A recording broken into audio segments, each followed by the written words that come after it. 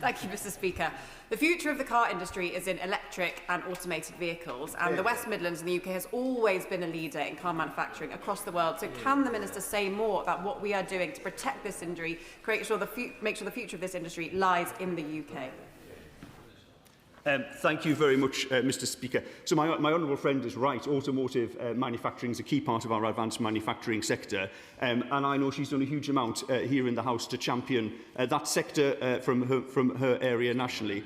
One of the areas that we are focusing on now, of course, is supporting that sector with the development of new technology, such as autonomous vehicles. The Secretary of State last week signed an MOU with Wave Industries, and we are determined that the UK will become Europe's first market for digital driving services, driving the market and also driving our automotive industry. Thank you very much, Mr. Speaker. In my constituency of Runcorn and Helsby, I have one of the last remaining chlorine production sites in Vinova. On a recent visit, they told me their future is uncertain due to production costs. It's a high energy intense industry. Will he agree with me that it's strategically critical that the UK has its own chlorine production, and will he meet with me to discuss the future of this site? Thank you very much, Mr. Speaker. I commend the Honourable Lady for championing the chemicals sector here in the House. It is a sector that I am extremely concerned about because, as the Honourable Lady says, it is vital to the UK economy, including chlorine, as she said. This government has taken action through our industrial strategy also to focus on heavy industry and energy-intensive industries, and I believe I might have an opportunity later today to speak with her if that would be of interest. Davies, Shadow Minister. Thank you, Mr. Speaker. The government's industrial strategy rightly states that improving skills within the construction sector is essential to keeping our country building. In fact, on page 44 of their strategy, there is a commitment to invest £625 million to train 60,000 more skilled workers. It's been 1 year since publication, so how many more skilled workers have entered the construction workforce as a result of this commitment? Thank you very much, Mr. Speaker. The honourable gentleman is quite right to point out the importance of construction skills. In fact, on a recent visit in East London to a construction skills academy, I had the opportunity to do a bit of tiling myself, which has come in quite handy at home, actually, and also to talk to some of the young people there who realise that they are developing skills for life. And the government is incredibly committed to that. And the honourable gentleman, he may have missed it, but he'd be pleased to know that the government is setting up has announced 5 new technical excellence colleges to help young people to get those skills for life in the construction sector. Mr. Speaker, I'm very grateful for the update on his tiling skills, but I didn't quite hear a number as to how he's making progress on the £625 million commitment. Perhaps he can write to me on how they are making progress on that. But one of the existing schemes to support training is the Construction Industry Training Board. But many industry leaders believe that it's no longer working, it's no longer delivering. Construction firms are facing significant bills as a direct result of the levy, all while the CITB is reducing the training provision. So what is the Minister's view of the CITB, and has he engaged with the construction industry to discuss it? Thank you very much, Mr. Speaker. Yes, indeed, I engage with the construction industry extremely regularly as the co-chair of the Construction Leadership Council. And skills, along with health and safety, is absolutely at the top of our agenda. And certainly the views of the construction industry on the Construction Industry Training Board, they are discussed there and decided there by the industry. So, Alder Liberal Democrat spokesperson. Thank you, Mr. Speaker. Government announced their intention within the industrial strategy to use the government's procurement power to shape markets for innovation in the longer term. But tech startups in my constituency complain that the process of getting government contracts is slow, risk-averse and structurally biased in its financial viability tests and paperwork requirements towards incumbents and US suppliers. As one of them put it to me, no one gets sacked for buying IBM. This surely prevents the government from achieving its goal of greater innovation. So can the Minister tell me what conversations he is having with his Cabinet Office counterparts to ensure that our ambitious homegrown SMEs are not being squeezed out of the competition for public contracts that could provide these firms with valuable growth opportunities and the innovation that our economy and public services so badly need? Thank you very much, Mr. Speaker. She raises an extremely important point. Government procurement can, of course, be an important lever for growing our own economy. And whereas previous governments used the fig leaf of being in the EU as an excuse to buy things from overseas simply because they were a penny cheaper, this government is committed to ensuring that as much as possible of UK taxpayers' money is spent in the UK. She asks what discussions I'm having with Cabinet Office colleagues. I'm having discussions with Cabinet Office colleagues, colleagues in the Home Department, in the Ministry of Defence, and in fact across government, because there is a commitment amongst ministers to ensure that government procurement is targeted at British companies. And my right honourable friend, the Secretary of State, who is sat behind me, has made a strong commitment as well to reduce regulation and bureaucracy so that we can ensure that these contracts are awarded more efficiently and more easily to small businesses in the UK. Number 5, sir. Minister. Thank you, Mr. Speaker. Pubs like the Crown and the Running Horse in the Honourable Member's constituency are a real asset, bringing people together and supporting community life.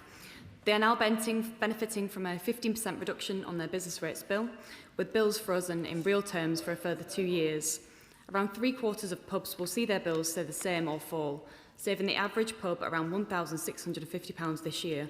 And going even further, the government are launching a review of how pubs are valued for business rates. The Hospitality Support Fund too has been increased to £10 million to help support businesses, including pubs, to invest, grow and remain resilient. Pubs in my constituency will respond to that answer with disbelief. There are currently 74 pubs at the last count. That may be an inaccurate figure now, it could have dropped. They employ roughly 2,000 people, and then on top of that, there's cafes like the Hayden Tea Rooms.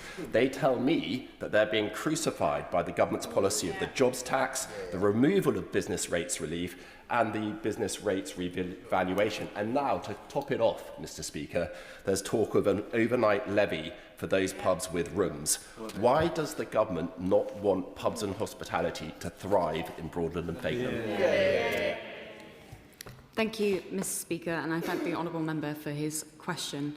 We absolutely want pubs in our hospitality sector to thrive. They are the backbone of our communities and often that first job for people, and that's why they are so vital to our high streets and to his constituency and to our local communities. Pubs in particular, as he will know, have been under huge pressure over recent years. Their numbers have fallen by nearly 7,000 since 2010, a roughly 15% reduction and amongst the highest overall across hospitality. That's why since April, every pub and live music venue will get 15% off its new business rates bill, on top of the support announced at the budget. And we know we continuously need to support our pubs and the wider industry. It's why I work really closely with the Hospitality Sector Council, with publicans and pubs all across the country, to understand how we can better support them, and will continue to do so. Right, let us move on to Lawrence Turner.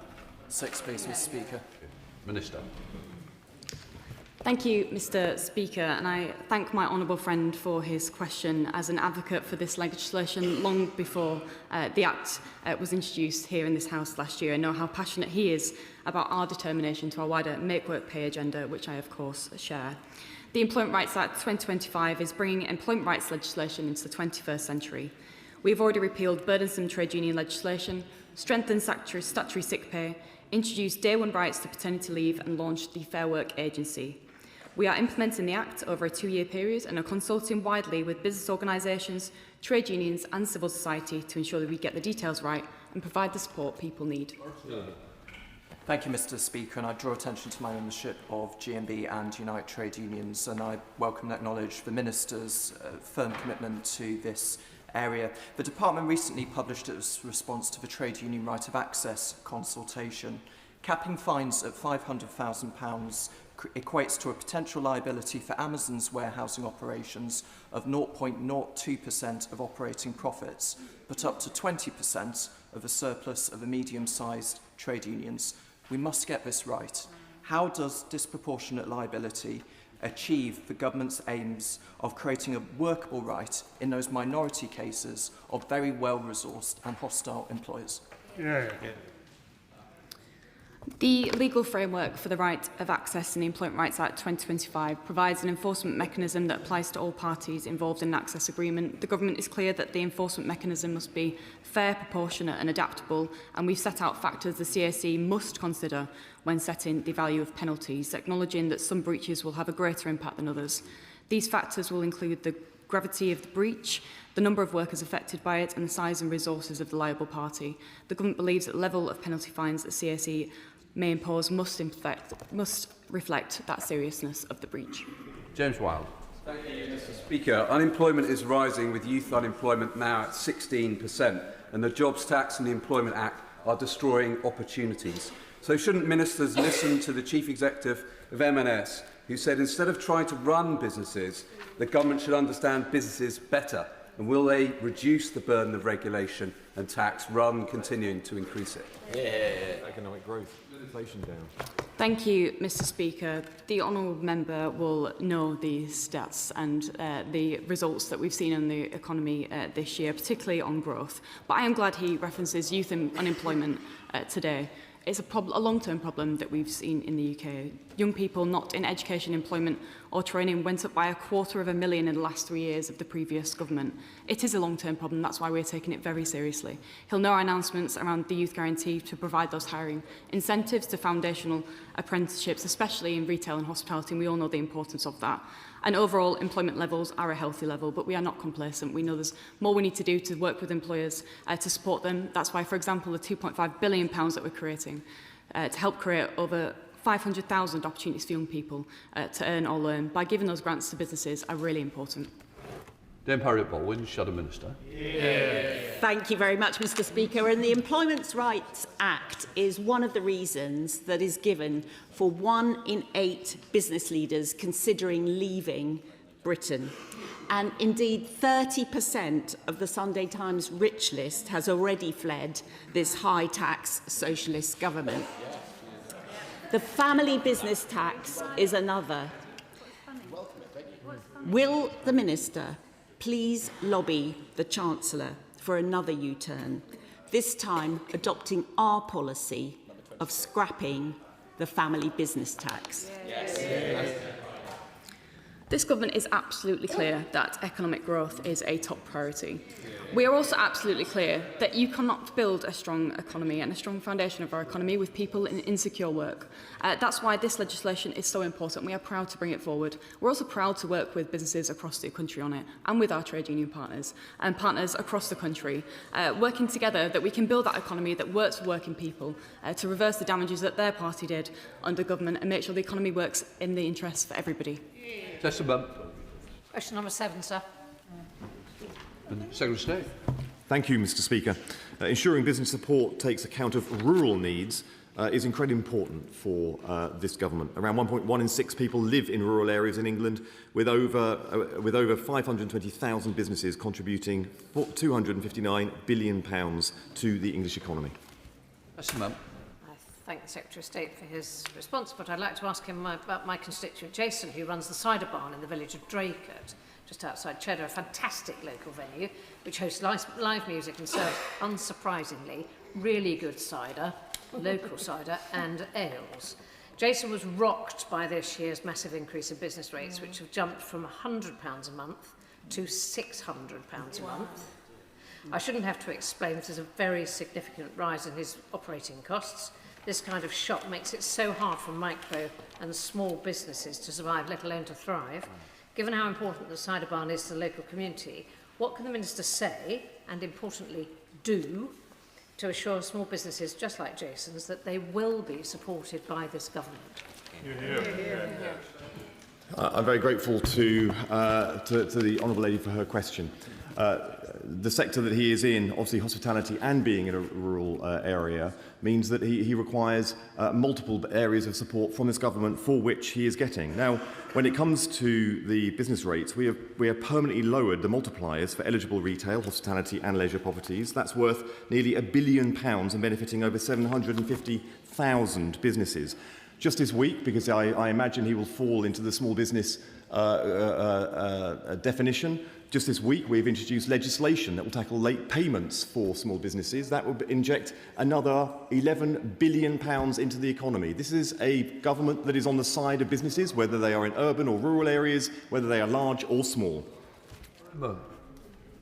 Miraz Hamilton, Mr. Speaker. Over 95% of Cornish businesses are small or micro businesses. We're a hotbed of innovation and agility.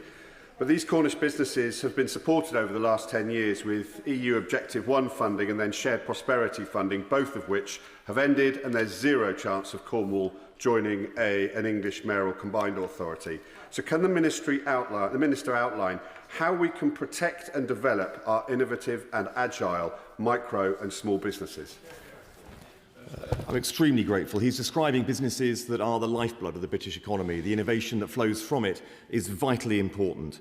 DEFRA's Rural Task Force is taking a strategic view of the challenges faced by businesses in rural areas, and I imagine that the one that he mentions will be in scope of that. Business Growth Service also includes growth hubs, which are across the UK and supporting businesses in rural areas so that they can get the growth into their business that they need. Julian Smith. Question number 8, Mr. Speaker. Minister. Thank you, Mr. Speaker, and I thank the Honourable Gentleman for his question. The Government's call for evidence on the opt-out collective actions regime closed in October of last year, with almost 100 responses received. I welcome the input stakeholders have provided, and we are committed to economic growth and robust competition enforcement, including private enforcement. It's good for business, it's good for consumers and the economy. A consultation will be published as soon as possible, and my officials will be happy to work with the Honourable Gentleman to discuss this work further. So, Julian? I think for that answer, I think it's really important, as she said, that the collective regime continues. We've got a great reputation globally for our opt-out regime. Just as follow-up, the litigation finance industry is vital to supporting claims from consumers. The government said last year that it would proceed with a bill to restore a legal issue following the Packard judgment. Does she have an update on when that bill will come forward? Because it wasn't in the King's speech. I thank the Honourable Gentleman for his question again, and particularly with the PACAR review, these are complex issues, as he knows, and it's important that we take the time needed to get them right. Great care is being taken to ensure proposals for the opt-out collective actions balance the need to preserve a route to redress with consumers while ensuring a proportionate regime for business. And as I said in my previous answer, we're really happy to discuss with officials further. Ben Maguire. Question number 9, Mr. Speaker. Minister. Mr. Speaker, we are helping SMEs do more trade with European countries by taking down tariff and other trade barriers in our EU-UK summit, reducing red tape in individual countries, enabling easier business travel and the mutual recognition of professional qualifications both across the EU and bilaterally, and I look forward to him welcoming that. Maguire. Thank you, Mr. Speaker. I always welcome the cutting of red tape, and I await the details excitedly. My North Cornwall constituent, Hannah Willow, runs 2 art businesses. Prior to Brexit, around 30% of her sales were to customers in Europe. This has now fallen to 10%. And as a result of recent tariffs on trade, her exports to the US have also declined by 20%. Now, adding insult to injury, the de minimis threshold will be removed from the 1st of July this year. This means items valued under €150 entering the EU will no longer be exempt from customs duty and will incur a flat €3 fee per item. Will the government take up the Liberal Democrats' call to negotiate a bespoke customs union and finally put our small businesses back at the heart of our economy where they belong? No, I'm not going to take any ideas from the Lib Dems on this, I'm afraid. I think I can pretty much unite the House in that matter. But what I do want to do, I mean, one of the things that I'm very keen is that we do maintain our position as the second largest art market in the world. That means that we do have to negotiate better agreements, including with the European Union. That's one of the things that we're doing at the moment. He makes a fair point about the de minimis rule. But I noticed that other businesses in his constituency are doing well. Tarquin's Cornish gin is doing well. It's been winning awards in the United States of America and elsewhere. Best gin in the world, I understand. And of course, the work that we're doing on critical minerals with my honourable friend is bound to benefit Cornish lithium. We're very keen to make sure that we have that capacity in the UK and not just being processed in other parts of the world. Boris Curtis. Mr. Speaker, question number 10, please. Minister. Thank you, Mr. Speaker. With your permission, I will answer questions 10 and 16 together. Since publishing our steel strategy on the 19th of March, we published provisional product scope and quota volumes for the new steel trade measures, further reduced electricity prices for steel companies from the 1st of April through our network charging compensation scheme uplift, confirmed some steel companies will be part of the British Industrial Competitiveness Scheme, announced new transparency requirements on the origin of steel in public procurement, set up a cross-government working group on scrap, and introduced today the Steel Industry Nationalisation Bill. Mr. Speaker, and I thank my honourable friend for that very helpful answer. Last week, Seven Global announced a £100 million investment into Seven Steel UK in Cardiff, a site I recently visited. So does the government agree that this investment shows that our plan to prioritise a modern steel strategy is paying off for jobs and growth, whilst putting working people in Wales and the UK first? Thank you, Mr. Speaker. I do indeed agree. The £100 million investment from Seven Steel is welcome news. But I met with the owners of that business and they told me that they were only able to release that investment because of the confidence they had in the government's approach following the publication of our steel strategy, a direct correlation between government action and £100 million worth of investment in Cardiff. I know my honourable friend has been a strong advocate of the steel industry, and there is an opportunity for members of the House to decide whether they are on the side of the steel industry or not later today. And so I encourage the opposition. I know it's difficult when there's a bill with the word nationalisation in it, but please put your ideology aside just for a moment and get behind the steel industry this afternoon. Thank you, Mr. Speaker, and can I put on record my thanks to ministers and the department for their ongoing excellent engagement on the steel strategy with me and my local businesses. But many of the downstream businesses in my Stourbridge constituency currently import products including zero carbon steel which aren't currently produced in the UK. So what steps is he taking to ensure that businesses like mine are not unfairly disadvantaged by the quotas and tariffs being introduced under the steel strategy in a few weeks' time? Thank you, Mr. Speaker. I thank my honourable friend, and I also thank her for raising particularly the issues with businesses in Stourbridge when we met earlier this week as well, and I'm happy to continue to work with her on that. The measures that we've introduced, primarily to protect the UK steel industry, are targeted at those steels which are made or can be made in the UK. There are sometimes difficulties where a product code covers multiple steel grades, but that's what the quota system is intended to deal with. And of course, there is a review in 12 months' time. Thank you, Mr. Speaker. Further to the question from the Honourable Lady and my question to the Prime Minister yesterday, I'm sure the Minister is aware that lots of businesses, manufacturing businesses, are frankly screaming about the damage that these tariffs are going to do in 5 weeks' time. Can I ask him please to consider an extension of the transition period to 2 years to allow 3 things to happen? 1, for UK steel capacity to grow to cover the gap. 2, for quotas to be set correctly so that UK businesses are not disadvantaged in the absence of UK production capacity, but also 3, so that it can work out how it can be fair that somebody importing steel into the UK to produce a product pays tariffs, but somebody importing a finished product from overseas, made from the same steel, does not face tariffs. Thank you very much, Mr. Speaker. I mean, first of all, I'd like to thank the Right Honourable Gentleman for his comment. I believe that we've had representation from Standard Stairlift, which is a company in his constituency. First of all, I think it's important to say that the government takes action like this reluctantly, but ultimately there are distortions in the market around steel, and the EU having taken action themselves would lead to the UK becoming a dumping ground for cheap steel flooding in from overseas. So we've taken a very carefully balanced approach. We've consulted very carefully with the industry, and I'm continuing to receive representations. But as I said, there is an opportunity for a review of the measures in 12 months' time. Victoria Collins. Mr. Speaker, can I gently but urgently reiterate actually the questions from the last 2 honourable members, because I have Sam, a constituent in one of my constituents, has raised Dynamic Metals. He has an independent British supplier working on specialised steel metals for aerospace, motorsports, industries that we absolutely have to be championing in this country. From the 1st of July, his business will see an import go from 0 to over £3 million. That is pretty much insurmountable, and the impact that will have on industries that we must champion is potentially awful. So will the Minister please consider actually the questions of the previous members, but also looking at extending that deadline and meeting with my constituents, and it seems many others, to understand the full impact of this so that we can really stand up for our industries and support our steel partners as well. Thank you very much, Mr Speaker. I'm not familiar with the situation with dynamic metals, but having a discussion on the front bench there with my right honourable friend, the Minister for Trade, I'd be very grateful if she would write to him, and he will look very carefully at the matter that she's raised. Mr Dame Harriet Bowen.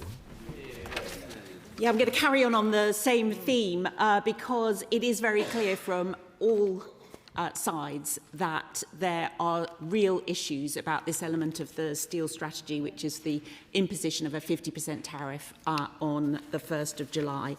It is affecting manufacturing businesses up and down this country. It is being done in a way that is threatening not only jobs in this country, manufacturing jobs in this country, but it is being done in a way that is going to increase inflationary pressures. So can the Minister tell the House what impact assessment he has done on the effect on inflation and the effect on jobs of these measures?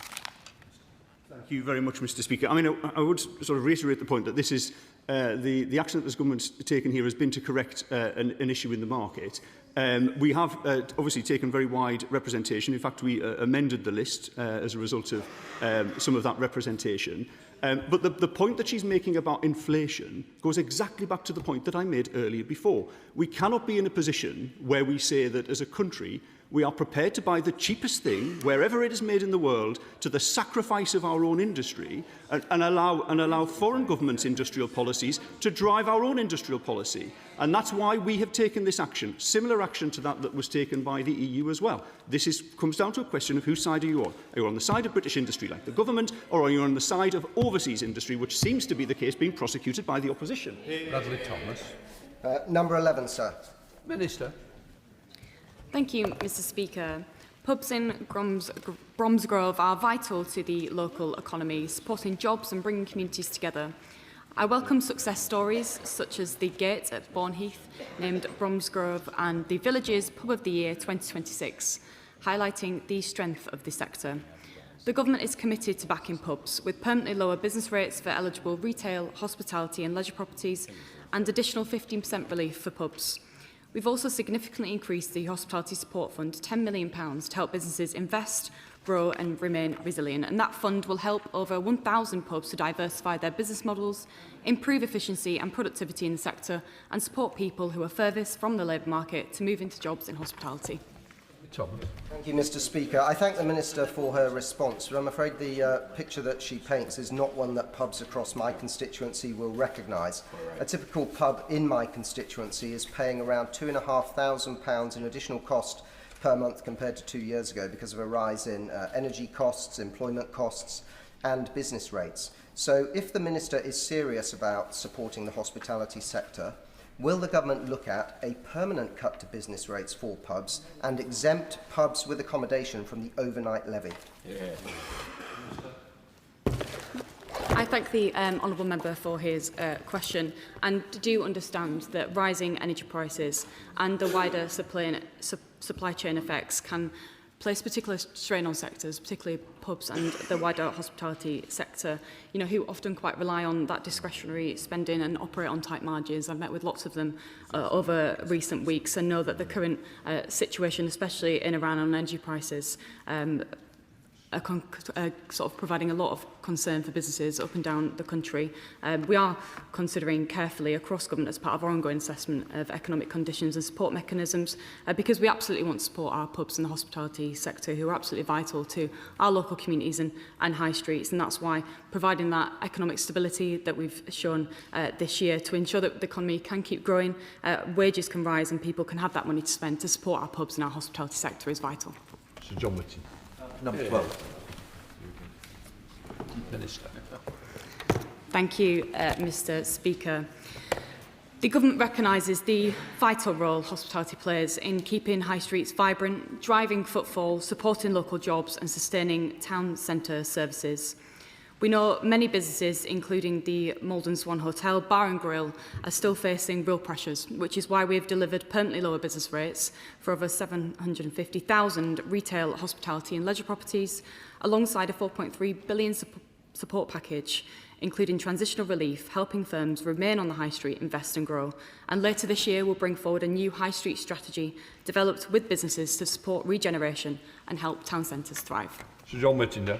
Thank you, Mr. Speaker. But despite what the Minister says, hospitality businesses in my constituency, like those in the constituencies of my honourable friends, are reeling under the impact of higher energy costs, increased national insurance contributions and business rates.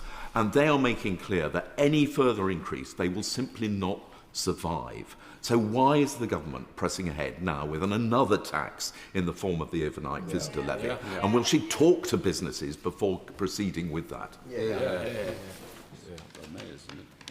Thank you, Mr. Speaker. He will know that the tax in particular is down to mayoral authorities, and they will work really closely with businesses and stakeholders in making that decision. But here is an important point. I do recognise the significant pressures that are facing pubs, hospitality and breweries who are facing those sustained cost increases. We're closely monitoring the potential impact of disruption of trade and the wider economy, because our priority is to keep prices down for households and for businesses. That's why it will build on our work going forwards to cut energy bills and crack down on unfair profiteering, which our new framework that we've announced, which will help regulators spot trouble early and protect consumers and work with businesses on that. And we're absolutely committed to, understand and recognise the pressures, and that's why going forwards we work with them really closely to support them. Thank you, Mr. Speaker. This week I hosted the British Beer and Pub Association in Parliament. They have more than 20,000 members across the country, including Cameron's Brewery in Hartlepool.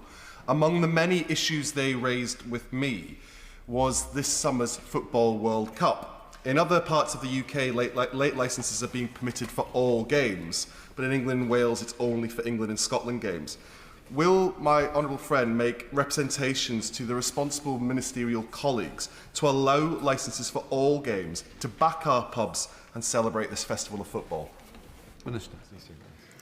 I thank my honourable friend for his question and for raising such an important point today. I'm absolutely looking forward to getting out to the pub and supporting England in the World Cup going forwards, and those licensing points that he's referenced today are really important, and we'll work closely with colleagues across government on that, and thank you for raising it. We come to topicals. Harriet Cross. Jerome Mayu. Question. Thank you so much. Question number one. Number two. So stay. I'm very grateful, Mr. Speaker. Thank you, and I'm very grateful to the honourable gentleman as well for not ruining my moment to shine. Mr. Speaker, I told the House that I would be an activist, interventionist champion for business. Later today, I am very pleased to say that the Chancellor will announce a funding for two of our foundational sectors, ceramics and chemicals. She will be setting out in more detail to the House shortly, but I can say that we are working with industry and experts to provide the targeted intervention that the sector needs. Today's business, Mr. Speaker, tells the story. This government stands with British business to create the resilient, growing economy that this country deserves. Jerome Mayu. That economy needs access to oil. Last October, the government announced that it was going to sanction Russian oil and jet fuel. And yesterday, they decided not to, on the same day that they banned new drilling in the North Sea. So why does the government support Putin's Russian oil and not our UK oil? The thing about a Labrador when it's got hold of the wrong end of the stick is it's very difficult to get that stick back off. The truth is a lot of honourable members have got the wrong end of the stick about what we're doing. We are increasing the sanctions on Russian oil. Up until now, it's been perfectly possible to bring Russian oil products into the UK, processed elsewhere, without any impediment whatsoever. It's absolutely right that we are bringing that to an end. Mr. Speaker, Carlisle is a great city. It is not, however, Leeds or Newcastle or indeed Manchester. The challenges hospitality businesses face in constituencies like mine are different. In the last couple of months, I have met with two such businesses. One, a pub that has doubled its turnover in the last 4 years, still cannot turn a profit, and another business offering fine dining has only been able to retain a full complement of kitchen staff because their world-leading chef has taken a pay cut. Will the Minister set out how the action the government is taking will help businesses in constituencies like mine, and will she meet with me to discuss the particular challenges? Odd. We are on topicals, please. I've got to get other people in. I'm sure the Minister will have got it. Thank Mr. Speaker, and I thank my honourable friend for her question. We recognise the vital contribution of hospitality businesses to the UK, including pubs in Carlisle, in supporting local employment, sustaining high streets and communities and playing that really important role in cultural and social fabric. I'm always delighted to meet with my honourable friend. Do Griffiths Shadow Secretary of State.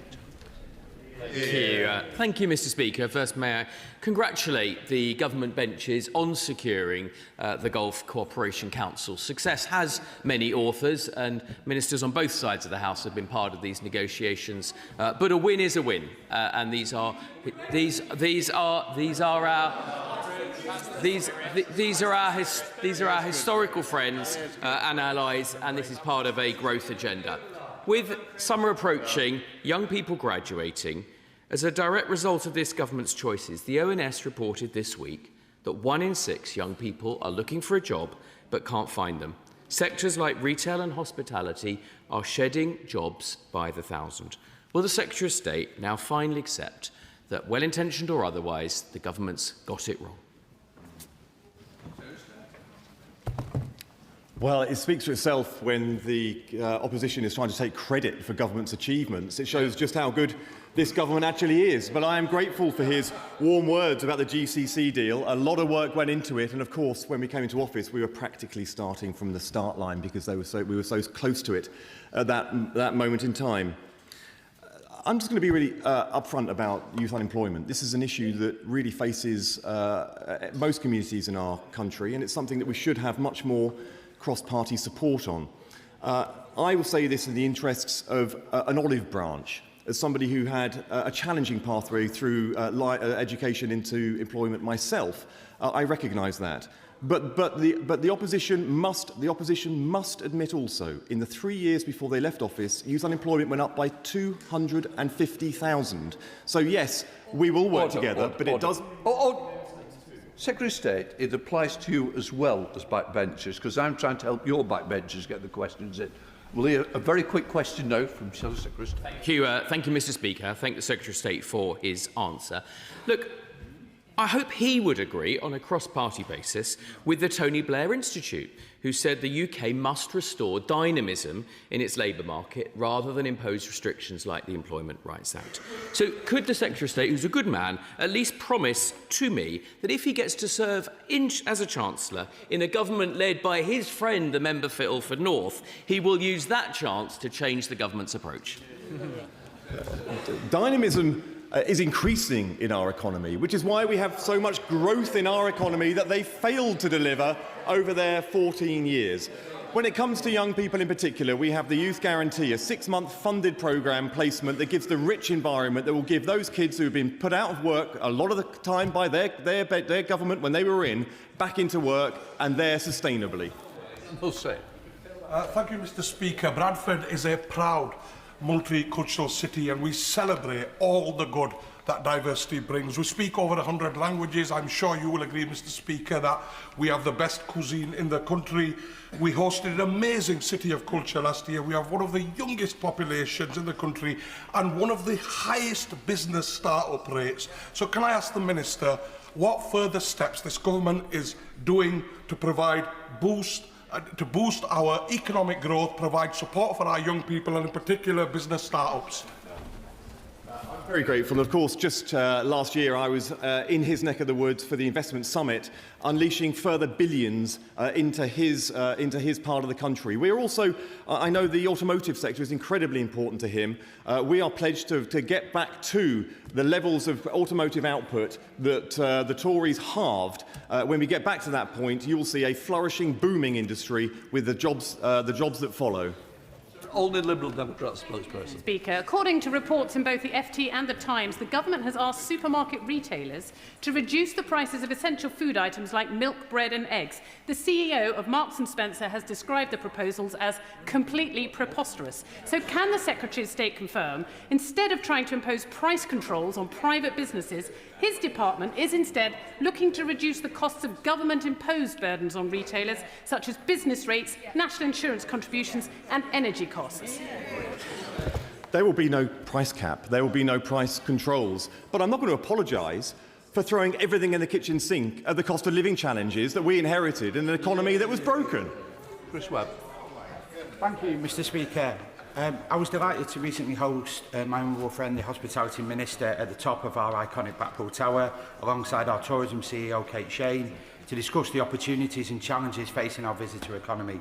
Our tourism sector supports thousands of jobs, yet SMEs locally are being hit hard by rising costs and pressure of seasonal economy.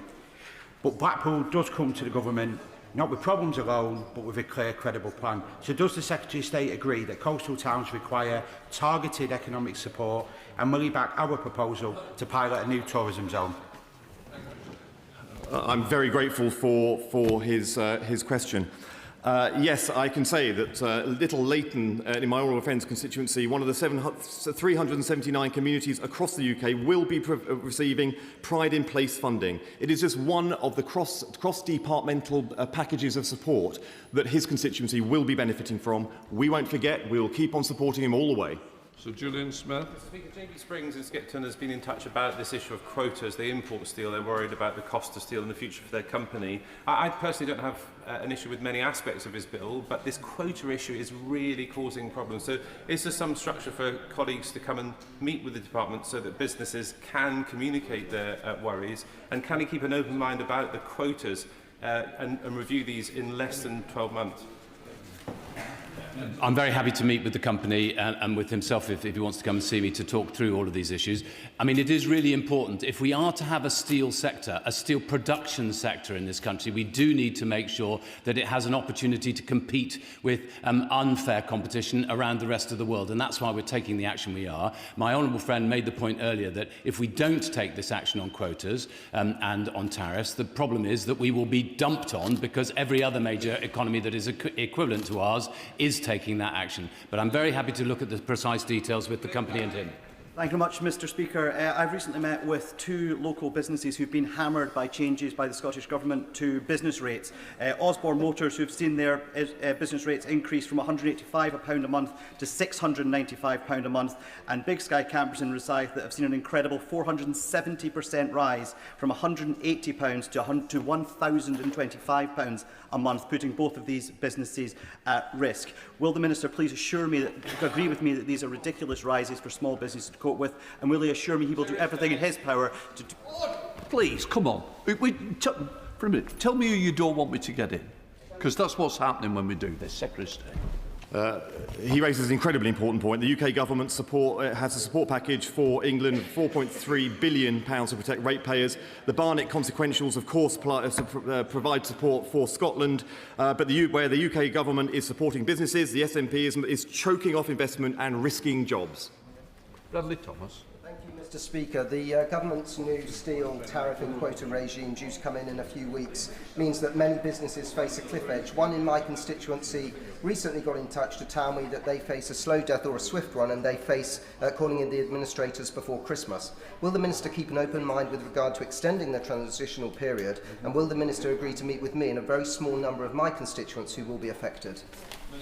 Of course, I'm happy to meet. Maybe we should organise a meeting for several companies and several honourable members. I'm very happy to do that as soon as possible. I don't want to extend the transition period for the simple reason that the EU and the United States of America and other countries are introducing very similar measures, and the danger is that we would just be dumped. But of course, there will be a review mechanism after a year, and I'm very keen to meet with as many colleagues to explain the trade-offs that we're having to make.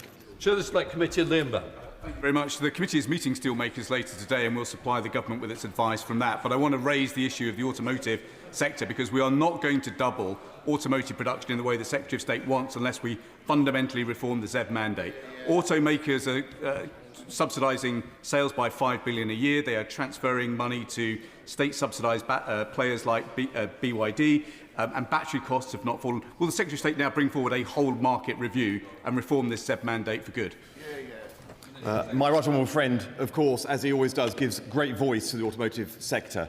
I've listened very closely to the voices of the sector itself when it comes to the ZEV mandate. It's really important that we do so. It's also very important that when we set targets like this, we take into account consumer demand as well as the targets that we set here. This is something I'm very aware of, and I'm having conversations across government with my colleagues.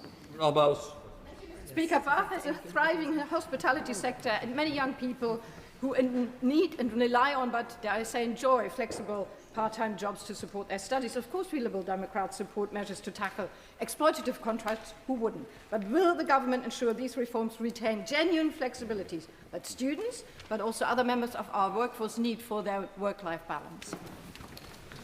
I thank the Honourable Member for her question. Boosting opportunity and tackling youth unemployment in every area remains a priority, and helping young people into work is absolutely crucial for that. For the flexibility, absolutely. We know some people value that flexibility, and that's why I'll be considering it as part of the regulations.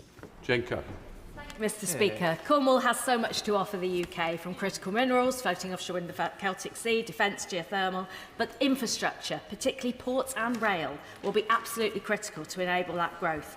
Cornwall will be a perfect place to designate as an industrial strategy zone. Would the Minister agree to meet with myself and Cornish colleagues to discuss? Thank you very much, Mr. Speaker. So my honourable friend is absolutely right about the potential in Cornwall. Cornwall is a unique and distinctive part of the country, powered our industrial past, it will power our industrial future, and I will be very happy to meet with her and colleagues to talk more about the opportunities in Cornwall. Lincoln Job. Thank you, Mr. Speaker. The pubs in Spelthorne are under the cosh, and in the answer that the Minister gave to the member for Broadland and Fakenham, she said that a review of pubs and how they are valued for business rates purposes is ongoing. She'll know that that's not going to report until 2029, or not be relevant until then. Pubs are closing today. Young people are losing their jobs today. Please will the front bench do more to lobby the Treasury for our pubs? I thank him for his question. Pubs in the Honourable Member's constituency and nationwide are so important to day-to-day community life, and we are mindful of the challenges they've faced in recent years. The number have fallen by nearly 7,000 since 2010. We know how significant it is, and I'll be working really closely with colleagues to support them. Adam Jogi. Thank you very much, Mr. Speaker. I'm delighted the government's listened to my calls and those from my neighbours in Stoke-on-Trent to finally act and support the ceramics industry. Calls so loud, Stoke Central's lost his voice.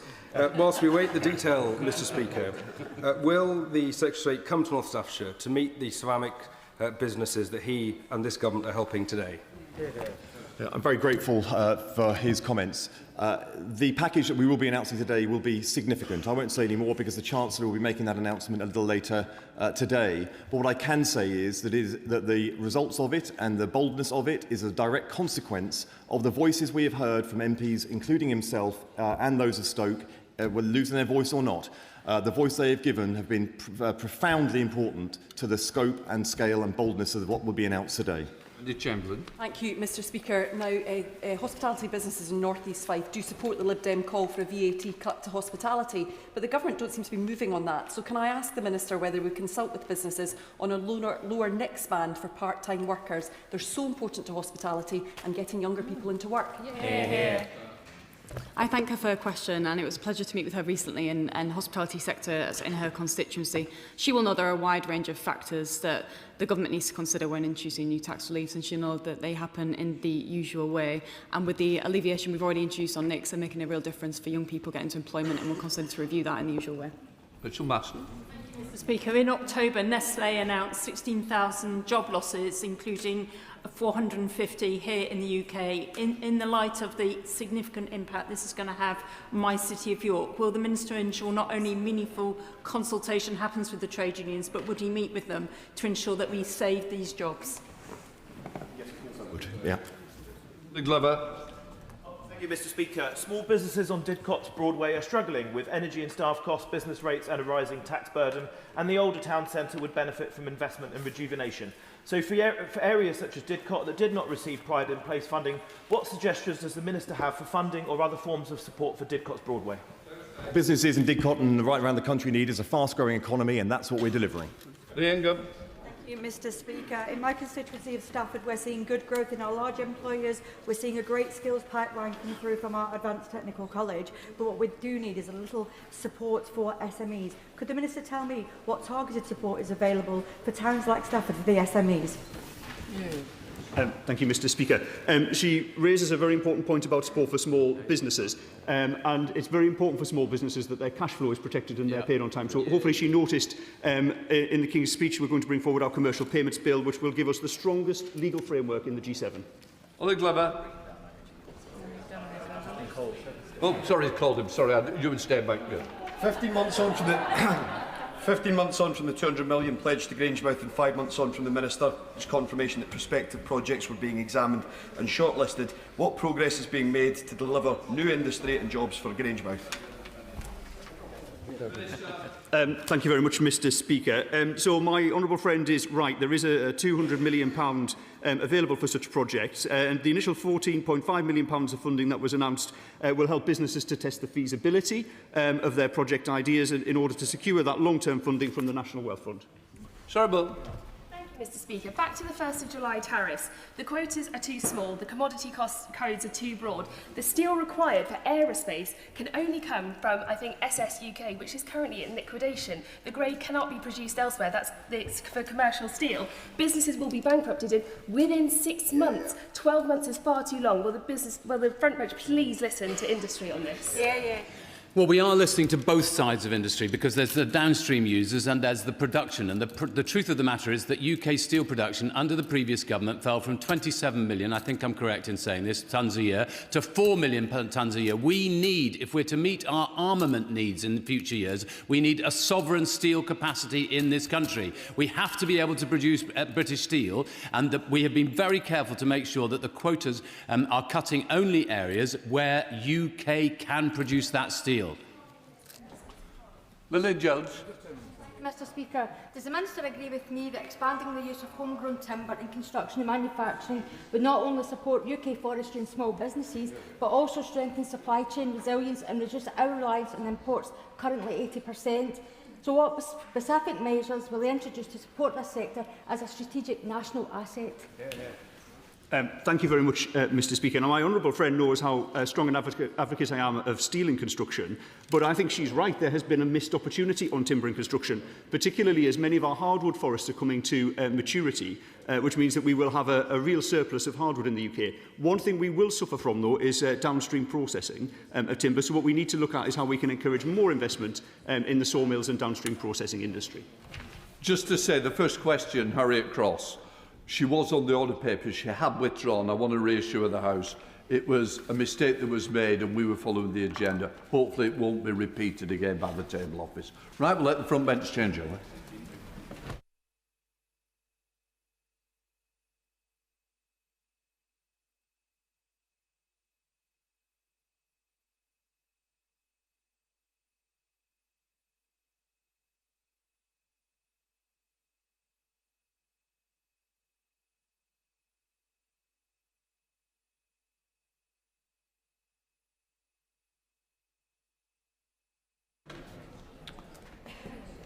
Before we come to the urgent cost on motorists, the urgent question, I'm going to repeat what I've said to the House at the start of the parliamentary session.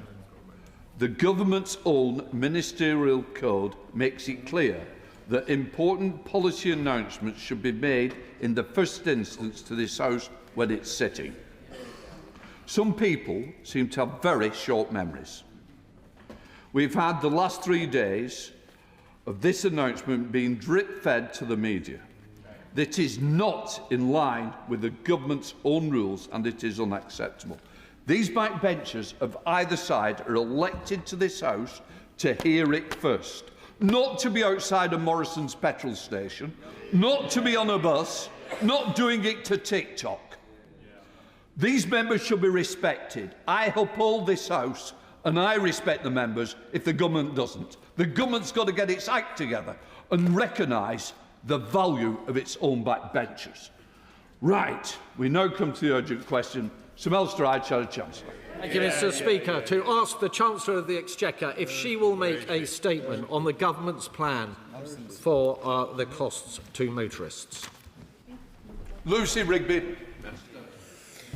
Mr Speaker, just to note that your comments just then are fully noted and I'll ensure that they're fed back to the entirety of the ministerial team. Mr Speaker, the government is taking steps to support households and businesses with their fuel costs in response to the conflict in the Middle East. A rapid de-escalation in the Middle East remains the best way to bring down fuel prices, where the most impactful step is, of course, to reopen the Straits of Hormuz. That's exactly why the UK government is playing a leading role in the international effort to get shipping flowing freely. And indeed, I contrast that with the position of the Leader of the Opposition, who would have rushed us to war. So alongside this key step, Mr. Speaker, so the Boys Club... Sorry. I can't hear what the Minister's saying, and in fairness, we've put the urgent question on, in which we can hear the Minister. Look, I'm proud of this Parliament, I'm proud of this country, so I do want to hear it, Minister. So alongside this key step, Mr. Speaker, the Government's priorities will continue to be helping families with the cost of living, including through protecting the public finances. The Government's taking action to bear down on prices at the pump, and in November we extended the 5p per litre cut in fuel duty for a further 5 months. Right now, petrol and diesel are 11p per litre cheaper than under plans inherited from the previous government. Some fuels have been more impacted than others by this conflict. We recognise that, and the Government also recognises the pressures being faced by drivers and other fuel users. That is exactly why we are introducing a package worth over £400 million, which combines broad support for motorists with targeted support for sectors most exposed to and affected by higher fuel prices. And yesterday, the Prime Minister made clear that we will not increase fuel duty this year. The temporary 5p cut will be extended until the end of the year. And taken together, the Government's decisions will save the average motorist over £120 this year compared to plans inherited from the previous government. But we also recognise, Mr. Speaker, that farmers face substantially increased costs on fertilisers and fuel, and that's why we're going further, cutting the duty rate on red diesel by over a third per litre to the lowest rate in over 20 years, and that of course will help other users of red diesel too. And then when it comes to road haulage, this sector, as members will recognise, is vital for transporting goods right across the country, and recognising that key role and the increased costs that the sector is facing, we are introducing a 12-month holiday for vehicle excise duty for the majority of heavy goods vehicles. This will save, Mr. Speaker, a typical HGV over £600, up to £912 on some vehicles, on top of the savings that I just described when it comes to fuel duty. So, Mr. Speaker, to conclude, this is one part of support for households and businesses. It combines universal support for motorists with targeted support for those most affected by higher fuel prices.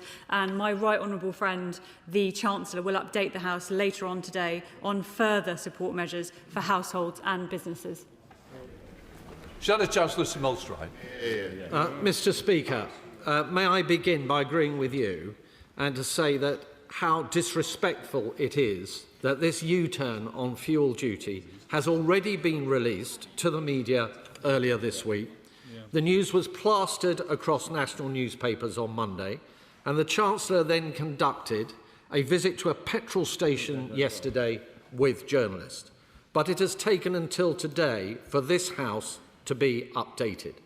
This is a pattern, Mr. Speaker, including, of course, the relentless briefings before the budget last year about tax measures and fiscal forecasts. You would think a government with so little support amongst its own backbenchers would have more respect for this place. Mr. Speaker, this change to fuel duty is yet another humiliating U-turn from a Chancellor and Prime Minister whose authority is shot. The Chancellor fought us tooth and nail on this issue. The Conservative Party has been campaigning for a fuel duty freeze for months. The Chancellor repeatedly rejected those calls, creating unnecessary uncertainty for motorists and businesses. Why did it take her so long to realise that putting up fuel duty during an energy crisis is a bad idea? Does the Chancellor really expect us to believe that this is all only happening, as she has suggested, because of better growth? Let's be clear, Mr. Speaker. The Chancellor has been pointing to the slight upward revision in the IMF's growth forecasts earlier this week. That forecast was for growth of 1.0%. But until April, the IMF were forecasting growth this year of 1.3%. So where is the supposed growth dividend? And perhaps the Honourable Lady could address that momentarily. Is the Chancellor seriously suggesting that the outlook is better now compared to how it looked at the last fiscal event? And on wider measures, Mr. Speaker, will the Minister confirm whether what has also been briefed to the press, not to this House, that HMRC mileage rates are to be changed? Mr. Speaker, let's be clear. This is a government lurching from one U-turn to the next. Their mismanagement has left our economy weak. The reality is they're in no position to support people through these cost of living pressures because they have mismanaged the economy. They have no credibility left, and clearly they have no respect for this House.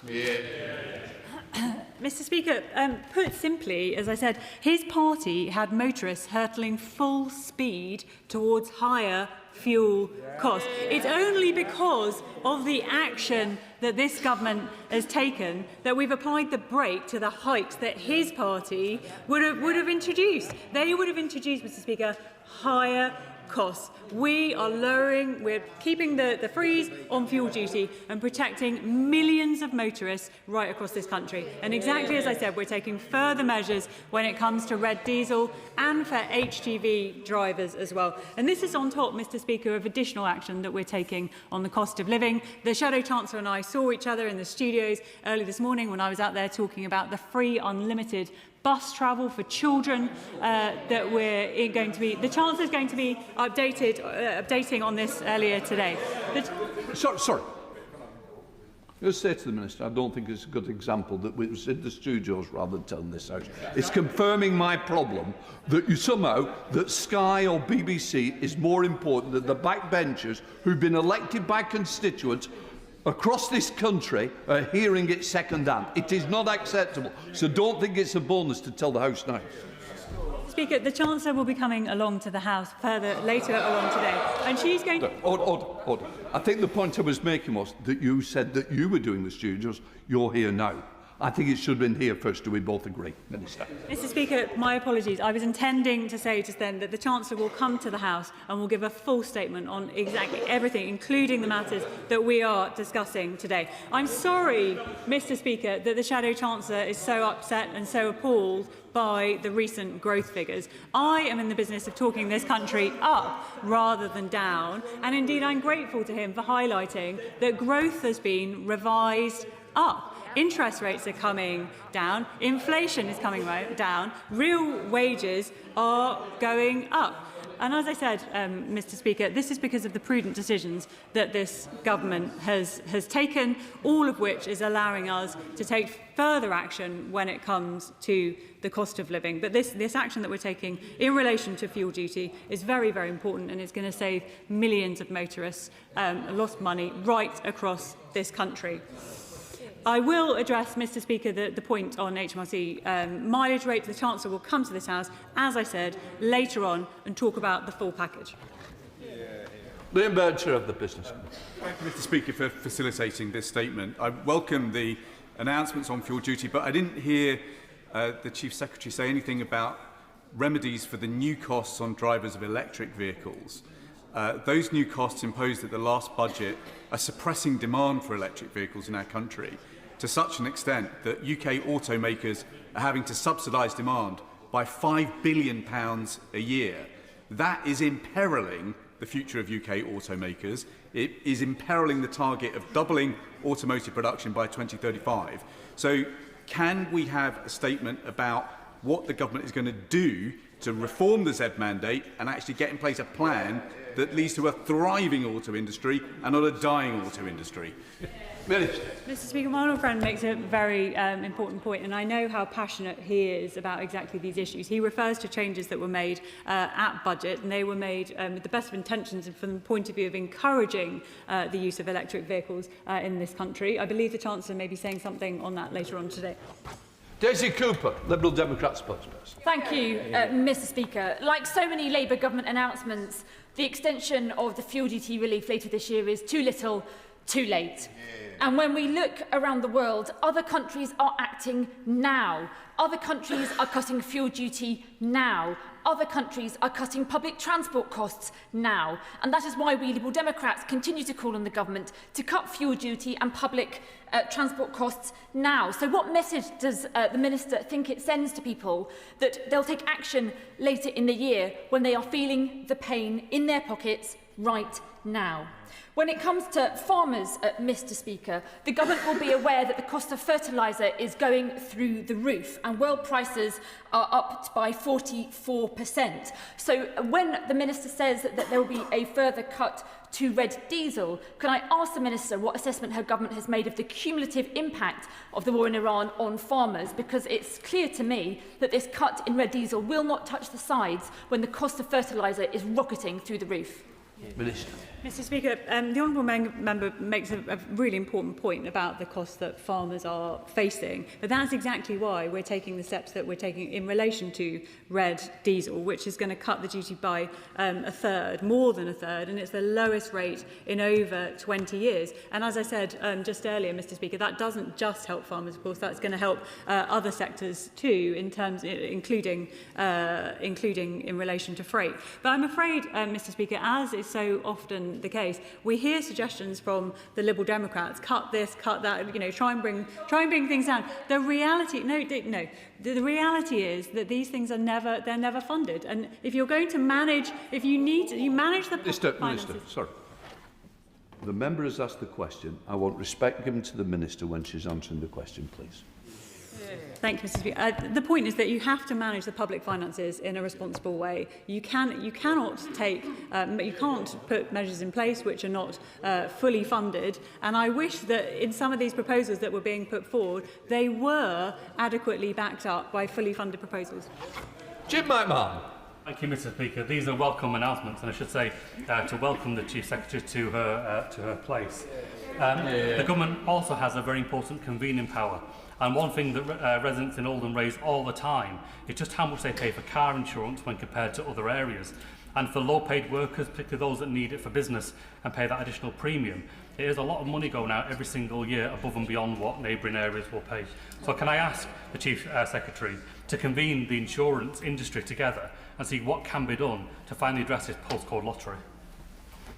Minister. Mr. Speaker, my honourable friend raises a really important issue, and I'd like to thank him for all the work which I know that he's done in this space, exactly from the point of view of trying to bring down the costs that people across the country are paying. In my old role as Economic Secretary to the Treasury, I was indeed closer to the work of the insurance sector and the work which the current Economic Secretary is now taking forward to try and ensure that prices are brought down. But I'm more than happy to convene with the new Economic Secretary and take forward the work that he suggests.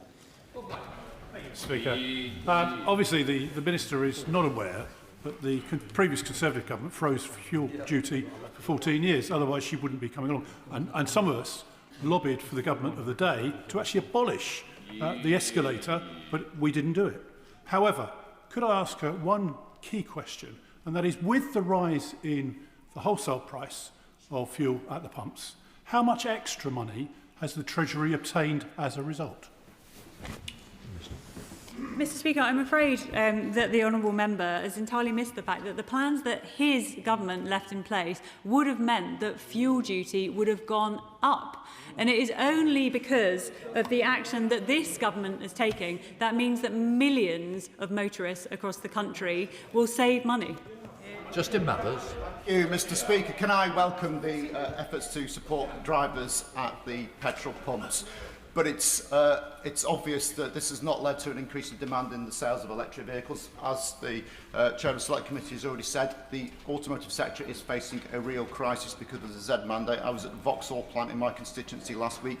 There isn't the consumer demand there. There isn't going to be the consumer demand there to meet the escalating demands of the Z mandate. Can the Treasury please use their convening power across government to bring forward the review of the Z mandate? Minister.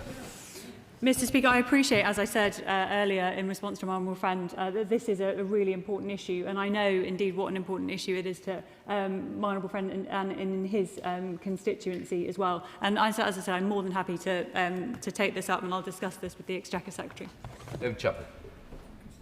Thank you, Mr. Speaker. Increased fuel costs are a real pain point in a constituency like mine. Rural households that depend on their cars spend nearly £800 a year more on fuel than people who live in urban areas. So will the government listen again to the Liberal Democrats' demands for an immediate 10p cut in fuel duty that would bring down pump prices by 12 pence per litre. Minister. Mr. Speaker, I think these suggestions are being made with the best of intentions, but with the deepest respect to the honourable member, this is all motherhood and apple pie. You have to be able to say where this money is going to come from if you want to do these nice things. Dean Sullivan. Thank you, Mr. Speaker. Can I thank the Minister and my right honourable friend, the Chancellor, for recognising the important role that hauliers and freight play in our national economy and our local economies. The steps announced yesterday are a huge support to 3,500 people in my constituency who work in transport and logistics, and these are the people that keep our shelves stocked and our economies moving. But can I ask that the Minister liaises with her colleagues in other government departments to look at what other support could be made available for the logistics sector, including improved welfare facilities? Mr. Speaker, my honourable friend raises a really important issue in relation to hauliers and indeed the road haulage sector. That's why what we're talking about today is so critical when it comes to the cost that hauliers are paying and vehicle excise duty, which of course is on top of the changes that we're making to fuel duty to save hauliers money. That is part of our recognition of the really critical role that hauliers play in costs, including of consumer goods. So this all fits together, and I recognise that how important it is to her constituency. Harriet Baldwin. Thank you very much, Mr. Speaker. And rural drivers in West Worcestershire will be delighted that the Chief Secretary has seen the political reality, which is that it would have been mad to put another 5 pence on petrol on the 1st of September. But could she also explain something else that would seem very, very inexplicable to my constituents, which is why we are not allowing oil and gas extraction from our own basin, but we are allowing an increase in terms of Putin-produced oil and gas. Yeah. Minister. Mr. Speaker, I'm grateful to the honourable member for her question, but I would ask her by reply that if it was so mad, why was it her party's intention to do exactly that when it comes to fuel duty? On oil and gas, we've been very clear that oil and gas will play a part in our fuel mix for years and years to come. Adam Thompson. Mr. Speaker, the Tories oversaw the only parliament in history where living standards were lower at the end than they were at the start. This government, by contrast, got wages up more in a year than the Tories did in a decade, with growth and inflation rates better than forecast. Does the Chief Secretary agree with me, then, that our economic plan is the best possible when it comes to delivering for my constituents in Erewash, very much including their interests as motorists? Minister. Mr. Speaker, I'm grateful to my honourable friend for his question, and it's because of these fiscally responsible choices that the Chancellor has made that we've seen growth going up, we've seen real wages up, we've seen inflation down and interest rates down as well. And look, these things do not happen by accident. They're because of the fiscally responsible way that the Chancellor is managing our economy, and that is fiscal responsibility for a purpose, that purpose being to support working people right across this country. Charlotte Shelburne. Thank you, Mr. Speaker. Mr. Speaker, may I first of all welcome the Right Honourable Lady to her new role in the Cabinet. She was an excellent colleague when she was on the NATO Parliamentary Assembly, and it doesn't surprise me that she's the first to ever to make it. So it's in that spirit, Mr. Speaker, that I hope to be able to help the Right Honourable Lady in marking her career out, because 90% of my constituency is rural, and fuel increases do worry people, and they don't put that money into the economy because they don't know where it's going to go.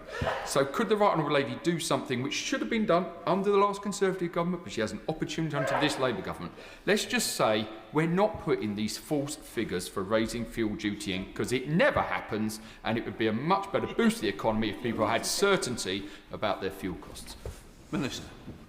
Mr. Speaker, I'm very grateful indeed to the honourable member for his kind comments, and I appreciate where he's trying to go with his remarks. But what we are doing with this announcement is saving the average motorist over £120 this year compared to the plans that we inherited, and in saying, as the Prime Minister did, that we are going to extend the cut until the end of the year, until the 31st of December. We are trying to give people that bit of certainty and that bit of reassurance, because we recognise that family budgets are really stretched at the moment, and indeed that is the reason why we're taking this measure, but plenty of other measures too, to try and help people with the cost of living. Patricia Ferguson. Thank you, Mr. Speaker. Does the Chief Secretary agree with me that it's right that we didn't rush into the Iran war, and it's right that our government's plans and actions to support households are responsive to changing events rather than being knee-jerk reactions which end up causing more damage to our economy in the longer term?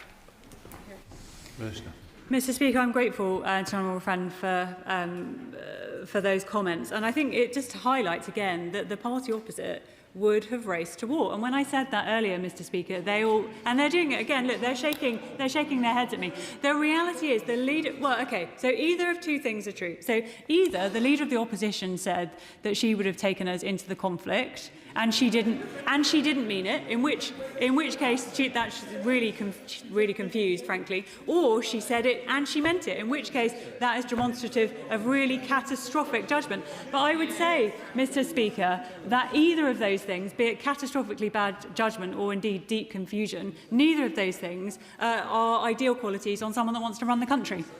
The Chamberlain.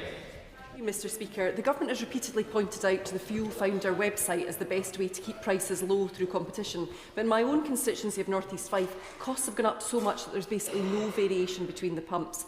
And those high prices are crippling for everyone, but particularly local businesses like the fish merchants from the East Neuk, who go far and beyond North East Fife to deliver to customers directly. Driving isn't avoidable for a constituency like mine. And the Government is obviously not looking at the Lib Dem proposals, but why don't the Government offer meaningful support beyond red diesel in rural constituencies? What about EV charging, for example, where often in constituencies like mine, people have to charge away from home because they need their car to get about the constituency? Mr. Speaker, I'm grateful to the honourable member for those comments, and not least the reference. We are, I should say, supporting motorists in a meaningful way. But it's really important. She mentions the CMA's Fuel Finder scheme. Now, the intention of that is to save households that own a car around, it could be up to £40 a year. And she's absolutely right that the key principle behind that is about competition. And we know that competition is the way that we get to greater choice and indeed lower prices for consumers. Where do we go? David Mundell of Thank you, Mr. Speaker. Can the Chief Secretary reassure me that the Treasury does really understand that in rural areas the cost of fuel doesn't just relate to what motorists pay for driving? It affects everything that is on sale in the shops, all goods and services provided, and therefore rather than trying to put caps on the cost of things that are on sale in shops, the best way in rural areas to help keep costs down is to keep fuel costs down. Minister. Mr. Speaker, I'm grateful to the honourable member for those comments.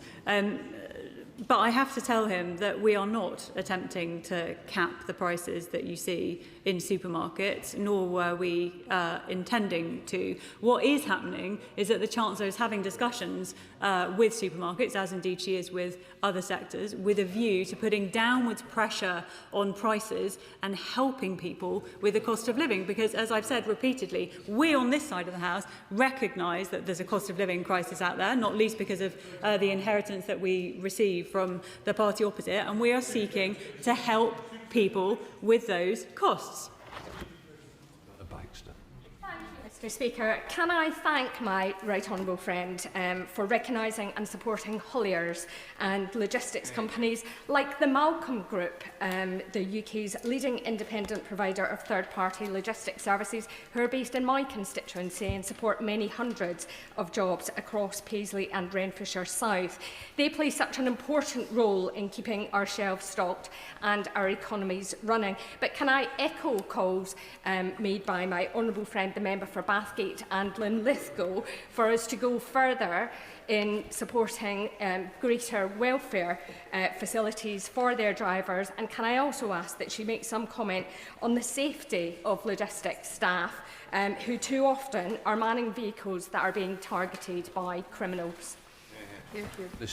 Mr Speaker, I'm glad to hear that these measures are going to help the Malcolm Group in my honourable friend's constituency, as indeed they will hauliers right across the country. But my honourable friend, as indeed have others too, Mr Speaker, raises a really important point around welfare, and indeed I think she was alluding to freight crime.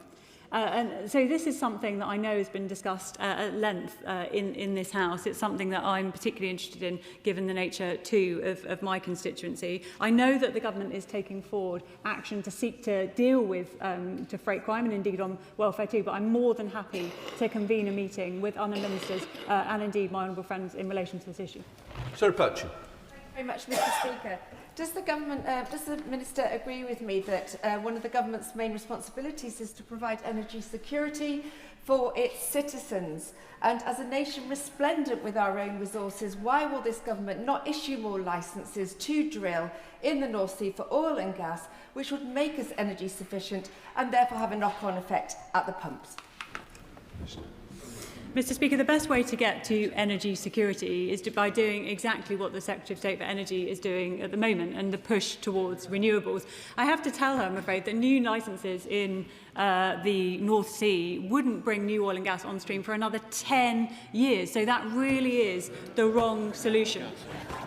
Mr Speaker, the freeze and fuel duty will be a relief to drivers in North East Hertfordshire, but part of the reason why this is such a problem is because after the party opposite's last stint in government, public transport was left virtually non-existent in rural communities like mine. We've discussed earlier this week the enormous cost of HS2, over £100 billion. If we were investing that scale of money in bus services, we could provide a vastly improved network across the whole country for decades to come. So will the government learn the lessons of the current crisis and redirect our public transport spending towards the journeys we need to make in our day-to-day lives? Mr Speaker, my honourable friend raises a really important point about the critical nature of bus services to the entirety of the country. And that's exactly why we're providing over £3 billion for buses over the next 3 years to cap fares at £3 and indeed to maintain and improve services as well. So that includes funding for local authorities so that they can put in place initiatives when it comes to local fares if they wish to do so, as I believe the North East Combined Authority has done. But we're also making reforms, Mr Speaker, when it comes to bus franchising, which will allow new and better services too. And Ambassador Jepty. Thank you, Mr Speaker. I just want to come back to what the Minister said earlier on about the war in Iran. She knows full well that the Leader of the Opposition did not say that she would take us into this conflict, and she knows full well that the operation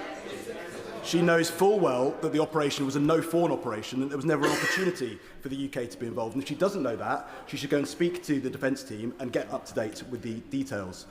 But on that, I think is a cheek, considering that the government has just decided it's going to row back on its pressure that it's going to put on Russia. So can she explain exactly why, given her media round this morning, which didn't explain this, exactly why the government has decided to exempt oil and oil products that originate from Russia under Commodity Code 2709 or from 2710? Mr Speaker, I wholeheartedly reject any accusation or idea whatsoever that we are somehow going soft on Russia and on Putin. That is completely wrong. And the new package of sanctions that we've introduced are stronger today. Sorry. I told the front bench, and I'm telling the back bench, you've had the courtesy of being able to ask a question. I want you to hear the answer, and I need to hear the answer as well, Minister. The package of sanctions that are in place today is stronger than the package of sanctions that was in place last week. We have a world-leading sanctions regime in this country. At the moment, we have more than 3,300 sanctions of Russian entities, businesses, individuals, ships. The list goes on and on. And why does it go on and on? It's because of our steadfast support for Ukraine.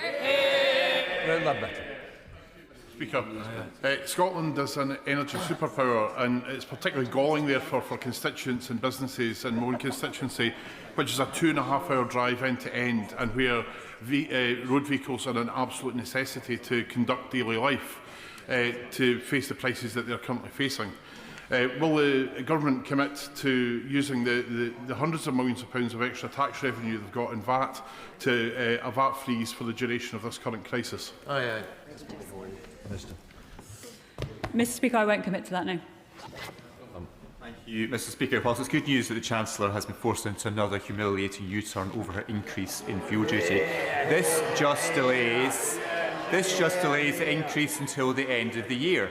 But the cost of living is surging and families are feeling the pinch in every aspect of their lives. So why won't the government simply put people and businesses, give them the certainty they need and cancel the fuel duty increase altogether?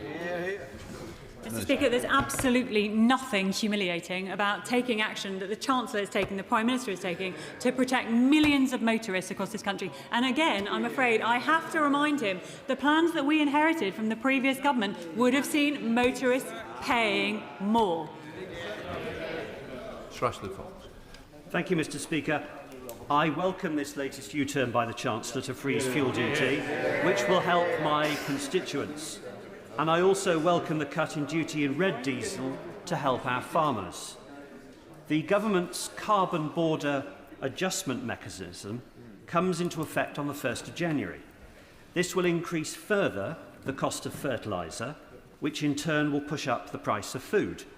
So will the Chief Secretary undertake a review of that carbon border adjustment mechanism to protect all our constituents from further food price increases? Minister. Mr Speaker, I'm grateful for that intervention, and particularly the highlighting of the moves that we're making when it comes to red diesel, because he mentions the fertiliser costs. Now, we know that those substantially increased fertiliser costs, but also fuel, are hurting farmers. Diesel, so cutting the duty rate by over a third per litre, from just over 10 pence to just to 6.5 pence, which, as I said previously, is the lowest rate for over 20 years.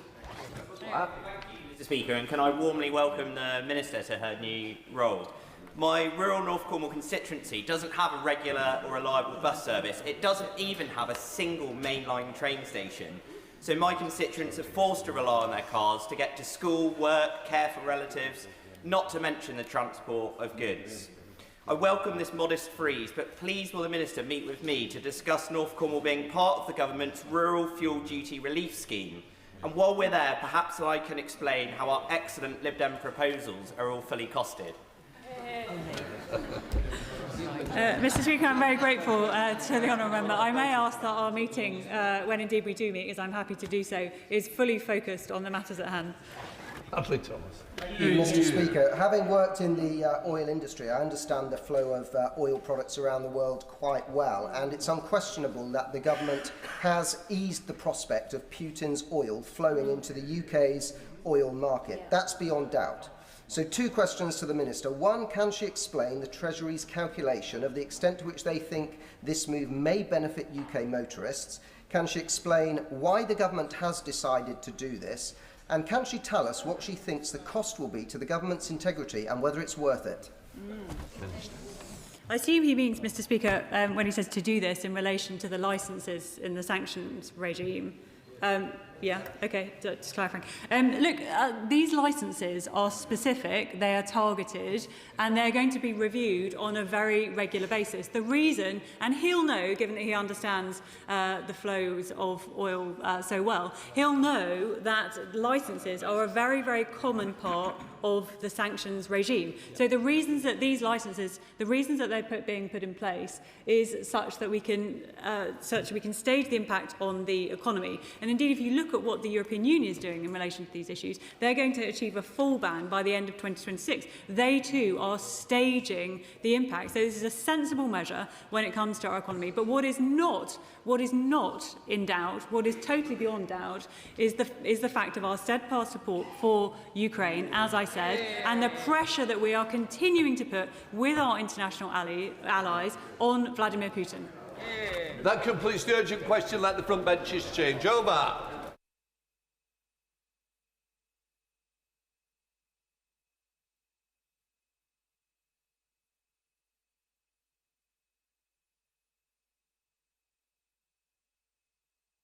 Come to business questions. Shadow Leader of the House, Jessie Norman. Thank you, Mr Speaker. Will the Leader give the House the forthcoming business? Leader. Thank you, Mr Speaker. The business for the week commencing the 1st of June will include Monday the 1st of June, second reading of the Health Bill, Tuesday the 2nd of June, Committee of the Whole House on the Armed Forces Bill. Wednesday the 3rd of June, remaining stages of the Railways Bill. Thursday the 4th of June, a general debate on Pride Month. Friday the 5th of June, the House will not be sitting. The provisional business for the week commencing the 8th of June includes Monday the 8th of June, Committee of the Whole House of the Steel Industry Nationalisation Bill, Day 1. Tuesday the 9th of June, conclusion of the Committee of the Whole House and remaining stages of the Steel Industry Nationalisation Bill. Wednesday the 10th of June, remaining stages of the Cyber Security and Resilient Network and Information Systems Bill. Thursday the 11th of June, general debate on the legacy of Joe Cox. And Friday the 12th of June, the House will not be sitting. Jesse Norm. Yeah. Thank you, Mr. Speaker.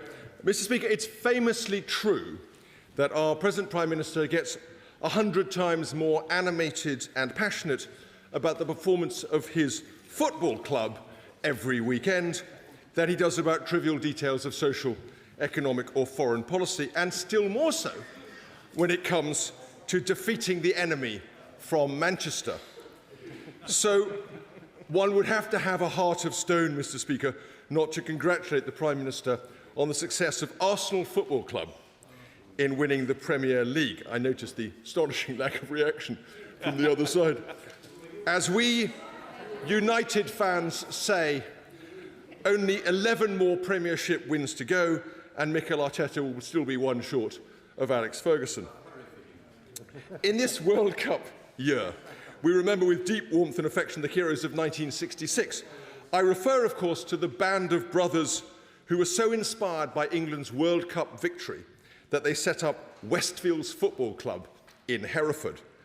And I pay special tribute to the legend that is Andy Morris, not ignoring his brilliant wife, Sandra, who has been synonymous with Westfields ever since. Now, Mr. Speaker, whatever happens in Makerfield, it seems inevitable that there will soon be a leadership contest in the Labour Party. The markets are spooked, the pundits are pontificating, the pollsters are rampant. But amid all the media speculation, there is one candidate, one extraordinary dark horse, who has not yet even been mentioned. That is why I am delighted in relation to the leadership of the Labour Party to announce my strong support in his bid for the top job for the Leader of the House. Colleagues will have noticed a certain coyness from the leader about his own position last week in Business Questions. Make no mistake, Mr. Speaker, that's the clear sign of a man preparing to throw his hat into the ring. For months now, I have lived myself with I must admit, a secret fear that the government will have a reshuffle and the Leader of the House will be relegated from the light of the chamber back into the Stygian depths of the Labour Whip's office. Luckily, the Prime Minister has remained far too weak even to contemplate a reshuffle. But I ask colleagues across this House, and especially on the Labour benches, to contemplate that hideous prospect, that drastic loss of warmth and wit and wisdom from these proceedings. As Ben Jonson said of Francis Bacon, when he spoke, the fear of everyone was that he would make an end. Now, some foolish and ill-advised people will say that this leadership bid is an improbable one, possibly even in this age of Botox, TikTok and Justin Trudeau, that a Prime Minister should be constructed on more youthful, foolish, inexperienced, and dare I say it, sleeker lines, to which I cry shame, Mr. Speaker, and fie upon these unimaginative gloomsters and naysayers. What fools they are. It's precisely that apparently diffident Clark Kent exterior that makes my candidate, our candidate, such a politically electrifying prospect in a world in which a Labour Chancellor of the Exchequer can seriously advance the total economic shambles of supermarket food price caps. Any move is on the table. The Leader of the House can therefore immediately become Leader of the Labour Party. It's simple common sense. We barely even need to change the name. Mr. Speaker, you will be relieved to know that under my steady hand, the leader's Labour leadership campaign is ready to roll. The website is in hand, the baseball caps and T-shirts have been ordered. As Hilaire Belloc says of Lord Lundy, the stocks were sold, the press was squared, the middle class was quite prepared. Donors are falling over themselves in order to associate themselves with this extraordinary political intervention. The one crucial remaining question is what campaign slogan we should use. We thought about common sense with Campbell. Campbell for the country, all in for Allen. But there are two slogans with which I think we really cannot fail.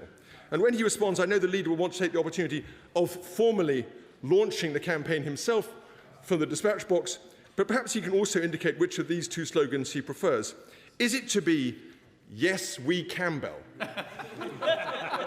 channeling the spirit of Barack Obama, or possibly, more inclusively, still, make Britain Campbell again? A nation awaits, Mr. Speaker. So may we have a debate in government time on this vital question. Leader of the House, but just to remind the House, the most important game is being played on Sunday between Bolton Wanderers and Stockport. Good luck with Bolton. Come on, Leader. Thank you. Thank you, Mr. Speaker. And I see the leader's had his Weetabix again this morning. First of all, Mr. Speaker, can I extend my sympathies to the family and of Lance Bombardier, Ciara Sullivan, who lost her life in a tragic incident last week. It reminds us of the price sometimes paid by the brave men and women who serve our country so very well indeed. It's also, Mr. Speaker, tomorrow the 9th anniversary of the horrific Manchester Arena attack, which claimed the lives of 22 people and left many more injured. And I'm sure all those affected remain in the thoughts of the whole House. And last year, Mr. Speaker, Martin's Law received royal assent, which delivered on our commitment to strengthen the security of public events and venues and help prevent another tragedy from happening. I want to thank all the campaigners who were pivotal in delivering this legislation. Mr. Speaker, at the end of last week, the Treasury announced an independent review on access to banking to assess how changes to in-person banking services are affecting customers. The review will be chaired by Richard Lloyd, who many members will know. This is an issue, Mr. Speaker, which is regularly raised by members with me, and the government is committed to ensuring that everyone has access to the services that they need. Fly tipping is also an issue, Mr. Speaker, that members have raised with me frequently, and the government is listening, Mr. Speaker. Laws laid this week will require waste handlers to provide that they are qualified to transport waste. And we're tightening the net on waste criminals with tougher sentences for those illegally dumping waste and advanced background checks to put rogue operators out of business. Members will also be pleased that we're cracking down on high street crime, rogue barber shops, vape stores, mini-marts and sweet shops linked to organised crime. They'll face raids, closures and cash seizures under a new £30 million crackdown targeting money laundering, tax evasion and illegal working, which again, these are issues that have been raised in sessions such as these, Mr. Speaker, and therefore underlines the importance of the role that members play in influencing future policy and decision-making. Mr. Speaker, I also hope that members will be able to spend time in their constituencies over the recess and enjoy the warmer weather, hopefully, over the next bank holiday. And as an MP for a coastal constituency, I know how dangerous the sea can be, and I want to highlight the RNLI's annual Float to Live campaign. And this year's campaign is being fronted by Ewan Gray from Gateshead, who, with his brother Andrew, got caught in a notorious riptide off my constituency on Long Sands Beach in May last year. And I want to pay tribute to the volunteers of Cullercoats Lifeboat and Tynemouth Lifeboat, and indeed all the RNLI volunteers who tirelessly provide a critical service in coastal towns and villages across the UK. Let me turn, Mr. Speaker, to the remarks of the Right Honourable Gentleman, the Shadow Leader of the House. And I'm sure, as he acknowledged, that his gratitude for Arsenal beating Man City is genuine, coming from a dedicated Man United supporter. I'm sure it was genuine. He also reminds us of the heroes of 1966 and the last time that England won the World Cup. And I should remind the House that England has only ever won the World Cup under a Labour government. And therefore I look forward, Mr. Speaker, to the World Cup which starts shortly. On the other matter, which he seems preoccupied with, Mr. Speaker, about my candidature to be the Prime Minister, let me just say that there is no vacancy for a Prime Minister. But I do thank him for his endorsement, which I'm sure is well intentioned. But I should just warn the House, Mr. Speaker, that there's a double edge here, because every candidate which he has endorsed for the Tory leadership has either failed at the first hurdle or is failing in her leadership now. Good morning. Thank you very much, Mr. Speaker. A number of constituents continue to really struggle as a result of Capita's delays in processing their civil service pensions, many of them having been retired without income for months. And I do know the Paymaster General has been holding them to account in various ways, but with Capita continuing to miss its own deadlines, could we have an update from the Paymaster General about what progress is being made? Mr. Speaker, as we've said before, these delays are unacceptable. It's not the service that people deserve, and resolving this is a matter of urgency. We mandated a deadline of the 30th of June 2026 for Capita to restore all civil service pension scheme service levels to standard contractual agreements, and the Government will continue to monitor this closely and press for swift action. The Chamberlain Liberal Democrat spokesperson. Thank you very much, Mr. Speaker. I have to say, my honourable friend, the member for Carshalton and Wallington, who usually is here for business questions, is probably very glad not to be given Arsenal's success. But it's been very good to see that in English football we are seeing teams succeed who have not succeeded for some time. But it was a different case in Scotland at the weekend, where I congratulate Celtic on winning the league again. But as the wife and mother of Heart of Midlothian supporters, it has been a very difficult week, and I do congratulate them on the amazing season that they had. And I thank the Leader of the House for providing us with the certainty of the business for the next sitting week. It seems to be the only certainty we have. Who knows where we will be after that? The Prime Minister may well still be in post, but it's no doubt that his fading authority is doing the country no favours. We have seen how the bond markets have reacted to this uncertainty and chaos, and I fear this government is becoming a little like HS2, moving more slowly and making things more expensive for people in this country. But while the government lays out its vision, we on these benches believe a crucial piece of the economic puzzle is still missing.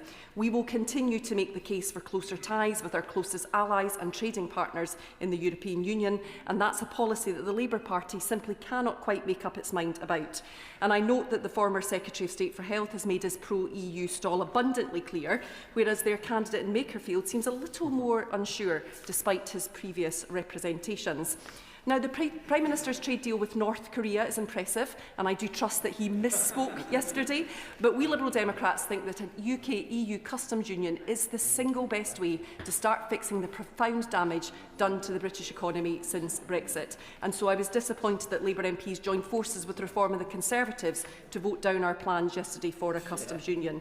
Those red lines are deeply damaging to our economy. So will the Leader of the House impress on the Prime Minister that whatever potential leadership rivals think, the government's EU reset bill must include steps to negotiate such a customs union, because we on this side of the House will keep coming back to that issue whenever we have the opportunity to do so. Thank you, Mr. Speaker. As the Prime Minister acknowledged in real time yesterday, he did misspeak about the trade deal, but he was absolutely clear about our relationship with Europe. There won't be a return to the customs union, the single market or freedom of movement, and the government came into office on that basis. We are clear, however, that it is in the national interest to be closer to Europe. It's good for us and it's good for Europe, it's good for our security, it's good for our economy, and as the Honourable Lady has said, there will be an EU reset bill coming through, and I'm sure she'll be able to put the points that she raises not just to debate but to the test of a vote. Thank you very much, Mr. Speaker. Will the Leader of the House join me in congratulating Great Grimsby and Cleethorpes children's charity Sunflowers Action Group on winning, by popular poll on my Facebook page, a £2,000 donation from BACTA, the Amusements and Arcades representative body. Sunflowers provides activities, respite and trips for children with life-limiting illnesses, doing amazing work supporting families in my local area, and this donation will help them to continue to do just that. Thank you, Mr. Speaker. And I join my honourable friend in congratulating Sunflowers Children's Action Group on their brilliant work supporting children and their families and winning the vital funding. We're also taking action in this area, Mr Speaker, with our Best Start in Life strategy, pledging to invest £1.5 billion over the next 3 years to support early years. Bob Blackman, Chair of the Backbench Committee, re-elected unopposed.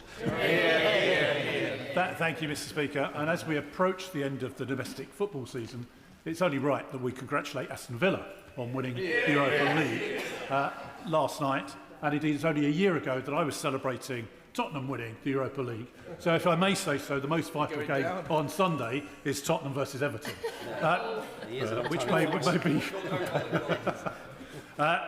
In terms of the Backbench Business Committee, I thank the House, obviously, for re-electing me. And I'm glad that on the order paper, I think we have 5 members of the committee to be reappointed to the committee. So on that basis, we're going to try and meet on Tuesday, Tuesday the 2nd of June, to consider the applications. I understand there are 11 new applications already to add to the 42 that we left when prorogation took place. I note that the Chairman of Ways and Means has indeed granted 2 of those debates in Westminster Hall to reduce our burden. I would therefore ask, obviously, the Leader for time as soon as possible in the Chamber for the Backbench Business Committee. And for those colleagues that are on the waiting list, the committee will make a decision on whether we clean out the waiting list or whether we continue with that existing waiting list. And I would ask colleagues not to reapply until such time as the committee has made that decision. Now, Mr Speaker, you know that I've been a champion of homeless people throughout my parliamentary career. And I was delighted that the government eventually got through the abolition of the Vagrancy Act during the last session. However, there is a requirement for a statutory instrument to actually introduce that, to abolish the Vagrancy Act for good.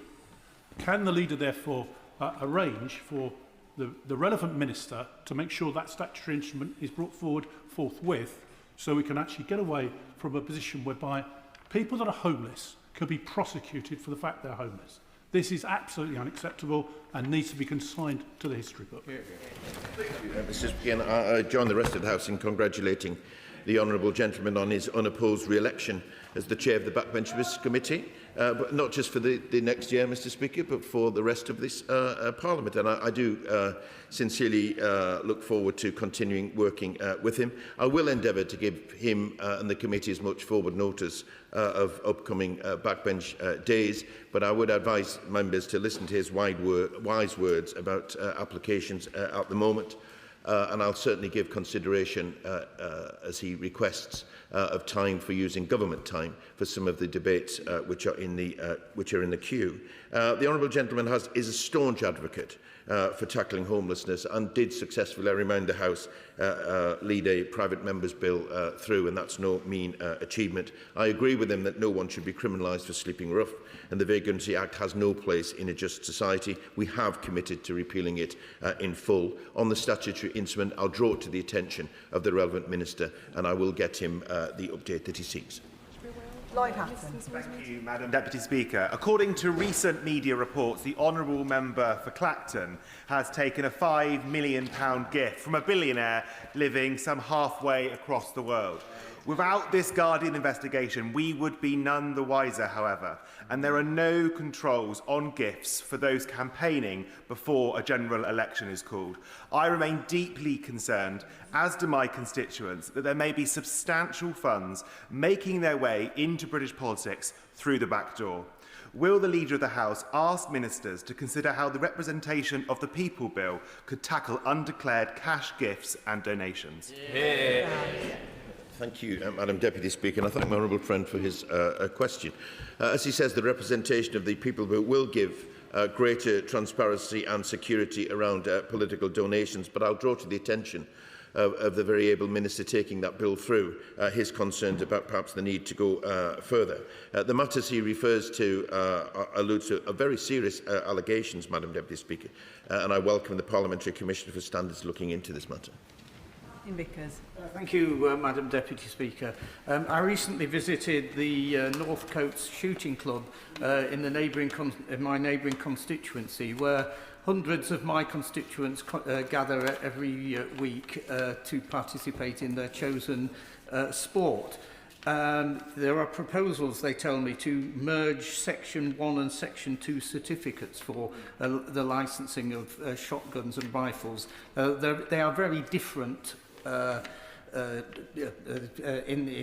the context. So could the leader arrange for the Minister to have a look at this and perhaps report back to the House? Madam Deputy Speaker, I certainly will arrange for the Minister to look at this and report back to him, indeed, to the House. And I have to say, Madam Deputy Speaker, having had some responsibility for the issues previously in government which he raises, my view is that you don't have to be a shooter to value shooting as a sport, and indeed clubs in our local communities. Adam Barron. Thank you, Madam Deputy Speaker. Nobody should go to work never to return home. On Tuesday, the 13th of January 2026, Kenny Campbell Smart went to work at Corby Steelworks and never returned home. Now that I've said his name, it'll be written down, recorded in Hansard, and his name will live on forever. Today, we're joined in the gallery by Kenny's wife, Sally, and his son, Kian, who are determined that no other family should go through what they've been through. In light of this, would the Leader of the House agree with them that we should do all we can to keep people safe at work, and that health and safety isn't red tape, it isn't bureaucracy, it isn't a barrier to growth, it's what keeps people safe at work, and in the name of Kenny, his community, his workplace and his family, we should strengthen these laws so it never happens again. Thank you, Madam Deputy Speaker. First of all, I'm sure the whole House will join me in extending our heartfelt condolences to Sally, Kian and all of Kenny's friends and family. My honourable friend is absolutely right that health and safety in the workplace is not an inconvenience. In workplaces, good health and safety practices do save lives, and I will ensure that the relevant Minister writes to him to set out what further action the Government intends to take. John Lamont. Thank you very much. Nurses are at the heart of our wonderful NHS. I was delighted that 2 nurses from NHS Borders recently gained national recognition by the Royal College of Nursing Scotland. ITU clinical nurse educator Karen Bacon was highly commended in the Learning in Practice Award category, whilst Michelle Brownlee, a healthcare support worker in the intensive therapy unit, was a runner-up in the Nursing Support Worker of the Year award. So will the Leader join me in congratulating Karen and Michelle and pass on all of our thanks to our hard-working nursing staff in the NHS.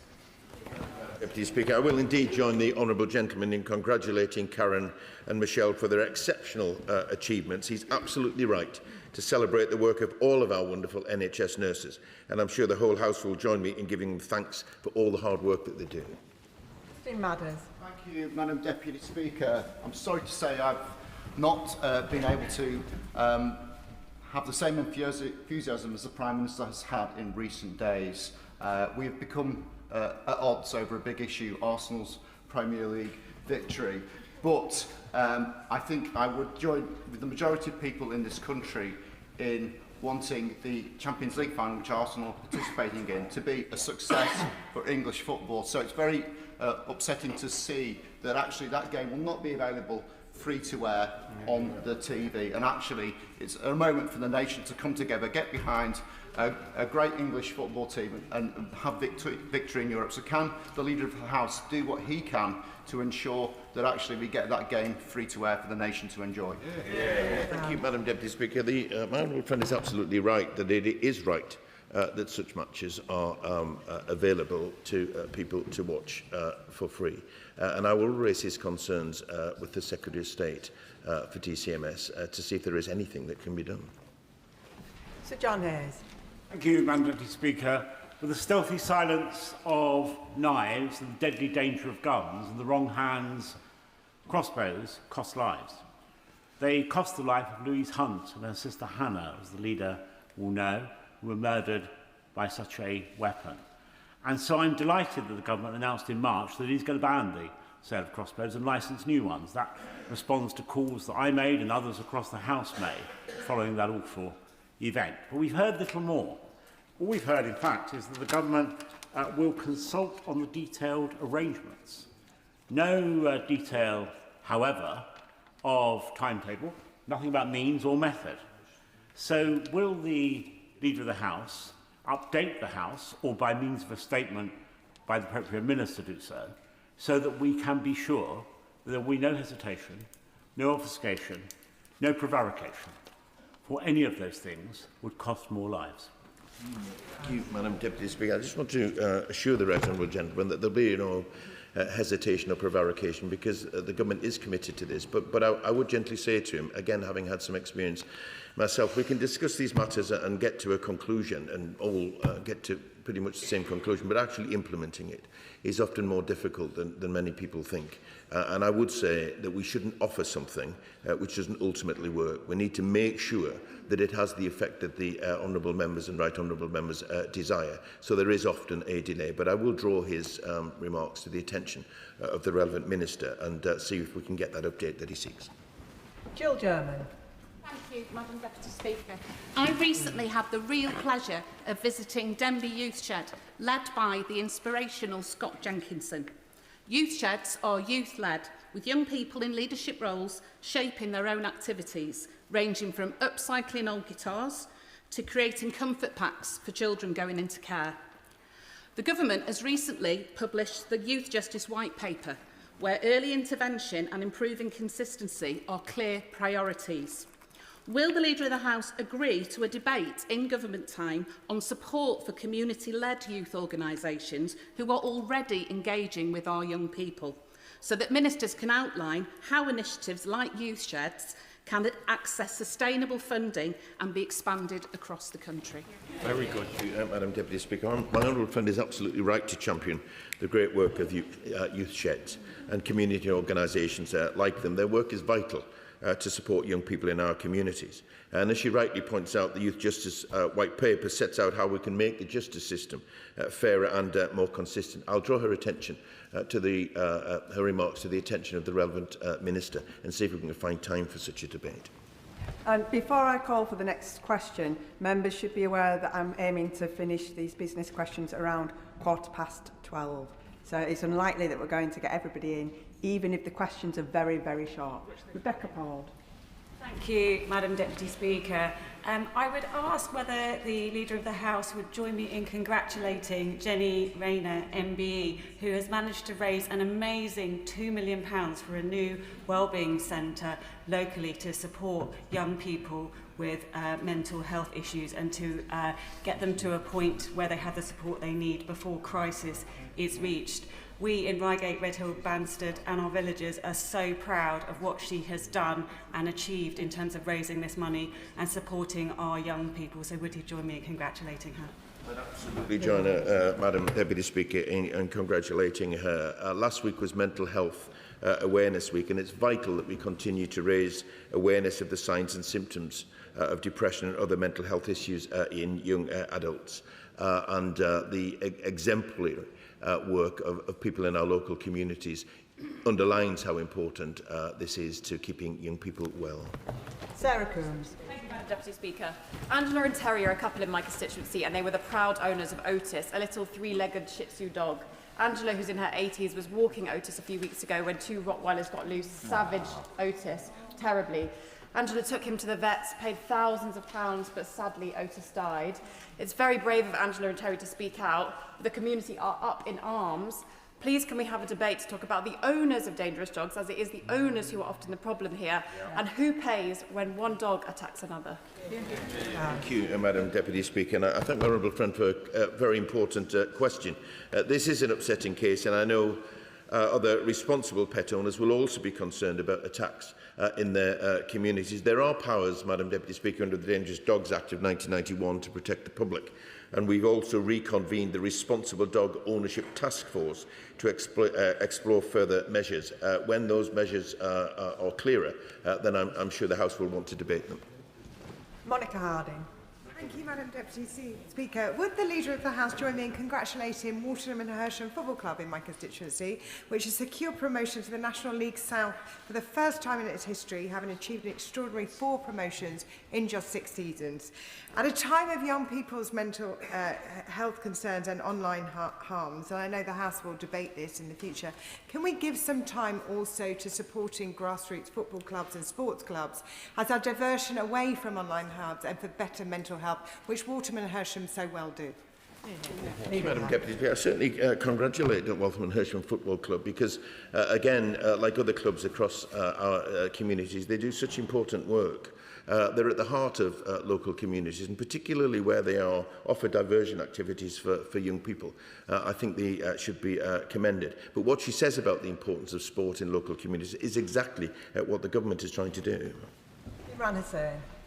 Madam Deputy Speaker, last weekend's march saw vile, racist thugs, national figures, openly fanning the flames of hatred against British Muslim communities, saying things like, "It's time for many Muslims to leave this country. This is a war. We need to get ready to fight." There are much more vulgar and dangerous statements that I'm unable to repeat in this House. This incitement of hatred and violence against British Muslims in the heart of our capital should worry us all. So can I ask the Leader of the House if he will allow sufficient time for a proper debate to address the dangerously rising levels of Islamophobia, the protections for British Muslim communities and the consequences for those responsible. Thank you, Madam Deputy Speaker. I absolutely condemn any disorder and inappropriate language used, whoever it comes from and whoever it is directed against. But the scenes of last weekend we don't want to see repeated. The government is absolutely determined to bear down on that. We are providing additional resources to protect places of worship, including mosques. The new legislation in the Crime and Policing Act will address large repeated protests, as well as protests outside places of worship. But my honourable friend has been around long enough to know that if he seeks perhaps an adjournment debate on these matters, then he will be amongst many others who will want to similarly raise these concerns. Dr Andrew Merrison. Madam Deputy Speaker, in his business statement, the Leader of the House rightly referred to fly-tipping waste criminals. Will he allow for a debate in government time to consider a different sort of waste perpetrated on our constituents, and that is that arising from so-called energy from waste plants, otherwise known as waste incinerators, which of course are more polluting than burning coal and for which the UK is already over-provisioned. We've got too many of these things, they're not wanted, and it's time for a moratorium. Can we have a debate on that?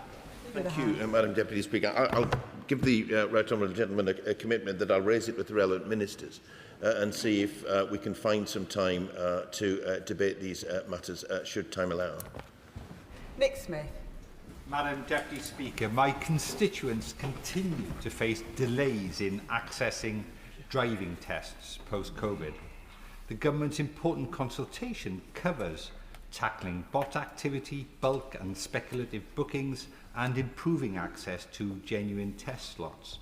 Now, a driving instructor in Blaenau Gwent and Rumney has expressed his concerns about potential booking restrictions for driving instructors and issues around examiner recruitment. So can the Transport Minister please update the House and confirm that these issues are going to be considered in the round?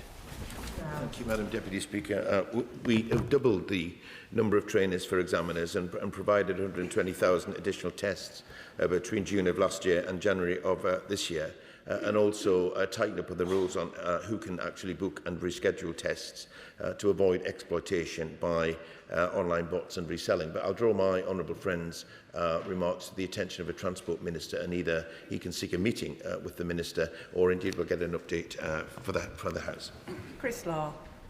Madam Deputy Speaker, may I take this opportunity to congratulate both the SNP in Scotland in a historic 5th landslide election and to Plaid Cymru in a historic win in the Welsh Senate elections, bringing together the north of Ireland, Wales and Scotland has been represented by governments that not only believe in their people, but also unlocking a nation's potential by being independent nations in the future. However, Madam Deputy Speaker, unlike the north of Ireland, which has a legal mandate to hold a referendum on its future, Scotland does not share that legal mandate, and it's a glaring omission in the Scotland Act 1998. So can we have an urgent debate on the constitutional crisis the UK now finds itself in, where Scotland has spoken with the highest ever majority for independence parties, but is denied the democratic route. Sorry, I think we're in a democratic chamber here, but it's denied the democratic route to express the will of the people of Scotland. Thank you. Thank you, Madam Deputy Speaker. The Government has no plans to change the current position. And let me say to the honourable gentleman that if he's seeking a constitutional crisis, it won't be of our causing, it will be of the SNP's. Patricia Ferguson. Thank you, Madam Deputy Speaker. On the 26th of February, I raised with my right honourable friend my fears that the unreliability of the postal service might affect constituents in Glasgow West who wish to vote by post in the Scottish Parliament elections. Since then, I've been advised of a situation where a proxy vote application was received some days after the deadline, although the envelope was very clearly postmarked several days before the deadline. Will my right honourable friend assist me in arranging a meeting with the appropriate minister to discuss a simple amendment to the Representation of the People Bill that would grant returning officers limited discretion in such cases? Thank you, Madam Deputy Speaker. As my honourable friend will have heard, the representation of the People's Bill we're bringing forward has measures in it to increase the resilience of the proxy and postal voting systems, and that's a constant theme of the Defending Democracy Task Force. But if my honourable friend seeks a meeting with the relevant minister, then I'll help her to arrange one. David Mundell. Thank you, Madam Deputy Speaker. And can I begin by sending my commiserations to the family and friends of Scottish rugby legend Scott Hastings, who died recently at the age of only 61. Scott was an inspirational figure both on and off the pitch.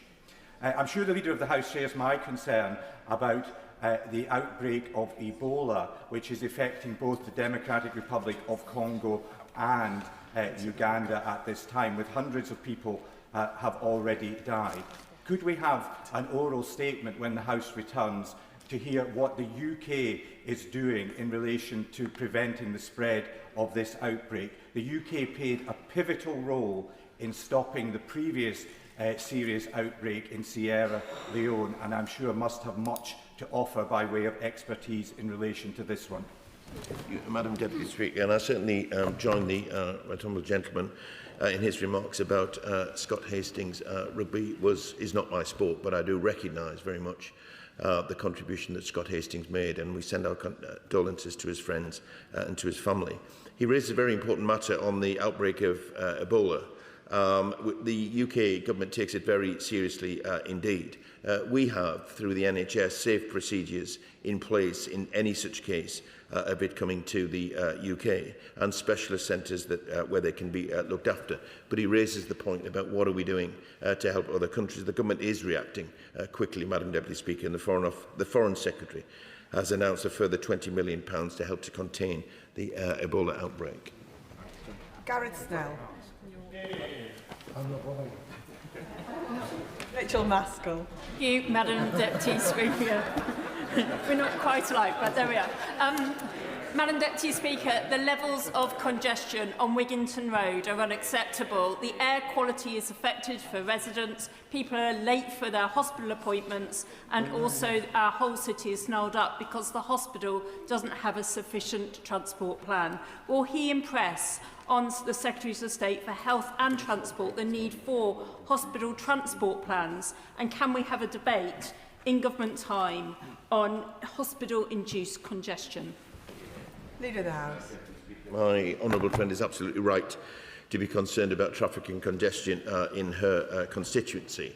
Responsibility for managing traffic on local roads, including those near hospitals, does rest with local authorities, but she's right that it's not just about local authorities, it's about making sure that everyone has a role to play, actually plays that role. So I'll raise it with the relevant Secretary of State as she asks. Clive Jones. Very much, Madam Deputy Speaker. The National Cancer Plan has many ambitious and urgently needed targets, but these will only be delivered when the government properly invests in the NHS workforce. And healthcare professionals and charities want clarity on when the government will commit to this. So can the leader urge his colleagues in the Department of Health and Social Care to update the House on when the workforce plan will be launched? Madam Deputy Speaker, he raises an important point. The Government is absolutely committed to making sure that we have the workforce in place to deliver the changes in the NHS that are absolutely necessary in cancer, but in other areas as well. We're delivering record investment. Waiting lists are down by over 400,000. I think that's the lowest drop for some considerable time, but I will raise his specific concerns about when with the Minister and get him a response. Emma Lewell. Madam Deputy Speaker, for years now I've been trying to help a constituent who is subject to repeated identity fraud via their NHS records. Meetings with ministers have been cancelled or refused. Questions and letters to the Home Office, Justice and Health Departments always result in the same response. It's not their responsibility, there's nothing they can do. This is impacting on my constituents' daily life in so many ways. Can my right honourable friend please use his good offices to help? Madam Deputy Speaker, I'm sorry to hear of the experiences my honourable friend's constituents. If she lets me have the details, Madam Deputy Speaker, I will raise it with the relevant departments and see if we can get the answers that she seeks. Sarah Ball. Madam Deputy Speaker. I want to raise a case of gift card fraud. My constituent, Nigel Bannister, was recently given for the birthday present a gift card, but by the time he came to redeem it, the money had gone. Now, this is a rising trend where people are going in and taking a photograph and stealing the PIN details and reclaiming it before someone else can. And these are obviously publicly available in the supermarkets. So can I ask for a debate in the government's time about this rising trend, because it caused £18.5 million of loss in the years 23 to 24? Good question. Deputy Speaker, this is a concerning matter that the honourable lady is absolutely right to raise. I will take it up with the relevant departments to see what level of awareness they have and what they intend to do about this. But should she seek an adjournment debate, then perhaps she can hear directly from a minister. Michael Wheeler. Speaker. A recently elected Reform councillor in my Worsley and Eccles constituency believes the best way to regenerate Eccles, which he described as a problem area, is to turn it into the UK's Dubai. However, it might surprise him that the council has already brought the town centre into public hands, and during the consultation not one single actual resident raised the prospect of debacles. Our communities need regeneration led by genuine involvement of local people like that being delivered in Brookhouse and Peel Green through Pride in Place. Will the Leader of the House consider a debate on government time to ensure that local people lead in how their towns are regenerated? Thank you, Madam Deputy Speaker. My honourable friend is a great champion for regeneration in his area, and his commitment to that stand in stark contrast to the approach of the Reform Council that he refers to. As he will know and the whole House will know, the Government is already taking action to regenerate our high streets with a £5.8 billion Pride in Place funding to deliver for places like Eccles. But I will think about whether or not we can find some time to debate the success of that programme. Sir Ashley Fox. Deputy Speaker, in February I asked the Minister of State for Health about access to dentists in rural areas. The Minister said from the dispatch box that he would write to me with the numbers of how many more dental treatments had been provided in my constituency and Integrated Care Board. I was concerned when the Minister replied that Somerset ICB delivered 5,559 fewer NHS dental treatments in the 7 months to October 25 compared to the same period before the election. That is 4% fewer dental treatments in Somerset under Labour. So can we have a statement from the Minister to explain why dental services in Somerset are getting worse under this government? Thank you, Madam Deputy Speaker. I'm not sure the honourable gentleman should necessarily draw that conclusion, because he will be aware that the government is committed to improving access, but he will know that takes some time to turn around the system which we inherited. But he's right that if he gets information from ministers, he should get an update as well on the progress that we're making. And I'll make sure that he gets that from the relevant minister. Lingham. Thank you, Madam Deputy Speaker. I would like to pay tribute to Councillor Angela Loughran, who sadly passed away. She first represented the Manor Ward in '97, and for nearly 30 years she tirelessly worked for her residents. She was a true public servant, a previous teacher, and will be greatly missed by her friends, family and the wider Stafford community. Now, in a recent survey of more than 500 residents, 61% cited the return of an indoor market in Stafford as their top priority. And I'm campaigning with residents for that. A lively all-day destination that draws in people from across the town and beyond and will create local jobs. Would the leader grant a debate on the contribution of indoor markets to local economies in towns like Stafford? Madam Deputy Speaker, I certainly join her in paying tribute to Councillor Angela Loughran. Local figures like her truly embody the spirit of the community that they serve. I also recognise the importance of the issue that she raises for the people of Stafford, and I'd encourage my honourable friend to apply for a Westminster Hall debate on the impact indoor markets can have on local economies, because I'm sure there will be others who will share her enthusiasm and support for them. Robert Jenrick. A student on a night out is stabbed multiple times with a 21-centimetre long knife. He's lying in a pool of his own blood, literally drowning in his blood. The police come to the scene. Instead of doing everything that they can to save his life, they handcuff and arrest the lad because there's an accusation of racial abuse. This is a scandal. Will the Home Secretary come to the House and say what she's doing to investigate the way the police conducted this matter? And can we have a debate on two-tier policing, which is doing so much to undermine respect for the police and for the rule of law in this country? Madam Deputy Speaker, the Right Honourable Gentleman raises an important and distressing matter. I assume that it is still an ongoing police investigation, and there are also ways in which the actions of the police, if they are as he describes it, can be investigated too. And I'm not going to comment on that, and I'm not going to interfere in that. But the Home Secretary takes absolutely seriously not just the issue of night crime, but also the protection of citizens, whoever they happen to be. Justine Sullivan. Madam Deputy Speaker, last weekend, West Lothian Dance World, founded and led by Hazel Saunders-Dunn, celebrated its 40th birthday with shows at the prestigious Usher Hall in Edinburgh. Dance World has given thousands of young people the chance to showcase their talent, refine their dance skills, build confidence and forge lifelong friendships over the years. Will the Leader of the House join me in congratulating West Lothian Dance World and wish all students and teachers every success for the next 40 years? Madam Deputy Speaker, absolutely join my honourable friend in congratulating West Lothian Dance World for their remarkable 40th year anniversary. And as she points out, dance is a brilliant way to support young people and ensure that they build their confidence. So I praise not just the students but also their teachers for their commitment, and I wish them every success in the future. Peter Fortune. Thank you, Madam Deputy Speaker. And whilst there's been some talk of the shenanigans of some minor football teams, it would be remiss of me not to mention the mighty Bromley FC, the only English Football League club blessed with a Conservative MP, who have been crowned champions of League Two, probably as a direct result. Madam Deputy Speaker, I recently met with Lorraine and Sapvia at one of my surgeries, who are both Vodafone franchise holders and employ a lot of people in the local area. They signed a contract in good faith relating to fluctuation of commission rates, so that when Vodafone cut that commission rate by 50%, they were left out of pocket, and they felt that they were treated in bad faith.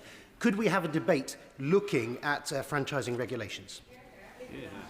Speaker, I suggest that the honourable gentleman seeks an adjournment debate, because if that is happening in his constituency, it might be happening elsewhere, and I'm sure there will be other colleagues who would want to hear directly from a minister on what the government intends to do. Serena Brackenridge. Speaker, will the Leader of the House join me in recognising the remarkable work of the Susan Vickers Foundation, changing lives for care-experienced families by a care-experienced team, and now including free rail travel and cinema access thanks to partnership with L&R, West Midlands Railway and Cineworld? And will he also commend Rethink Mental Illness and all community groups involved at the hub at Wolverhampton Station as they mark their first year helping thousands across our city? And I'll certainly join my honourable friend in recognising the work of the Susan Vickers Foundation, Rethink Illness and the hub at Wolverhampton Station and everyone else involved. Last week was Mental Health Awareness Week, and this year's theme was action. And charities and community organisations play a huge role in supporting those struggling with mental illness. And I thank everyone involved for their commitment and their service. Dr Ellie Chowns. Thank you, Madam Deputy Speaker. Earlier this month, I was delighted to at last receive a response from the Department for Work and Pensions to a letter I'd written them on the 25th of November last year, raising a constituent's case. More than a 5-month delay when the original acknowledgement had said that they aimed to get back to you within 15 days. These delays are unacceptable, and this is by no means an isolated case, had multi-month delays on several other cases. So, can we have an update, please, from the Leader of the House on what the Government is doing to improve departmental complaint processing times so that constituents and MPs can get a response within a reasonable time frame?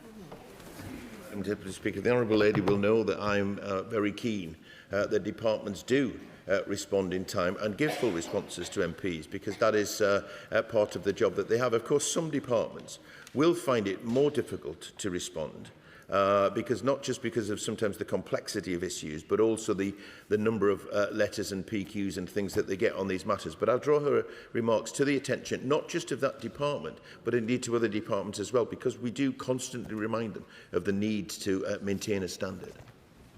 Lillian Jones. Thank you, Madam Deputy Speaker. According to a CBI report published in 2025, the contribution of the wood panel industry to the UK economy was at £1.1 billion GVA. Now, given that significant contribution, will my right honourable friend make time for a debate on how the Government's industrial strategy will support the UK timber and wood sector, including measures to strengthen domestic supply chains, increase the use of sustainable British timber in construction and support rural jobs and net zero ambitions? Deputy Speaker, my honourable friend is absolutely right to raise these matters on behalf of her constituents, but other rural areas as well. I will raise these with the relevant minister and get an update from them on what the government intends by way of progress on this matter. Alison Bennett. Thank you, Madam Deputy Speaker. Yesterday, the Climate Change Committee laid out in stark terms the risks that we face as a country if we do not tackle the impact of climate change. One of those was drought.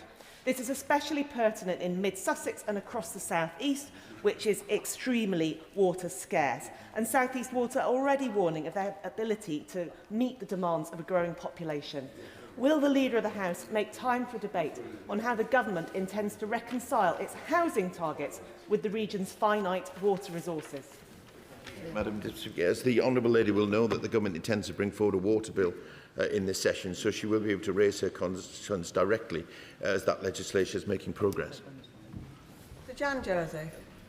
Madam Deputy Speaker, Kent Fire and Rescue Services will shortly launch a consultation on the modernisation of its service as a result of a shortfall in funding. As a former public sector worker, I recognise the importance of reforming our emergency services to ensure they remain both effective and efficient. It is equally vital that these services respond to the evolving risks faced by local communities, particularly in rural areas.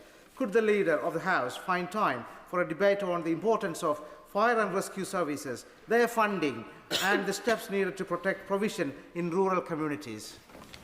Madam Deputy Speaker, my honourable friend raises a very important matter, and I want to take this opportunity to place on record our thanks to firefighters and fire service staff for all the work that they do.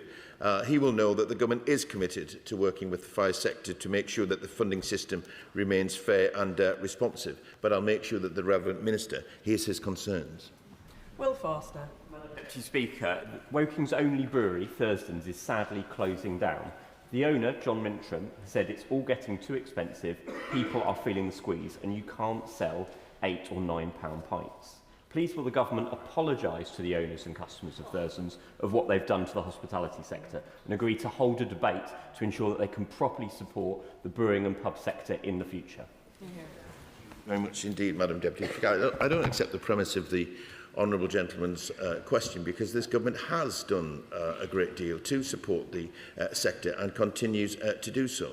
But the hospitality sector knows, and he will know, that the best way in order to help the hospitality sector is to get the economy growing, to make sure that they've got money, people have got money in their pockets in order to go out and spend it in the hospitality sector. And that is the first priority of this government to make sure that we tackle the cost of living crisis and that we get the economy growing. Thank you, Madam Deputy Speaker. Hoarding disorder is a distinct mental health condition, although often confused with OCD. It causes individuals to fill their homes with items they feel unable to discard, even when it causes danger and risks physical injury. In the UK, it is believed that up to 3 million adults suffer from this chronic and progressive condition. So does the Leader of the House agree with me that it is now time to have a national hoarding strategy offering a consistent, comprehensive approach to care, prioritising early intervention and clear pathways for specialist mental health support? Madam Deputy Speaker, my honourable friend is absolutely right to raise this matter. The impact of hoarding can be severe. There are no plans for a specific hoarding strategy, but the Government has announced plans for a new mental health strategy which will seek to provide the right support to people with a mental health condition. The call of evidence, Madam Deputy Speaker, is live now, and I'd encourage my honourable friend and others across the House to contribute. Deputy Speaker, my young constituent Alex is paralysed after a dreadful road accident a couple of months ago. He wants to return to Loughborough University for his third-year studies as soon as possible. He's been told by the wheelchair services team that he has to have a 27-kilogram wheelchair to start with, then have a different one, and that's what everyone gets, even though he'll never have the strength to operate it himself as it's too heavy. The staff know this, Alex knows this, his parents know it, but there seems to be no way to stop the madness and waste to get him a wheelchair that meets his needs. So can I ask the Leader of the House, please, to speak to the Secretary of State for Health and Social Care to review the NHS wheelchair policy so patients have appropriate equipment from the outset, rather than wasting money and time and causing patients and their families such unnecessary distress?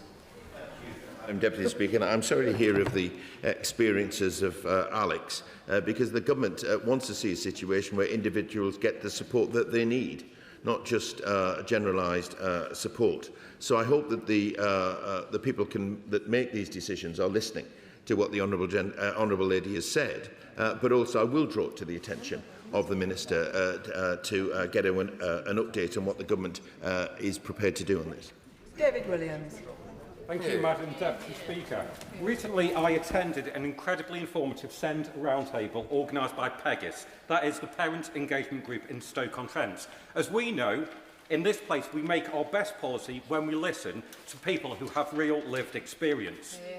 Therefore, would the Leader of the House please join me in recognising the incredible work of Michelle and the PEGIS team, who have worked tirelessly for many, many years to ensure the voices of families are heard.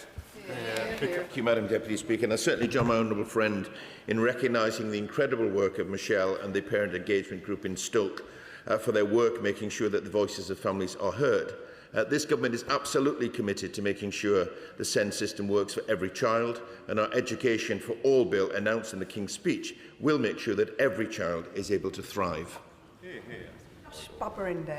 you, Madam Deputy Speaker.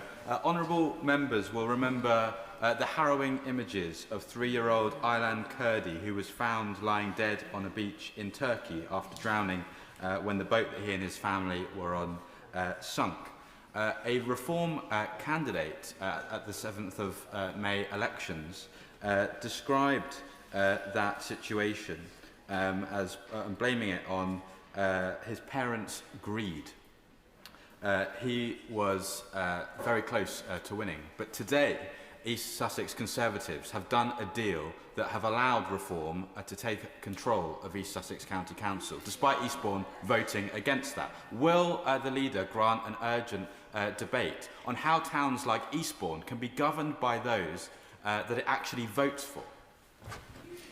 Thank you, Madam Deputy Speaker, and I'm appalled to hear of the comments of the Reform candidate. And as for the coming together with the local Conservative group in order to run the council, I just advise both of them, be careful who you get into bed with.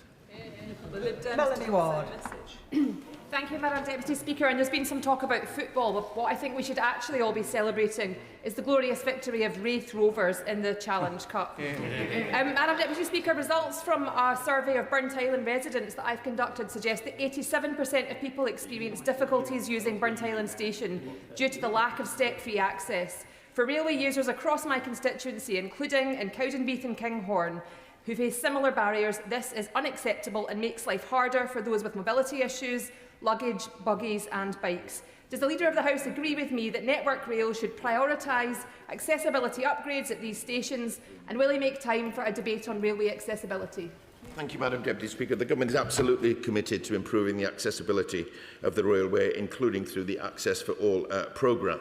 And I'm sure Network Rail will have heard my honourable friend's comments. The Railways Bill also includes legal requirements to ensure that the interests of passengers, including those with accessibility needs, will be at the heart of decision-making on the railways. And I'm sure my honourable friend will want to make her voice heard during the passage of that bill.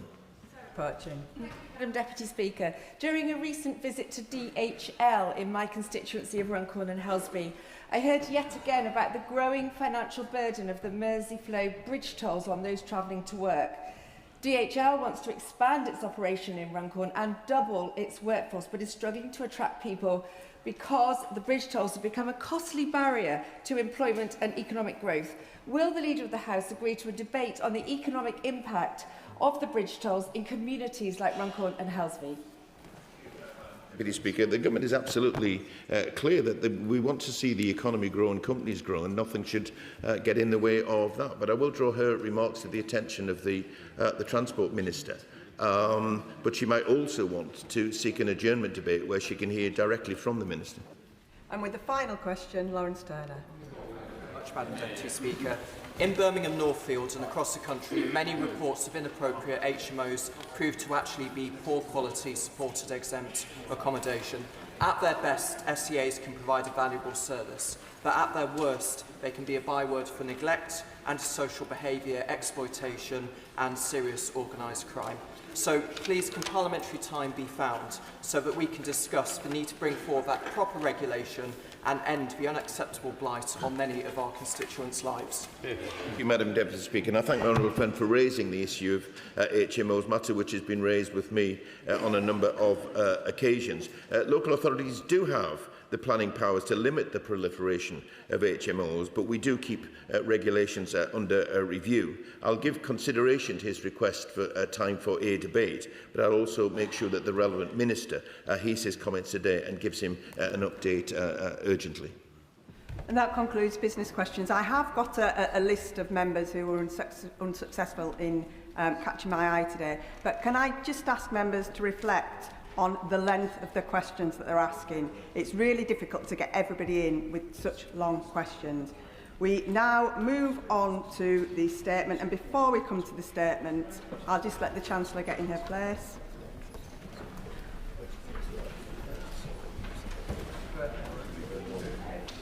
And before we come to the statement, I have to say to the Chancellor that Mr Speaker has checked the ministerial code, and it makes clear that important policy announcements should be made in the first instance in this House when it is sitting. This House and its members should be the first to know what the government is doing, not TikTok. Posting videos on social media announcing new policies before informing this House is not in line with the government's own rules. This is a new parliamentary session and ministers must do better. I now call on the Chancellor. Chancellor. Thank you very much, Madam Deputy Speaker. And with permission, I will make a statement on the government's economic response to the war in Iran and the action that we are taking to support families and businesses with rising costs.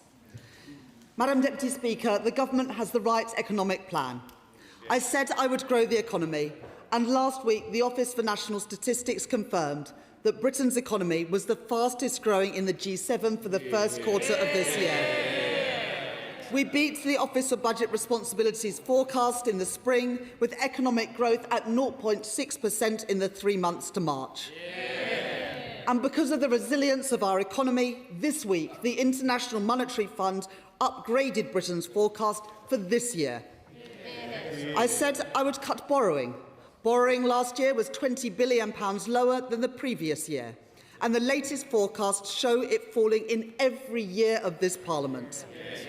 The IMF has backed our economic plan, saying that the government's fiscal framework strikes, and I quote, a good balance between deficit reduction and growth-friendly spending. I said I would cut the cost of living. Since the election, interest rates have been cut 6 times. Real wages have continued to rise in every single month since I became Chancellor. And yesterday, the ONS confirmed that inflation fell in April faster than expected, making the UK the only G7 where inflation fell last month. Madam Deputy Speaker, we have the right economic plan, but the conflict in the Middle East poses a significant challenge to the world's economy, including our own. I have not shied away from my criticism of the war. I believe it to have been a mistake. Nor have I ignored the costs that it will bring to bear on the British people. I have been clear-eyed about my duty to do what I can to support families and businesses, to be responsive to a changing world and responsible in the national interest. Next week, Ofgem will confirm the level of the energy price cap that will apply from July. I know that any increase will be felt by families. Because of the decision that I made at the budget last year to cut £150 from energy bills, we have lessened the impact of rising prices, and current external forecasts suggest that the cap from July will be at a similar level to the cap in April last year. We stand ready to act if market conditions worsen significantly later this year, and I have been leading cross-government contingency work on design of potential future targeted and temporary support. For businesses, any support will also need to be carefully targeted at firms most exposed to the crisis. But while many firms have been insulated from recent price rises through fixed-price contracts, there are sectors that face particular structural issues related to energy costs. That is why we have already increased support for our most energy-intensive industries through the British Industry Competitiveness Scheme, and we've brought that forward. And it is why we have also built resilience in our critical infrastructure and industrial strategy sectors, where supply chains are critical for growth and security. Following representations from my right honourable friends, the members for Redcar, Mid Cheshire and Bathgate Linlithgow, and building on the good work of the Minister for Industry, I am today establishing a £350 million Critical Chemicals Resilience Fund to support strategically important producers. And having listened to my right honourable honourable friends, including the members for Stoke-on-Trent Central, North and South, and my honourable friend, the member for Amber Valley, and workers represented by the GMB Union, I am today announcing a new £120 million fund to help our historic ceramics sector, helping them to increase efficiency and drive down energy costs, because we will always stand up for British industry and for British jobs.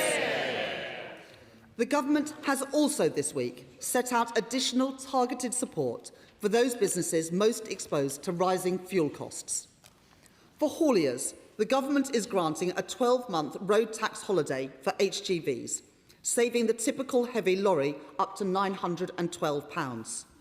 To support farmers and the rail freight industry, I have decided to cut duty on red diesel by over a third until the end of this year.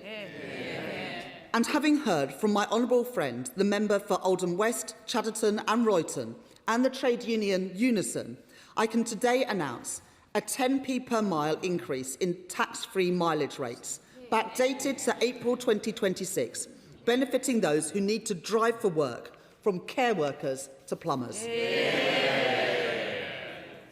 Madam Deputy Speaker, when a country faces challenges because of higher oil and gas prices, we must ensure that those who benefit from increased prices and volatility pay their fair share. In my first budget, I extended and increased the Energy Profits Levy. Last year, I announced a new permanent windfall tax regime on oil and gas prices. Last month, I increased the Electricity Generator Levy, alongside further action to weaken the link between high gas prices and electricity prices. Today, I am bringing forward specific changes to the taxation of foreign branch profits, changing how companies are taxed in relation to their overseas activities.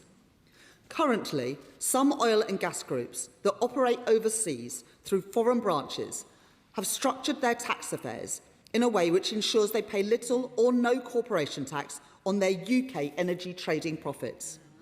Today, we are putting an end to that practice.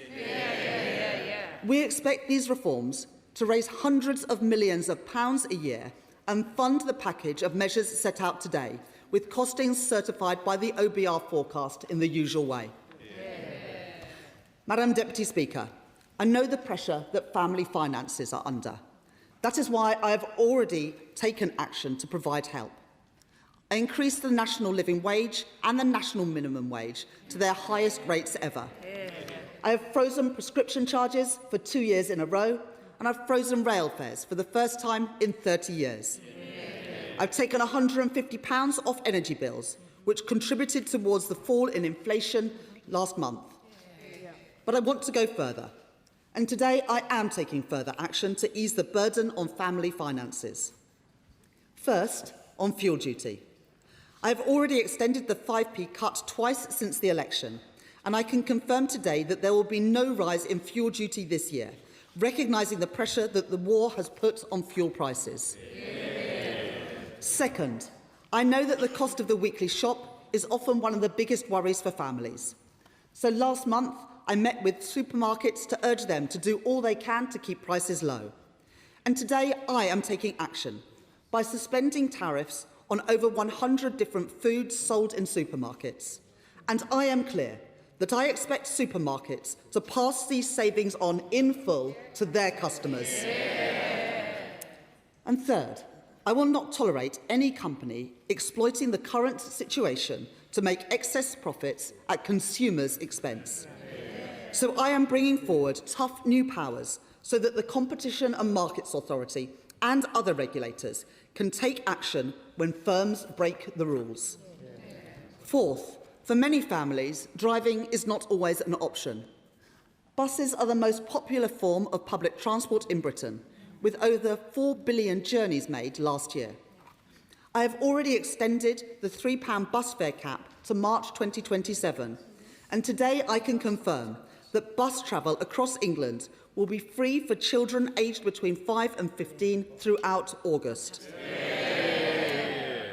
Finally, Madam Deputy Speaker, I recognise that what matters for families is not just getting by, but being able to enjoy time together without worrying about the next bill. That is why I am launching the Great British Summer Savings Scheme to help families and support our hospitality sector. So I can today announce a temporary cut in the rate of VAT on summer attractions from 20% to 5% over the summer holidays. This will apply to ticket prices for both adults and children, covering attractions such as fairs, theme parks, zoos and museums. It will include children's tickets for cinemas, concerts, soft play and the theatre. And it will cut the cost of children's meals in restaurants and cafes from 20% VAT to 5% as well. These changes will apply across the UK, from the start of the Scottish school holidays on the 25th of June and run until the end of school holidays in England, Wales and Northern Ireland on the 1st of September. Madam Deputy Speaker, this government has the right economic plan. We promised to grow the economy, and we have. We promised to cut inflation, and we have. And we promised to cut the cost of living, and we are. Promises made by a Labour government, promises delivered by a Labour government, and I commend this statement to the House. Thank you, Madam Deputy Speaker. And could I thank the Chancellor for advance sight of her statement, though, of course, the press got even more advance sight of it. Madam Deputy Speaker, the decision taken to cancel the increase in fuel duty is welcome. It has been a long time coming. The Conservative Party has been campaigning against the fuel duty rise for months, but the Chancellor has defended that policy repeatedly. That left motorists and businesses worried about even higher fuel prices in September. It was always obvious that the fuel duty increase would need to be cancelled, obvious to everyone except the Chancellor. So can I ask, why did the Chancellor fight us on fuel duty for so long? Why has she been so hell-bent on raising fuel duty during an energy crisis? Well, inevitably, Madam Deputy Speaker, the U-turn has finally come. But, Madam Deputy Speaker, it is astonishing to hear the Chancellor claiming that the government can afford to help households because the forecasts have improved. Is the Chancellor seriously suggesting that the economic outlook is now better than at the time of the last fiscal forecasts, when we have had the Iran conflict, to which our economy is highly exposed thanks to this government's ruinous choices? The Chancellor has just pointed to the IMF forecast being upgraded this week. But let's be very clear about what is going on here. The IMF adjusted their growth forecasts for this year up slightly to 1%. But until April, they were forecasting 1.3%. So where exactly is the supposed growth dividend? Will she directly address that point? This is exactly the same game that the government played last year when they U-turned on cuts to the winter fuel payment. They claimed then they were U-turning because the economy was improving, when of course it was due to political pressure. Nobody brought it then, and nobody is buying it now. Once again, we have a weak government caving into the inevitable after spending months defending a truly terrible decision. Madam Deputy Speaker, the Chancellor claims the measures announced today will be funded by a number of different tax measures. But most of the measures she mentions are already in place and baked into the OBR's forecasts. So given the Chancellor has not announced any measures to control government spending, can she confirm that, in fact, the measures she is announcing today will be funded at least in part by yet more government borrowing? And can she confirm whether fuel duty rates will still be rising to the same level as previously planned after December, or whether today's announcement will mean a permanent reduction in fuel duty? Madam Deputy Speaker, whilst we on this side of the House welcome some of the measures the Chancellor has taken today, like the increase in mileage allowances, this is all very minor compared to the inflation this government have fuelled since coming into office, and the tax rises that the Chancellor has imposed. Today's announcements will bring little comfort to hundreds of thousands of people who have lost their jobs, to the countless businesses that have folded, and to those high streets which are now hollowed out.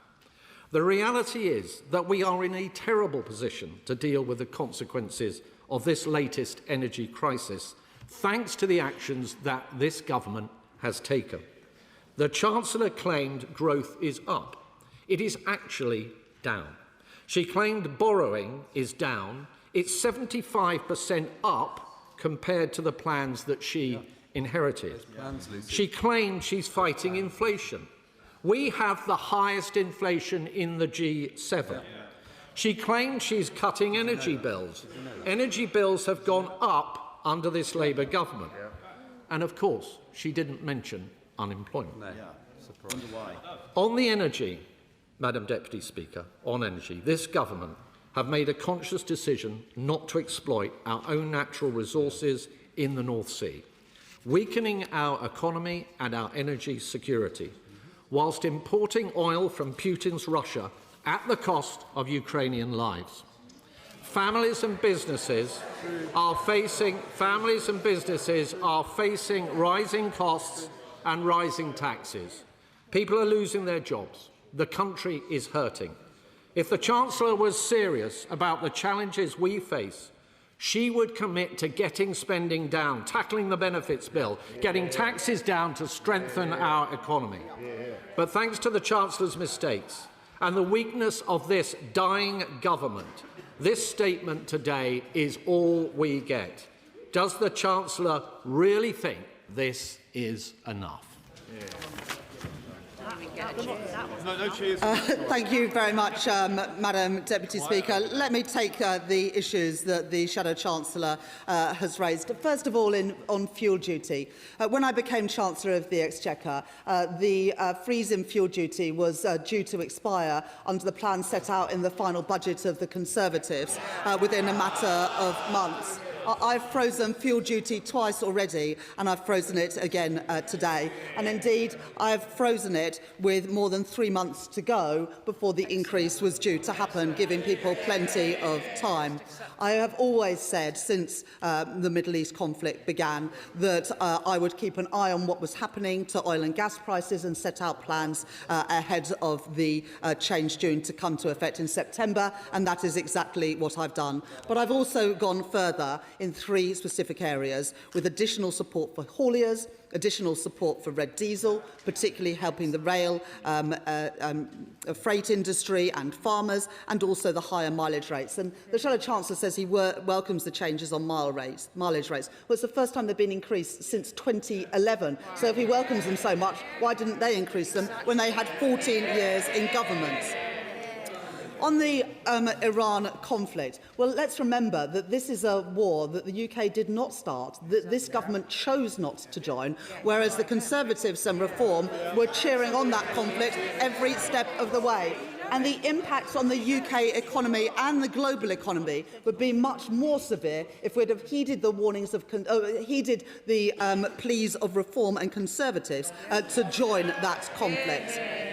The Shadow Chancellor talks about inflation and growth.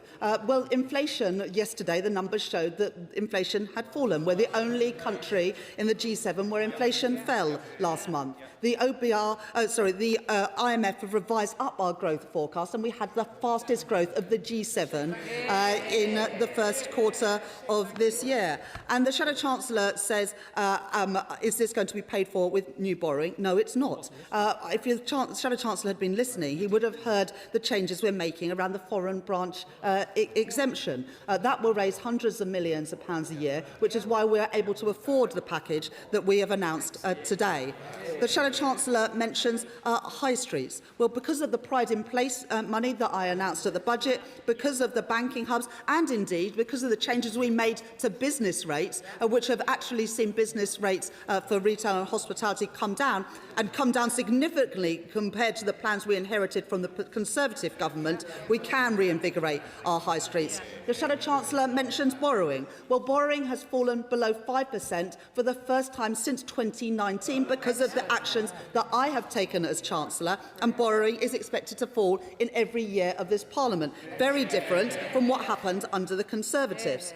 Employment and activity remain in the top half of the OECD and of the G7. And the biggest benefits boom came under the last Conservative government when the Shadow Chancellor was the Work and Pensions Secretary.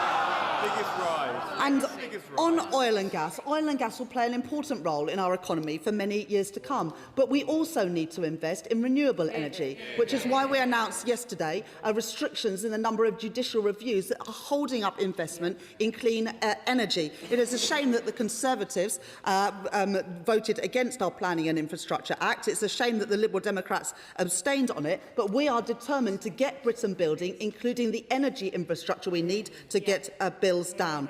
And just a couple of weeks ago, I announced changes around tiebacks to make it easier for oil and gas companies to exploit their reserves of oil and gas in the North Sea. And Jackdaw and Rosebank would have gone ahead if it hadn't been for the last government messing up the way it legislated. And we are going to be announcing shortly the decisions. The Secretary of State for Energy and Net Zero will make those decisions. But I am very clear. Oil and gas will play an important role in the UK for many years to come, adding to our energy security alongside investment in nuclear, in small modular reactors, in floating offshore wind, in onshore wind and solar, opposed by the party opposite. Chair of the Select Committee, Dame Meg Hillier.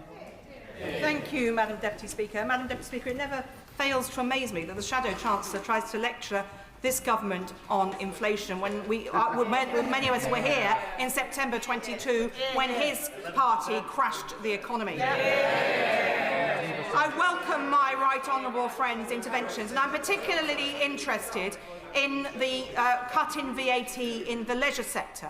And I hope that she will be commissioning a full study from the Exchequer Secretary about the impact on this, because it could be a great way to fuel and promote and keep going our stretched leisure and hospitality sector. So will she commit to that? I absolutely agree with my right honourable friend that we'll take no lessons from the party opposite on inflation when it reached more than 11% when they were last in office. In terms of VAT on the leisure sector, we are making these changes from the 25th of June right until the 1st of September to help boost the hospitality sector, but also to help families, crucially to help families during the summer. Our expectation is that this will cost taxpayers money, but it is funded through the changes we're making around the foreign branch exemption so that companies can't book losses overseas to avoid paying their fair share of corporation tax here in Britain. Liberal Democrat spokesperson Daisy Cooper. Thank you, Madam Deputy Speaker. I do feel as though we're slightly through the looking glass. For 6 months, we Liberal Democrats have been calling for an emergency temporary VAT cut for hospitality, leisure and attractions, and our pledge was fully funded. For weeks, we have been calling for an emergency transport package fully funded using the additional revenue from higher VAT rates and the EPL levy as well. But for all this time, Madam Deputy Speaker, we have been told repeatedly that it was impossible to do these things, that there was no additional money. And somehow, the prospect of a by-election in Makerfield and the Prime Minister's political life on the line means that the money has now been found. But let me ask the Chancellor 2 questions. First of all, on food. I genuinely welcome the government's focus on the cost of food, because this is an issue of huge concern to many of our constituents in all political parties here. But can I please ask the Chancellor whether there is any risk at all that short-term gain may result in any long-term pain? By looking at these tariffs, has the Chancellor had any conversations with the food manufacturing industry about whether they can remain competitive, whether there's any risk that removing these tariffs might inadvertently undermine our food manufacturing sector, and if there is any risk, whether she would look at our plans for a good food bill and promoting nature-friendly farming? And I ask that question in the spirit of constructive opposition. And secondly, Madam Deputy Speaker, the Chancellor and her ministers will know that we are due to have a very hot summer. And that means that outdoor attractions will have huge demand because children will want to be outside in this hot weather. Indoor attractions, such as soft play centres, will not benefit so much because there won't be much demand in the summer months, but there will be demand in the winter months. And so could I ask the Chancellor to look very carefully at the differences within the attraction sector, because children are priced out of play when they need to go indoors in the winter months, not so much in the summer months. Thank you.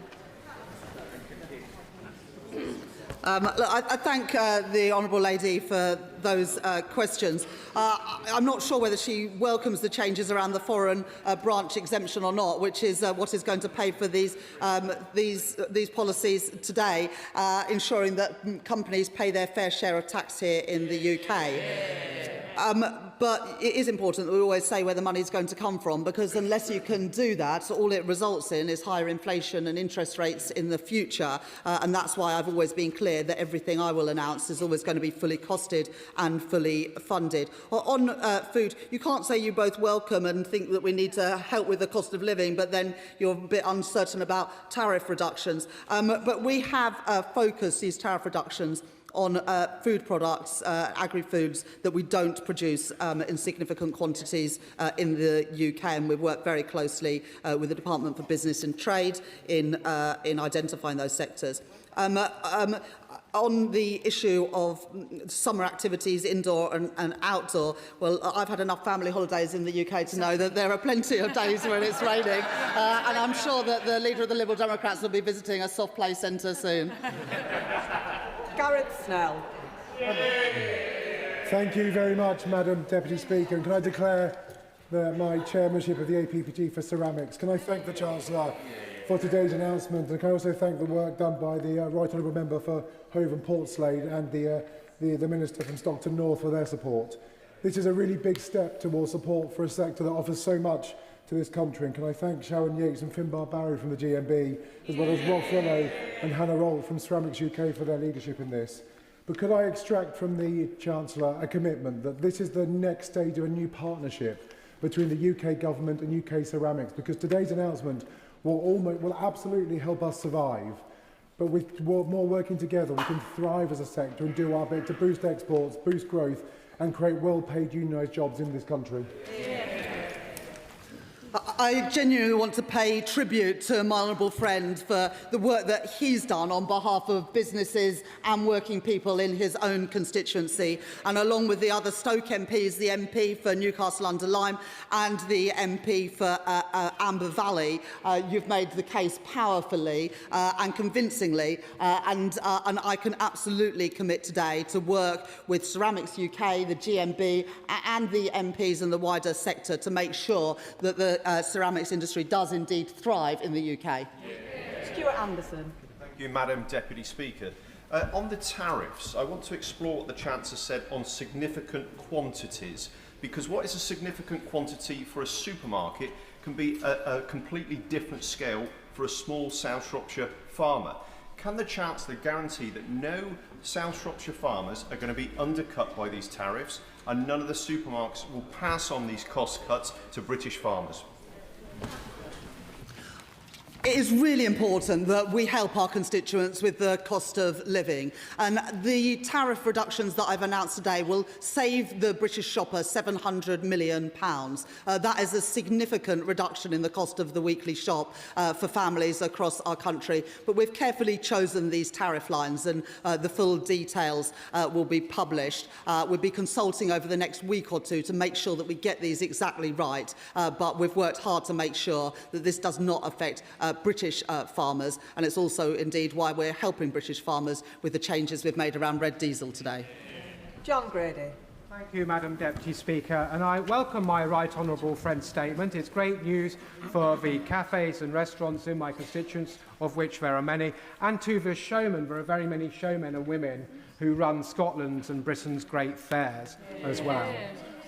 I know the party opposite object to all of this. It is the party opposite that left us with debt to GDP of almost 100%. And there's nothing progressive in running debt levels like that, and the Chancellor is right to focus on paying that debt off.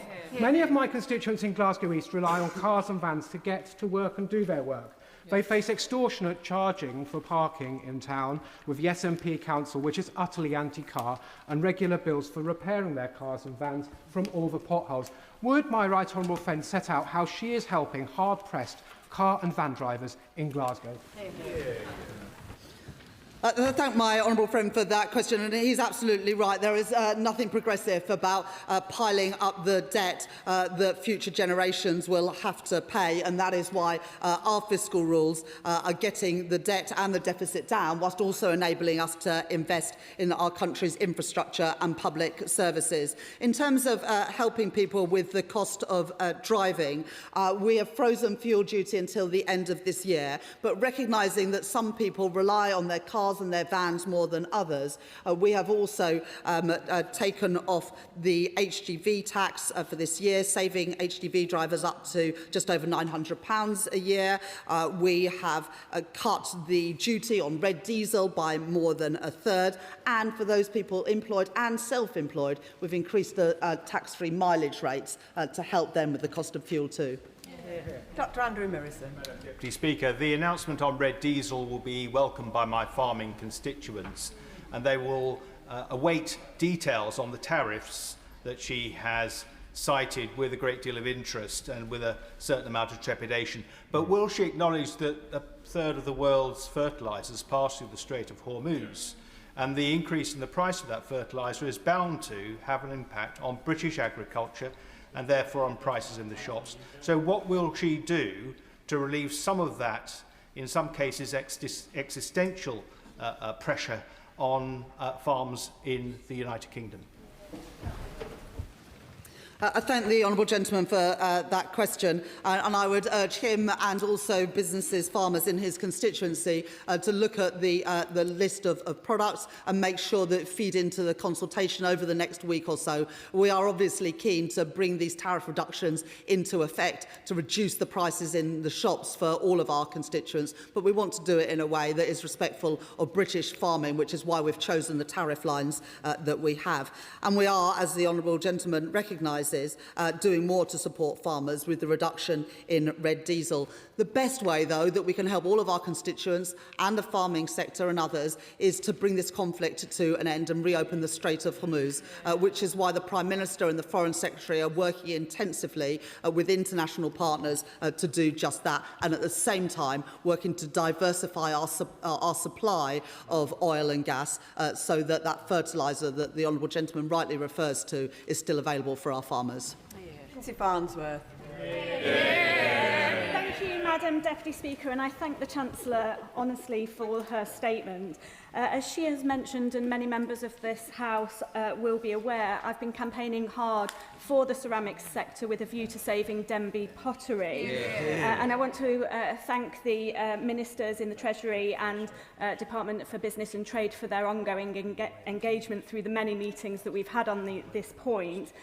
So I'm delighted to hear about the £120 million support package today. This is a clear indication that the government is supporting and backing UK ceramics, and it will make Denby pottery a more attractive prospect for any potential investors. But with this in mind, the current circumstances that Denby pottery faces, can the Chancellor please commit to ensuring that the funding is available as soon as possible in the hope that Denby can be saved? I thank my honourable friend for that question, but most of all for all the work that she does on behalf of all of her constituents, but particularly those at the moment impacted by what is happening at Denby. It was my privilege to come to Amber Valley with my honourable friend just last year to meet businesses from across her constituency. We are backing UK ceramics. We want to find a future for Denby, and we will continue to work with my honourable friend to achieve just that. Alistair Carmichael. Madam Deputy Speaker, I remind the House of my entry in the Register of Members' Interests. Last year, Madam Deputy Speaker, suckler beef farmers in my constituency were getting paid £7.30 per kilo for their finished product on the hook. Yesterday that was down to £5.75 and it is still falling. The price paid to dairy farmers for their milk is through the floor. Arable farmers are struggling after 2 catastrophically bad harvests.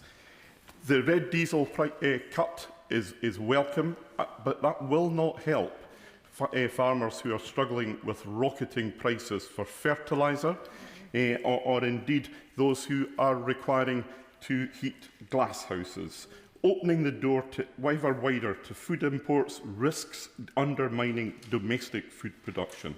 So if food security genuinely is national security, surely our food producers and manufacturers should have access to the same support as other critical sectors.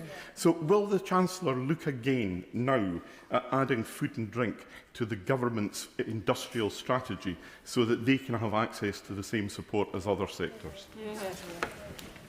I thank the honourable gentleman for that question, and I know as Chair of the Select Committee he'll play a key role in scrutinising what the government are doing. Red diesel will have an immediate and important impact on the costs for farmers, with a reduction of more than a third in the rate of duty. I also appreciate the fact that his party, like the government, did not support the conflict in the Middle East and recognised that it was a mistake that would have an impact on businesses here at home. And that's why we are doing everything within our power, both to reopen the Strait of Hormuz to ease these pressures on consumers and businesses, including farmers, but also in the meantime to diversify supply and opening up new refining facilities in the UK to help businesses, including farmers, during these challenging times.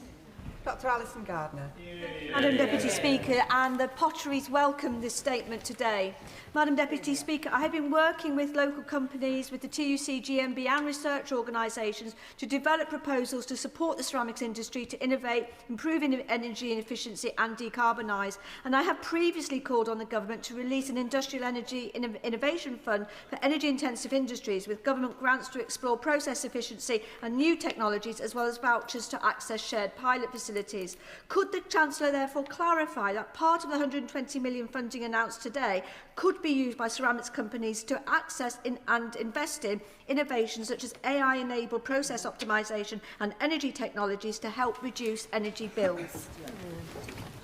I thank my honourable friend and all the MPs involved in helping put together this scheme of support for ceramics, and like my honourable friend, welcome the work of the TUC and GMB in this. Look, innovation and ensuring that the industry is sustainable and competitive for the future is absolutely essential. This isn't just a sticking plaster policy. This is about setting up the industry for the future, including investment in innovation and R&D, and also the diversification of energy supplies.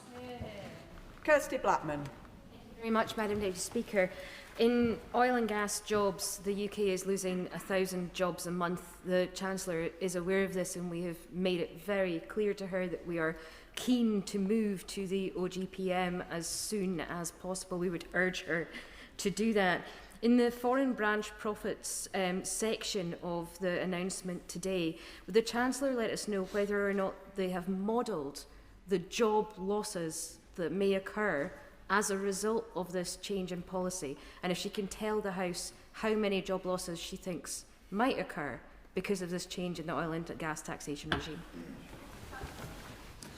I thank the honourable lady for her question, and like I've said in previous answers, I recognise the role of oil and gas in the UK and its importance to the UK for many years to come, which is why we have changed the rules around tiebacks and why we've put in place a permanent mechanism for taxing windfall profits. But look, the honourable lady has to answer the question, is she in favour, and is her party in favour of the foreign branch profits exemption or not? Because if she's not, then she can't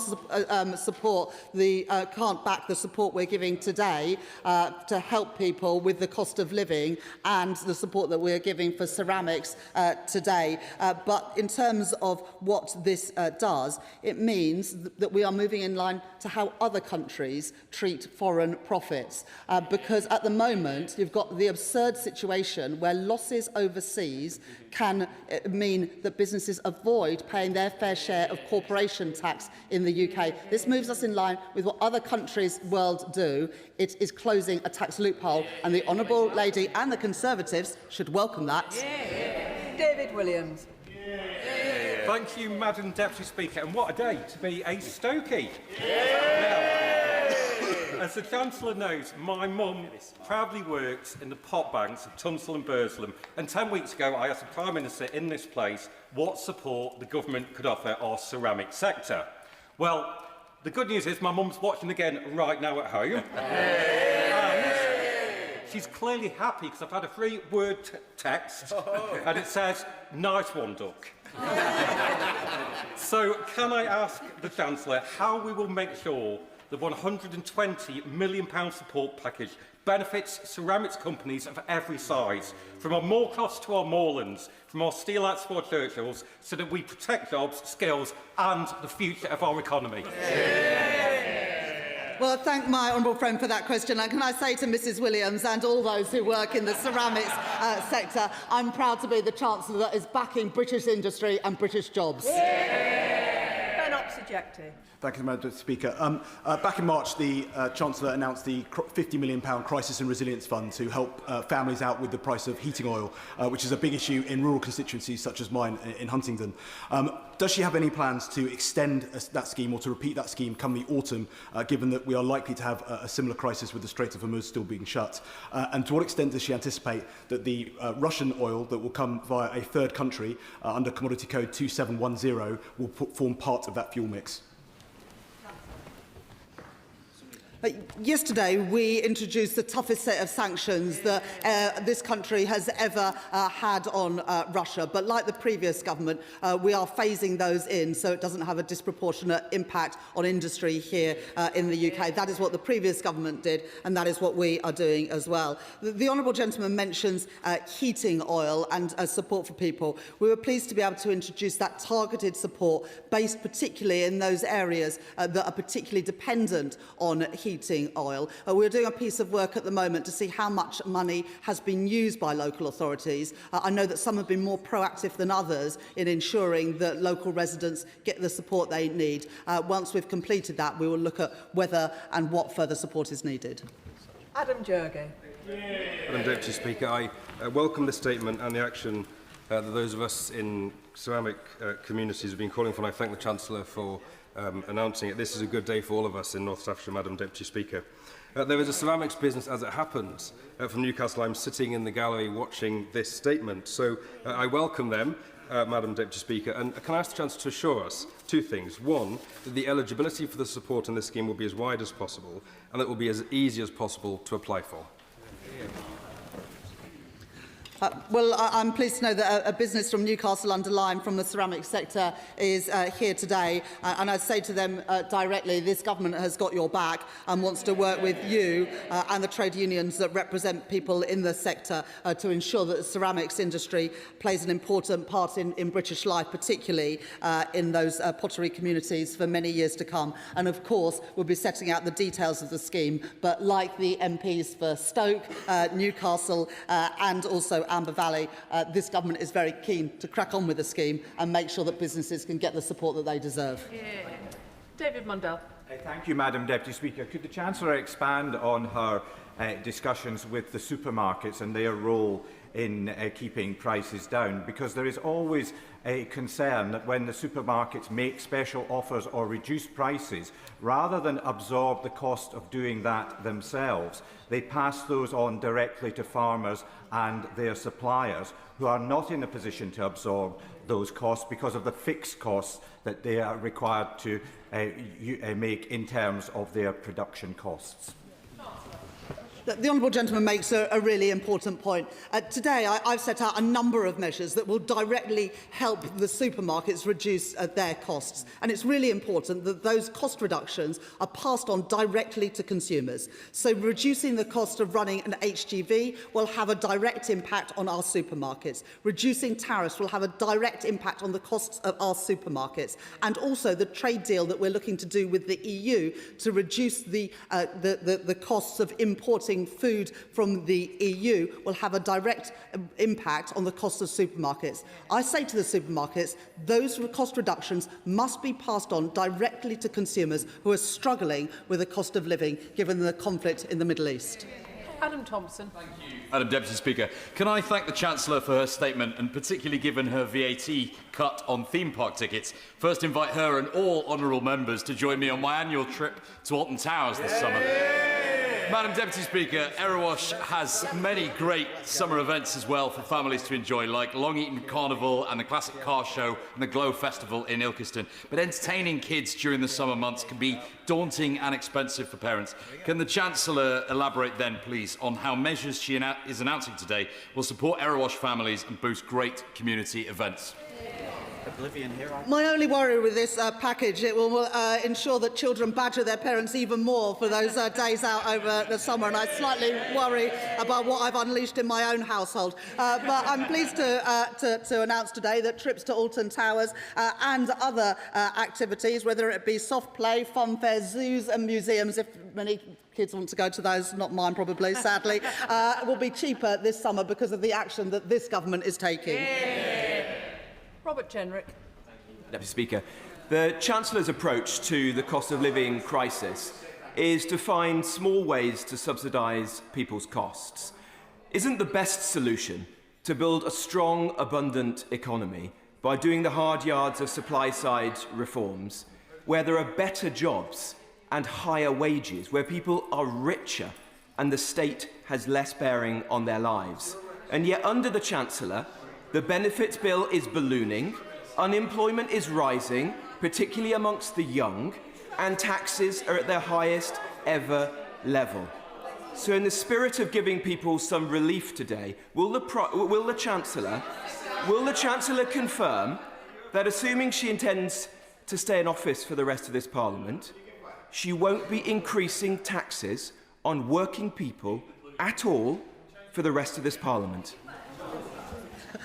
I will take absolutely no lessons from the man who was part of a party that took our economy to its knees. Inflation at 11%, working people worse off at the end of the last Parliament than they were at the beginning, the worst Parliament ever for living standards, and for a party that has opposed all of the reforms that we have made to make it easier to get things built in Britain, to increase the wages of working people with the national living wage and the national minimum wage, to increase the rights of working people, including statutory sick pay from day one, and ending the abusive zero-hour conflicts. So if we want a lesson on economics, I certainly won't be taking it from the Reform Party. Josh Newbury. Speaker, the Chancellor's announcement of a £120 million support package for ceramics will, of course, be welcomed in Stoke-on-Trent, but also in Rugeley, in my constituency, which is home to many workers of the Armitage Shanks factory in the constituency of my honourable friend, Member for Lichfield, who is a staunch advocate for them. Would the Chancellor agree with me that it is only this Labour government that is putting in the investment that firms like Armitage Shanks need? And would she agree with me that iconic British brands like this should play a central role in new homes to boost them even further? I thank my honourable friend for that question, and I'm pleased that people in Rugeley and people working for Armitage Shanks will also benefit from this investment. £120 million to support our ceramics sector is a clear intention of this government to back British jobs and British industry. Alfred Brandreth. Thank you, Madam Deputy Speaker. While I welcome some of the measures announced today, the reality is that instability in the Middle East has a direct impact on the UK economy and on the price paid by British households. Can the Chancellor therefore outline what steps her department is taking to work across government to ensure a stable region, including boosting our defence spending? Will she finally commit to 3% spending this Parliament and working collaboratively towards reopening the Strait of Hormuz?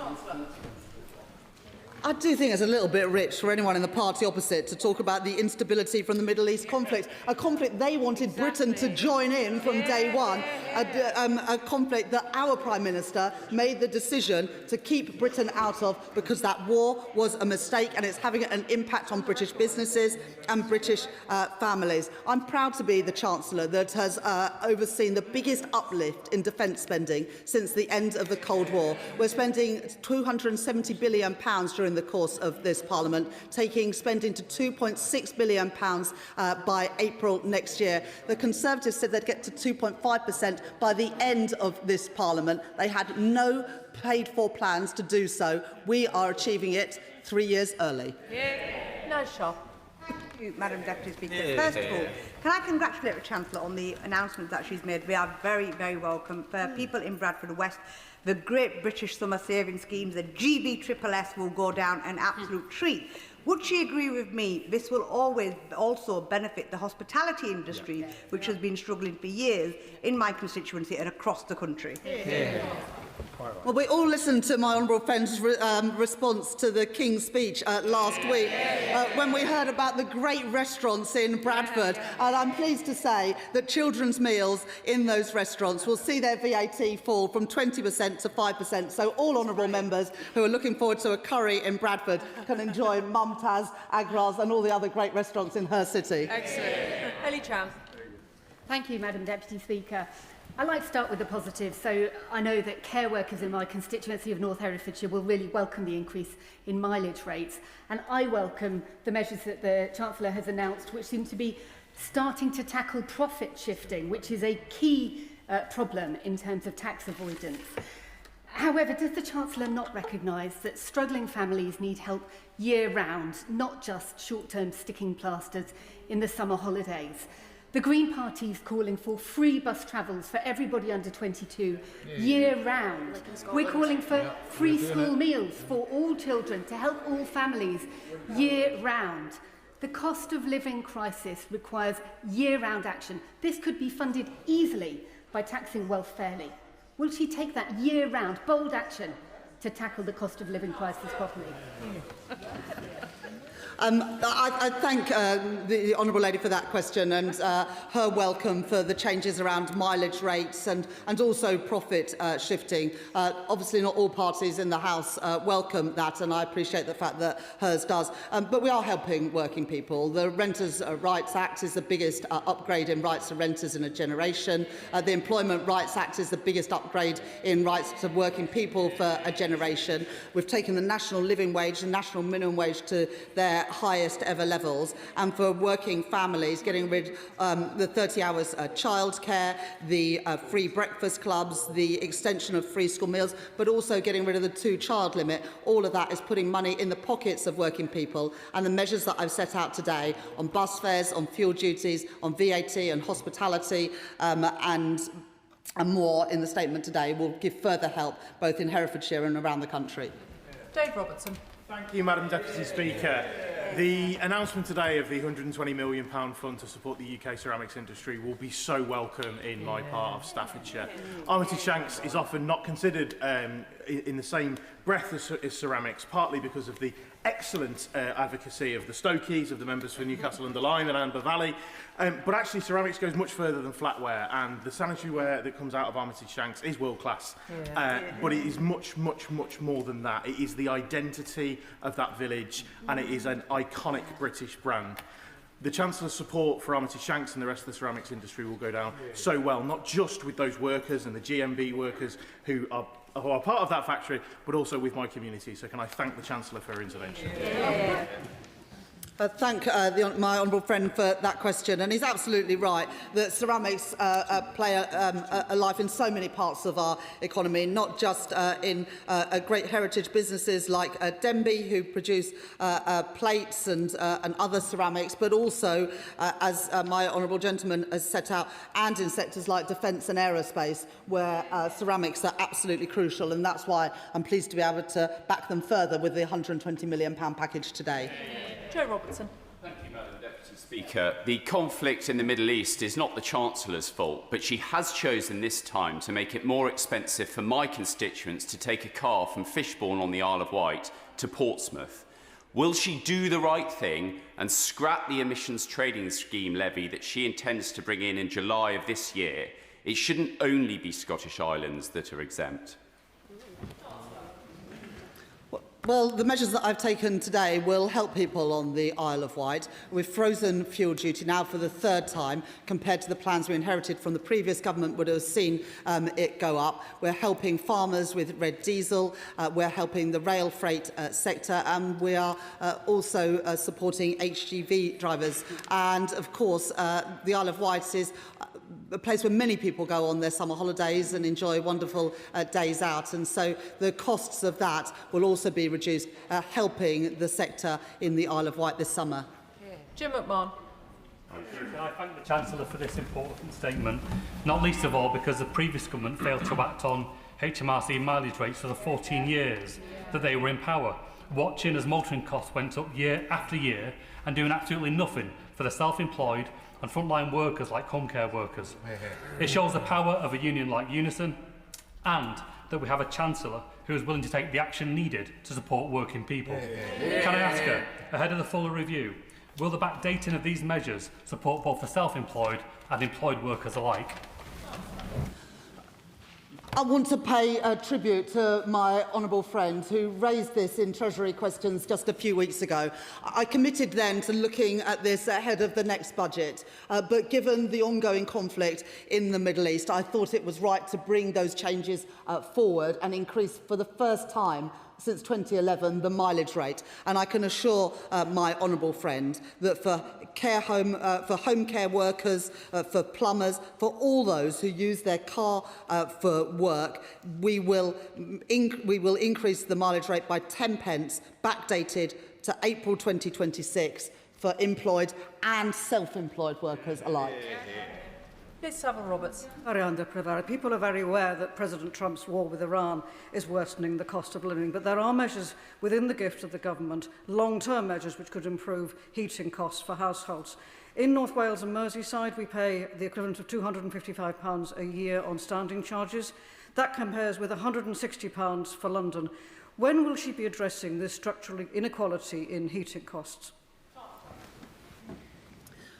In the budget last year, I reduced energy bills by £150, and just a few weeks ago, I put in additional money to help people with the cost of heating oil.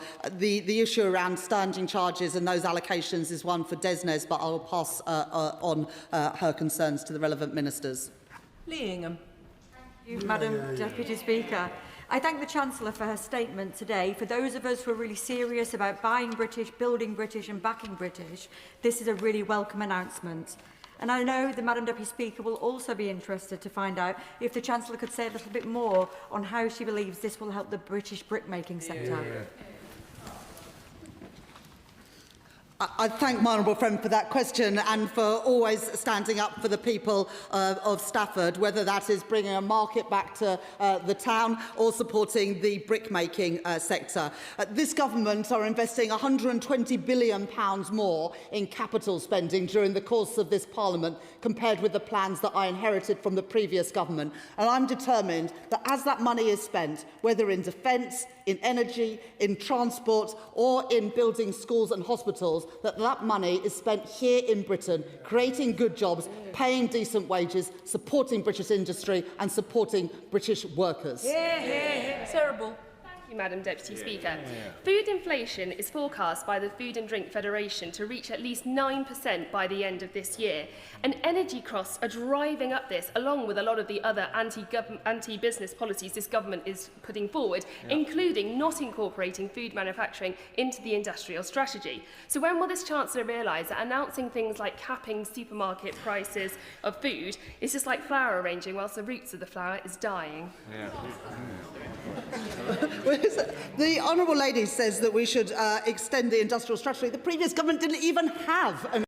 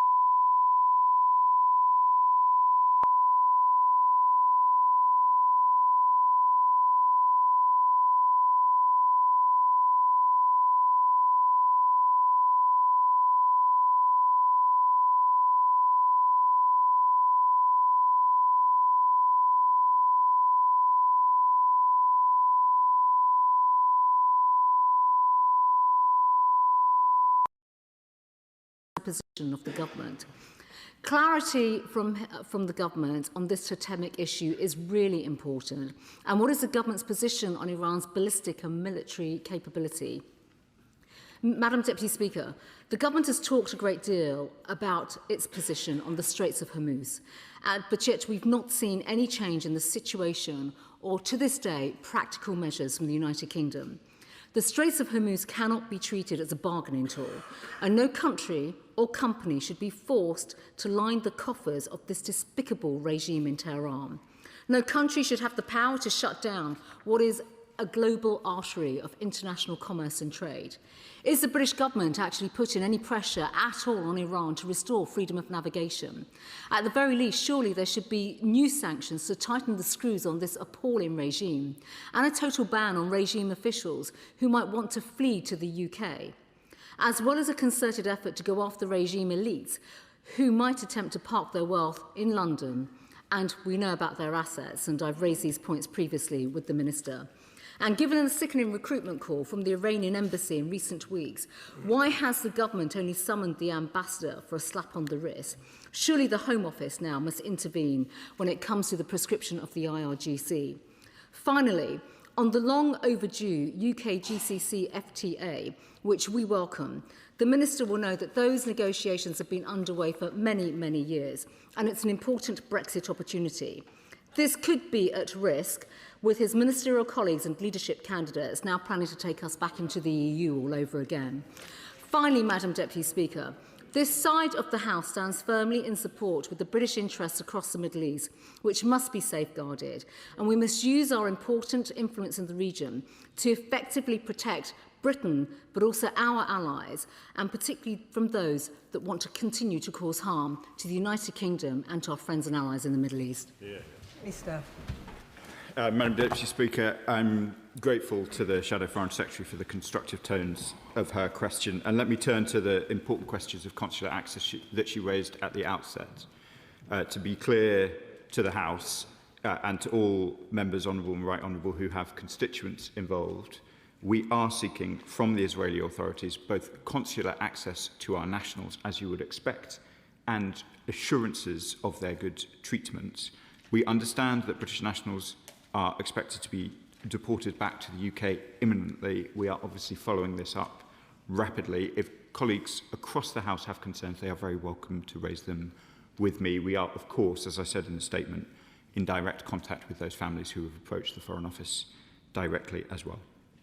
I can also reassure the Shadow Foreign Secretary that we are heavily engaged in the efforts that she describes in relation to Gaza, both in relation to reconstruction, in ensuring that adequate aid gets into Gaza. As I was clear in the statement, the amount of aid getting in remains inadequate. The restrictions remain contrary to the 20-point plan, and we are pushing these points with Israeli authorities, as you would expect, and indeed with all of those with an interest in Gaza. That includes COGAT, CMCC, as she mentioned, but also some of the new institutions formed under the Board of Peace, including High Representative Mladenov, who I saw in Brussels and am in regular contact with. That includes the important discussions about the disarmament of Hamas.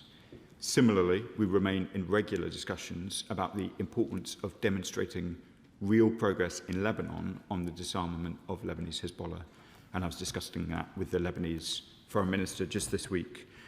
I'm happy to say a little bit more, Madam Deputy Speaker, about the sanctions that we have put in place already. I came to this House to announce some sanctions in October 2025, which was precisely targeted on senior regime assets in the UK. That has included very significant restrictions on property ownership, which I think she's aware of, up to, I think, a total value of £140 million. And given the serious nature of the topic, I'll resist entering into the discussion and Brexit and whether or not the GCC FTA is long overdue. It was, of course, a negotiation started by the benches opposite. It was a great pleasure to conclude it from these benches. Chair of the Select Committee, Dame Emily Thornberry. Thank you very much, Madam Deputy Speaker. I welcome the statement by the Minister. I welcome his reiteration of the Government's commitment to international law, and I welcome his statement that the Government is prepared to take further action and will not hesitate to do so when it comes to Palestine. So it has been almost 2 years since the ICJ issued its advisory opinion on Israel and the occupied territories, and calling on the Government to take action. And since then, settler violence has exploded. And just this week, the UN released a report stating in no uncertain terms that the far-right Israeli government is weaponizing Israeli violence, settler violence, to carry out its stated intention of annexing the West Bank. In February, we were told that the government wanted to respond to the advisory opinion with the seriousness and the rigour it deserves. In March, the Minister again told us that the government would update the House on its reaction to the ICJ's advisory opinion. So my question is, when will we stop hesitating and take action to ensure that international law is respected? Minister. I'm grateful to the Chair of the Foreign Affairs Committee for the question, which, as she said, she has put to me before. First off, it is important, Madam Deputy Speaker, to emphasise that we continue to take steps to ensure that international law is adhered to, that those principles underline our response both to events in Israel, Palestine, but also across the wider Middle East. I know the House is impatient for a fuller answer in relation to the advisory opinion, even though most of the substantive elements of policy I think I have addressed from this dispatch box. There is, as I know the Right Honourable Lady is a learned lawyer herself, there are some horizontal implications from the advisory opinion which go beyond simply the context in the Middle East, and that's one of the reasons why we've been taking our time. I will endeavour to return to the House with the speed that she demands, which I understand. Democrat spokesperson Monica Harding. Thank you, Madam Deputy Speaker, and to the Minister for advance sight of his statement. I know that many colleagues like me are frustrated by the government's lack of action to secure progress to a two-stage solution. The UK is rightly committed to the disarmament of Hamas and Hezbollah. These terror groups cannot be allowed to continue destabilising the region, but it's not clear that concrete action is being taken to deliver this. So can the Minister tell me how the government is coordinating international efforts to disarm and disband both groups? Our influence over prescribed groups is less than over a state we call an ally. That is why Liberal Democrats have been so critical of the Minister's failure to hold the Israeli Security Cabinet to account for its extremist actions. I was disgusted by the footage of the far-right Minister Ben-Gvir degrading detainees from the global Samud flotilla. This after celebrating his birthday with a cake emblazoned with a noose, following the passage of a death penalty law targeting Palestinians. It was right that the FCDO called in the Israeli Chargé d'Affaires to register our condemnation, but it is far from sufficient. In the West Bank, settler violence and expansion accelerates.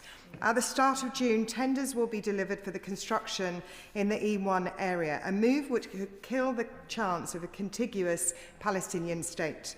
In Gaza, Israeli forces push forward their yellow line inch by inch. Their entry of aid continues to be impeded by restrictive measures, while the humanitarian catastrophe only worsens and journalists are still blocked from entering. In southern Lebanon, the IDF demolishes Lebanese houses, entire villages, an abhorrent and illegal operation.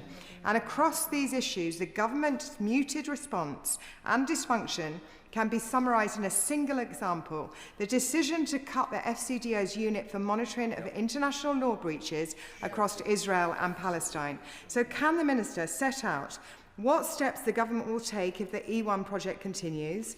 Will the Minister ban all UK trade with illegal settlements, reverse cuts to the FCDO's monitoring unit, and press the Israeli government to allow journalists access to Gaza so they can collect what evidence may remain of war crimes committed there?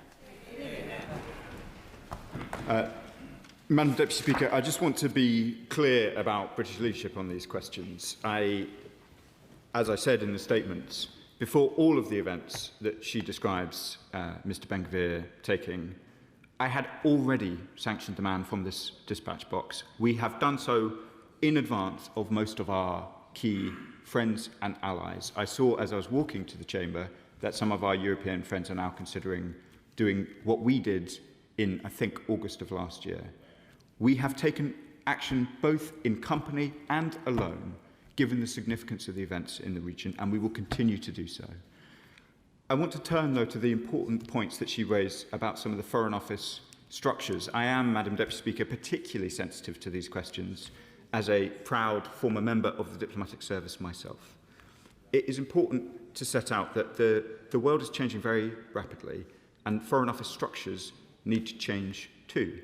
So in relation, whether it is to some of the reports today about the Iran unit or the reports in recent weeks about the IHL assessment cell, responsibility lies with ministers to ensure that we are properly served both on advice about Iran and advice about international humanitarian law.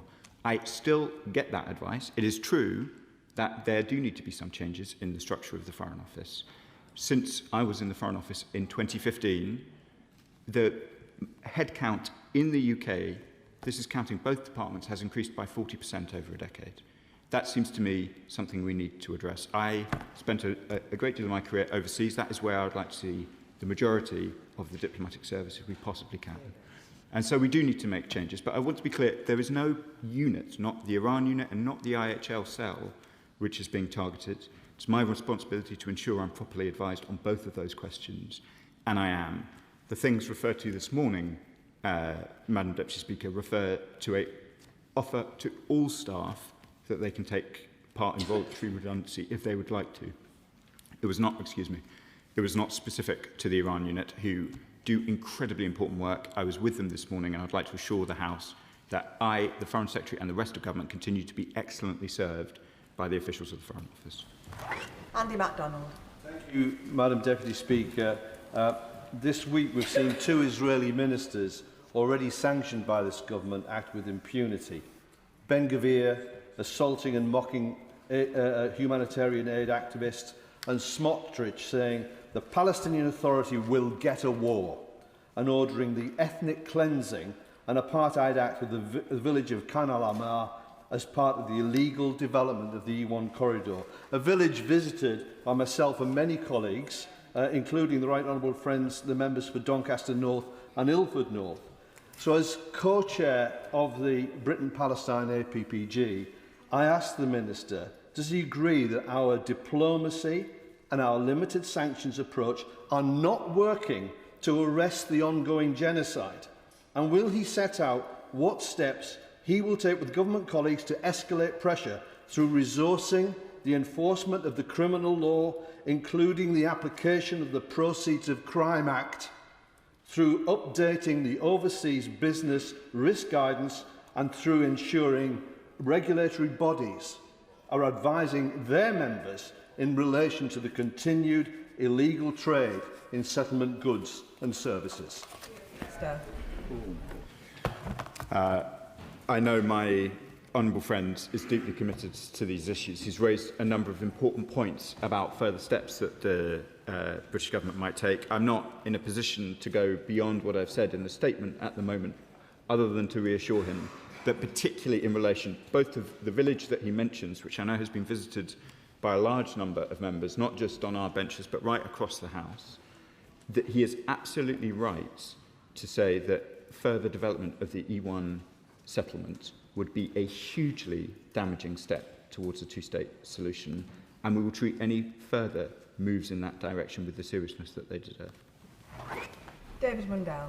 Thank you, Madam Deputy Speaker. And obviously the trade agreement with the GCC is welcome, but why does the Minister think that it's possible to reach a trade agreement with the GCC but not to influence its members to take a more positive role in resolving the issues in Yemen, Sudan and elsewhere? Because they have a key role to play in these disputes, and I know that he takes a very specific issue in Yemen. So what further can he do to make, for example, the United Arab Emirates play a more positive role there and elsewhere?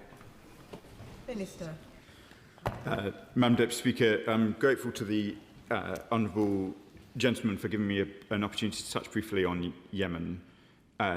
Events there remain dire. We continue to see famine right across the country. The behaviour of the Houthis is not in the interest of the Yemeni people. We, of course, have regular and fruitful discussions with all of our partners in the GCC about Yemen, about Sudan, about a whole range of international crises facing us, and will continue to do so.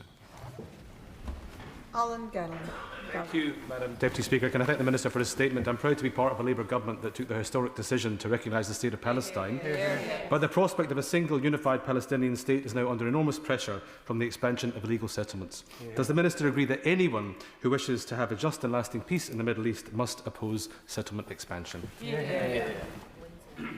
Madam Deputy Speaker, it is a great pleasure to answer a question from my honourable friend, not least given he was himself a distinguished member of the diplomatic service, and he is absolutely right. Wendy Chamberlain.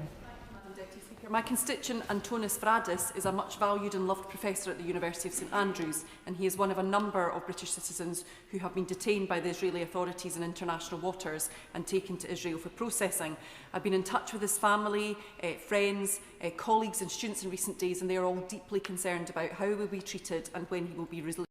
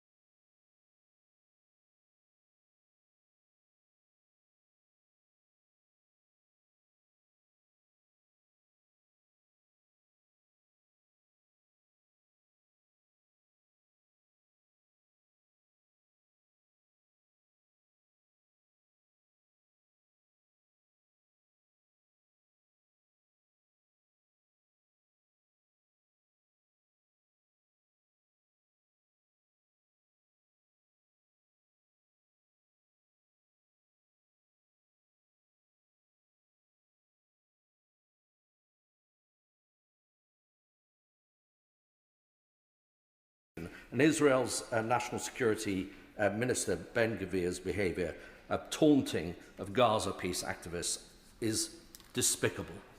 And that is the word of the current US ambassador to Israel, Governor Mike Huckabee. And it's very rare that I actually agree with what Governor Huckabee says, but on this occasion, he's absolutely right.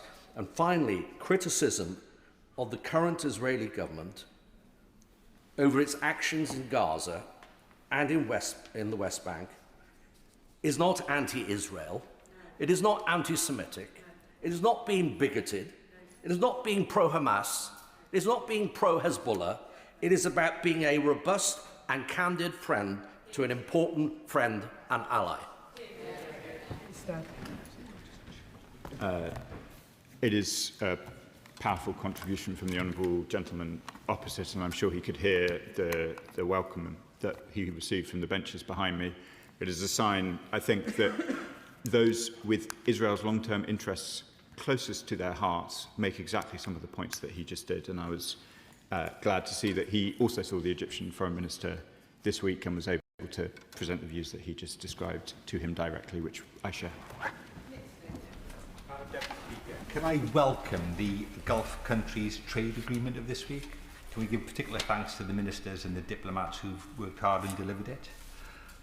Given Iranian belligerence towards its neighbours, though, can he further outline what measures we are taking to support the Gulf states under threat from Iran and help de-escalate the situation there? Minister. I thank my honourable friend for his kind words, and I'm glad for the opportunity to thank both the excellent officials of the Foreign Office, but also the Department for Business and Trade. I'm glad to see the Trade Minister lurk back into the chamber. He has played a central role in ensuring that the FTA was concluded, and we're very grateful for it. In response to my honourable friend's question about the Gulf, we work incredibly closely with our Gulf partners. We were very glad to host the Kingdom of Saudi Arabia's Foreign Minister, the United Arab Emirates Foreign Minister this week. We have been working closely with them to ensure that they can fully defend themselves against Iran's reckless attacks against them, and we will continue to do so. Ben Maguire. Madam Deputy Speaker, and I'm grateful to the Minister for his statement, having applied for an urgent question alongside the Westminster Leader of Plaid Cymru and other honourable members. One of my North Cornwall constituents, Katie Davidson, was on board the Global Summit Flotilla.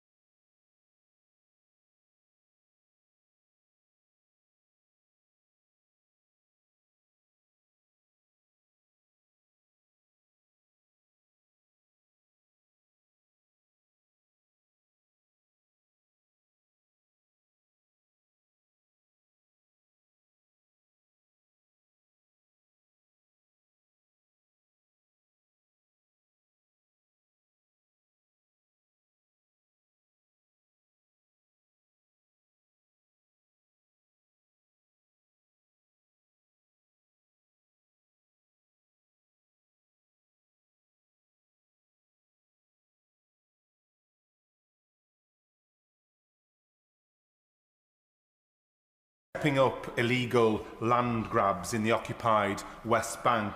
So this week's threats by Minister Smotrich to forcibly evict the Palestinian community of Khan al-Ahmar is part of a wider pattern of illegal settlement expansion. There's a growing chorus calling for a ban on all settlement goods and a ban on trade with Israel's illegal settlements. That's what international law demands. What is the government waiting for? What is the minister waiting for? Minister. Madam Speaker, I think I addressed these questions in an earlier intervention, but I want to reassure my honourable friend that we continue to treat the situation with the seriousness that it deserves. I'm not going to trail further announcements from the dispatch box today, but obviously we keep all of these matters under close review. Dr Andrew Morrison. The behaviour of Smotrich and Ben-Gvir brings shame on all of us who consider ourselves to be friends of Israel. Given that the JCPOA wasn't working, that Iran continued to advance its plans for a nuclear weapon, how would the Minister have defanged the regime? And whilst he is right to claim some level of credit for the FTA with the Gulf states, will he give credit to his predecessors who did a lot of the heavy lifting, and at least concede that the whole thing would not have been possible if we were still in the European Union?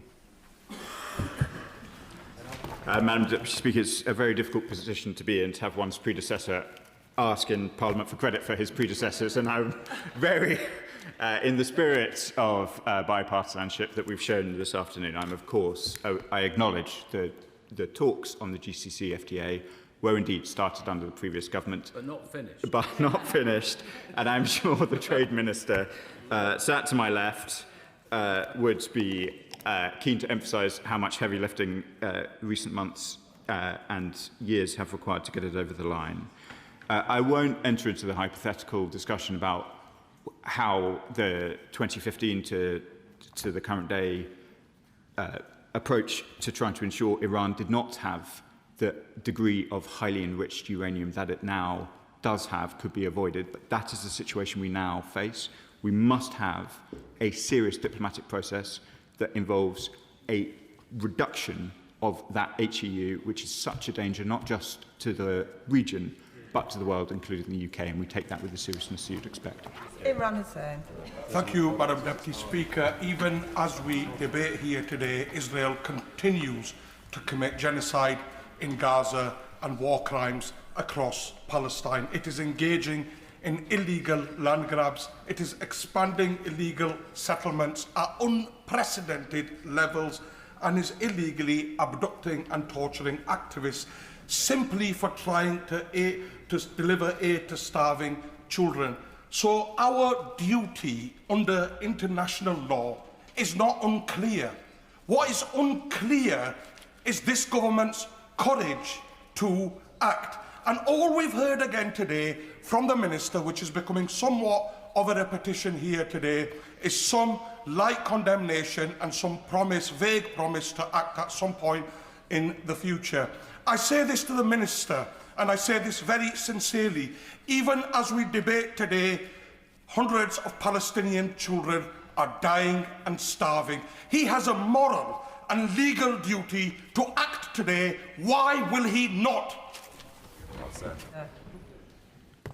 Madam Deputy Speaker, I yesterday myself heard from Palestinian children about the struggles that they face. I have taken steps at every step, Madam Deputy Speaker, to try and ensure that they get the help, the assistance, and are able to exercise their rights, both in relation to their own education, but also the dreadful situation that I described in my statement. I reject his characterisation of my action and the action of the government. We take this with the seriousness that it requires. The condemnation that I've heard right across the House is for a man I have already sanctioned. For the first time in British history, a British minister has sanctioned Israeli ministers, and not just junior ministers, very senior ministers. We did it deliberately. We did it in advance of our partners. Our actions are being considered by others to repeat. I accept his strength of feeling about the suffering. I do not accept his condemnation that we have done nothing. Dr Ellie Chowns. Thank you, Madam Deputy Speaker.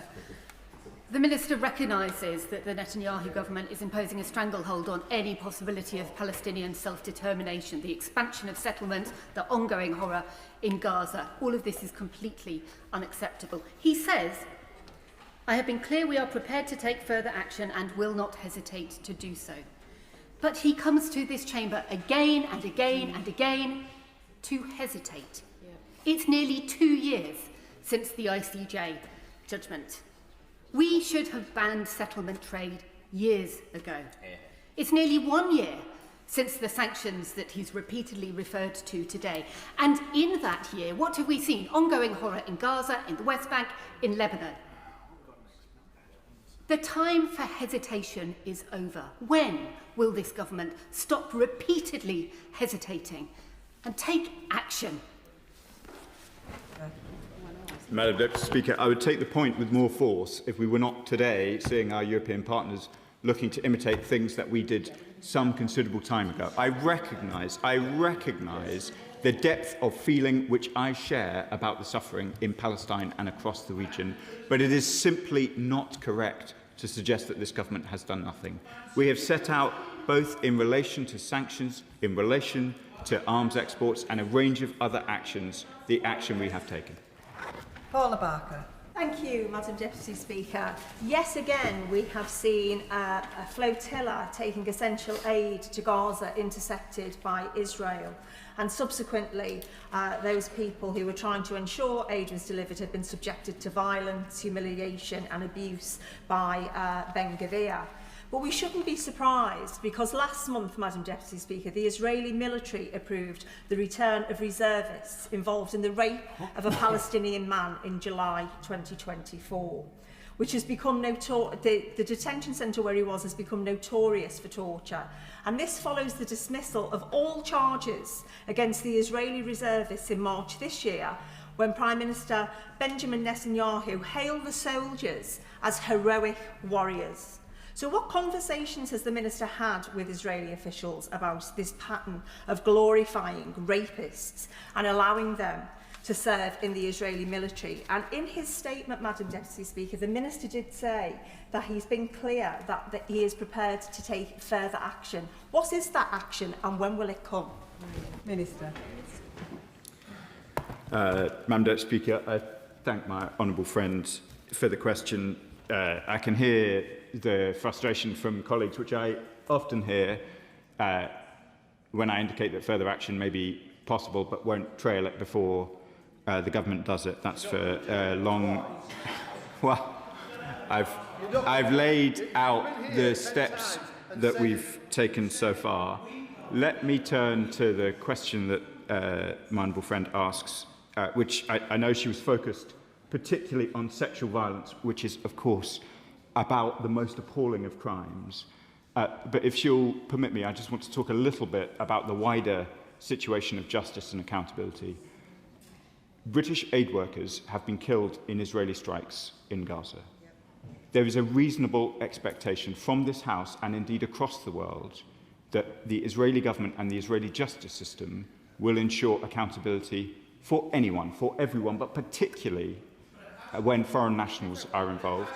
We continue to press for further progress in relation to accountability. If the Israeli government and the Israeli justice system cannot demonstrate that progress, then international partners, including the UK, will draw adverse judgments about what that means about Israeli systems.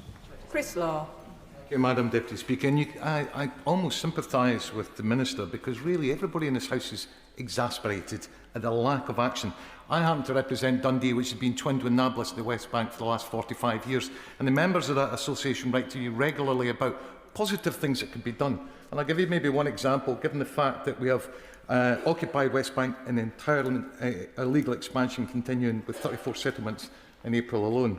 So can I suggest to the Minister, the International Court of Justice has directed states not to trade with Israel in relation to the occupied Palestinian territory, and other European countries such as Spain, Belgium, Netherlands and Ireland are taking steps to unilaterally ban trade with illegal settlements. Now, I said you don't want to put things out early, but I think it's already underway, and why are we not doing it? There's a precedent in UK law and policy of not trading with illegally occupied lands, such as Crimea and other illegally occupied parts of Ukraine. So will the Minister please stop making excuses and outlay when this government will finally uphold its international legal obligations and ban this trade? Madam Deputy Speaker, I'm reluctant to pass comment on the deliberations of other legislatures, but as I'm sure the honourable member will know, he refers to a number of European Union countries. They have not taken steps in relation to trade. That's a European Union competence, and they are discussing whether or not they might review their association agreement with Israel, but have not yet done so. I am not here in a competition, but I think it would be any reasonable observer would say that the UK has gone further than the EU in relation to these matters. Thank you, Madam Deputy Speaker. And I thank the Minister for engaging with me and a group of my constituents and young people and cross-party faith leaders to address this issue. And this is an issue that continues to come up from my constituents. Just recently this week, one of my constituents wrote to me about the flotilla, outlining that this peaceful volunteers were seized in international waters, an act explicitly prohibited under international law. So I welcome the Minister condemning the actions of the Israeli government with regard to the really horrific and disgraceful treatment that we have all seen, and the fact that, you know, the staff are working really hard and to get those British nationals home. And I think the Minister is correct in saying that we would not need this flotilla if they were allowing vital humanitarian aid to get through to Palestinians in so much need. I think the Minister can see the range of frustrations and views from members right across the House, from the Right Honourable Member from Northamptonshire, the Right Honourable Member from the Wrekin, my own friend and member for Middlesbrough and Walthamstow. We want to help the Minister, but again, we are quite concerned that we come back time and time again, and we are not seeing in that meaningful action to really say to the people perpetrating some of these acts, enough is enough. Every life is valuable, every life matters, but we cannot sit back and watch the impunity that is happening. So what more can a minister do with his good office to say enough is enough? I thank my honourable friend for both the question and for welcoming me to her constituency recently to discuss this. We will continue to take every step that we can in recognition of the seriousness of the situation. Liz Roberts. Yeah, the Minister talked earlier on about accountability. My constituent Chris Hill was kidnapped and held in captivity by Israeli forces this week, and I raised concerns for his well-being in a point of order on Monday. It has taken 3 days for the government to come to the House with an update, during which time people legitimately engaged with supplying humanitarian aid and bearing witness to the Israeli government's aid blockade in Gaza have been subjected to public humiliation and physical harm. As he said earlier on, we know what happens when the doors aren't closed. We can only surmise what happens when the doors are closed. Why is this government's reaction characterised by hesitancy? I don't accept the characterisation, Madam Deputy Speaker, but I'd like to reassure her that it does not take me being stood in front of this dispatch box to be taking action on behalf of British nationals in distress overseas, and we have been engaged in the case of all British nationals on the flotilla since we were first alerted. Thank you, Madam Deputy Speaker. I welcome the statement by the Minister and his condemnation of Ben-Gvir and Smotrich, particularly their horrific and appalling treatment of both Europeans and Palestinians. But will the Minister agree with me that condemnation alone is not sufficient, and Netanyahu, Ben-Gvir, Smotrich should be handed over to ICC for their ongoing genocide in Gaza and the illegal behaviour that they've shown in many aspects to the war that's been happening in the Middle East. Secondly, I welcome his announcing that Iran should not have a nuclear power. But what gives us that right to be the judge and jury for that if we're not demanding the same from Israel? If there is going to be no one in the Middle East to hold nuclear powers, then Israel needs to disarm as well. Does he agree with me? Madam Deputy Speaker, the UK is a committed member both of the Nuclear Proliferation Treaty and the Rome Statute, and we encourage all states to fully abide by their commitments under both, and that includes in relation to the International Criminal Court. Patricia Ferguson. Thank you, Madam Deputy Speaker, and I thank the Minister for his statement today. Madam Deputy Speaker, according to the United Nations, the number of violent incidents in the West Bank caused by illegal settlers increased to a record level last August, with there being no coincidence that that's the time of maximum harvests in the area. So will the government continue to enact sanctions against these violent settler movements, but will we also now start to ban the import of settlement goods? And will the Minister sanction those politicians inciting that violence and responsible for the insidious, in fact not the insidious, the disgraceful legislation enacted against Palestinians, such as the introduction of the death penalty, but also the frankly petty and short-sighted decision to remove recognition of academic degrees gained in Palestine, so that people with those degrees can't work as teachers in Israel or anywhere else where Israel holds sway. Order. Can I just remind members that questions need to be much shorter if we're going to get business done today? Minister. Madam Deputy Speaker, I'm grateful to my honourable friend for the question. I won't go further on sanctions for the reasons I've set out already, but I do, I'm sure my honourable friend is aware that I and the Foreign Secretary condemned the death penalty measures that she refers to, and we continue to do so. Polly Billington. Thank you, Madam Deputy Speaker. I'm sure my right honourable friend acknowledges the frustration that he can hear across the whole House. Can I make some suggestions of some of the things that he could do in order to be able to make a difference? And that action against companies bidding to build E1, that settlement of 3,400 homes on Palestinian soil, introduce a trade ban of settlement products and services, and suspend trade concessions with Israel. It's clear that criticism alone does not deter the Israeli government.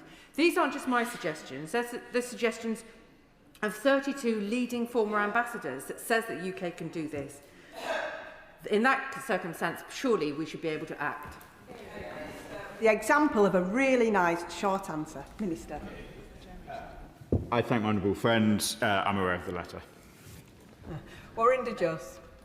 Madam Deputy Speaker, I welcome the Minister coming to the House this afternoon for an update. I do believe that he is genuinely concerned with what is happening in Gaza, but the breaches of international law continue by the Israeli government, and the suffering in Gaza is worsening. So I just have one question to ask.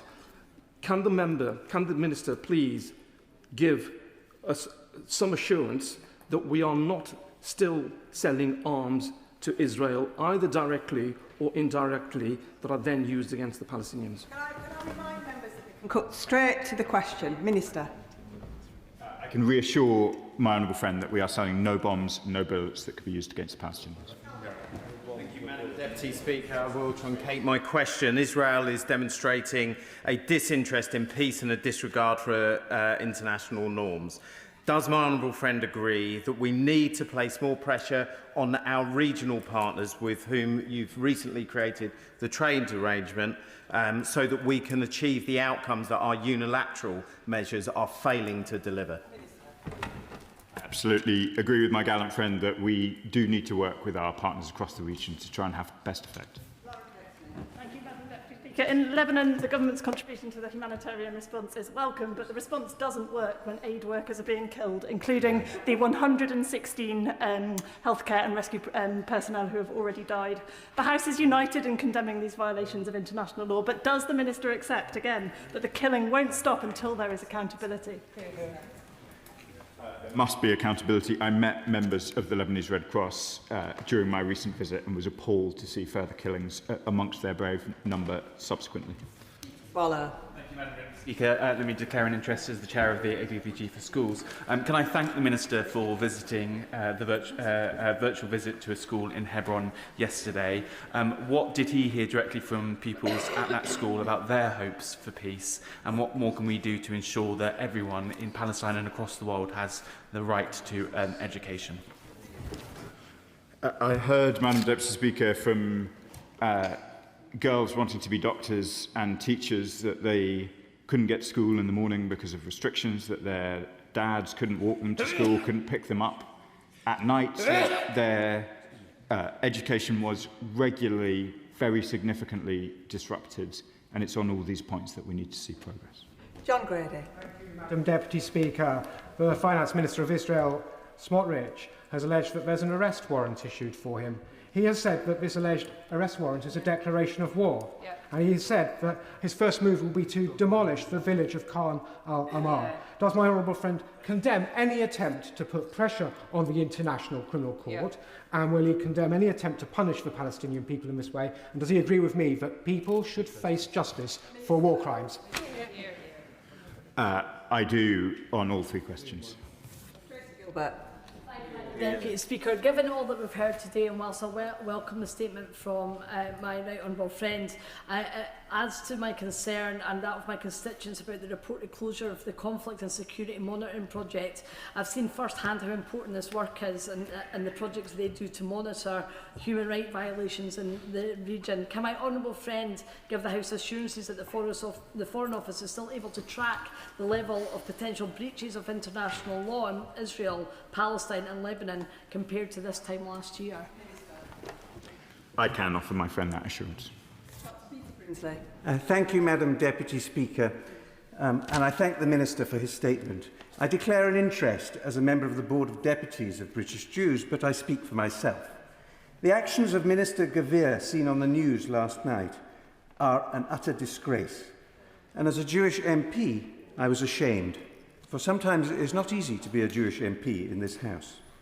Does the Minister agree that the actions of certain Israeli ministers are not the responsibility of the Anglo-Jewish population? Absolutely. And that there can be no excuse for the terrible epidemic of anti-Semitism we've seen on British streets? I couldn't agree more with my honourable friend.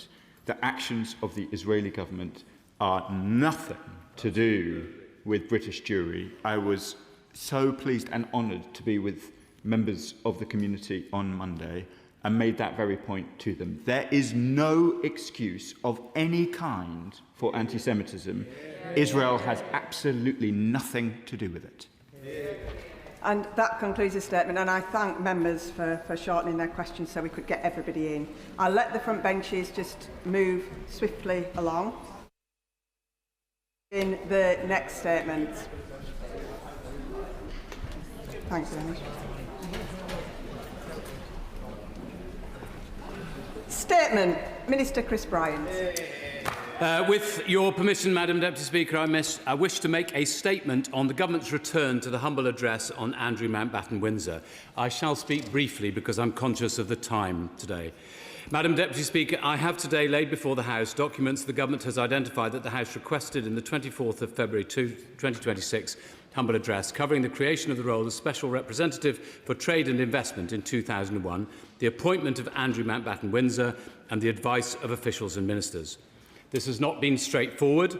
Departments have changed in the intervening years and most documentation was then paper-based.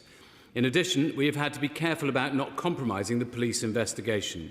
I'm glad to say that we have published 11 documents today, including the formal appointment proposal, evidence that ministers were content with the proposal, internal communications, media and press briefings.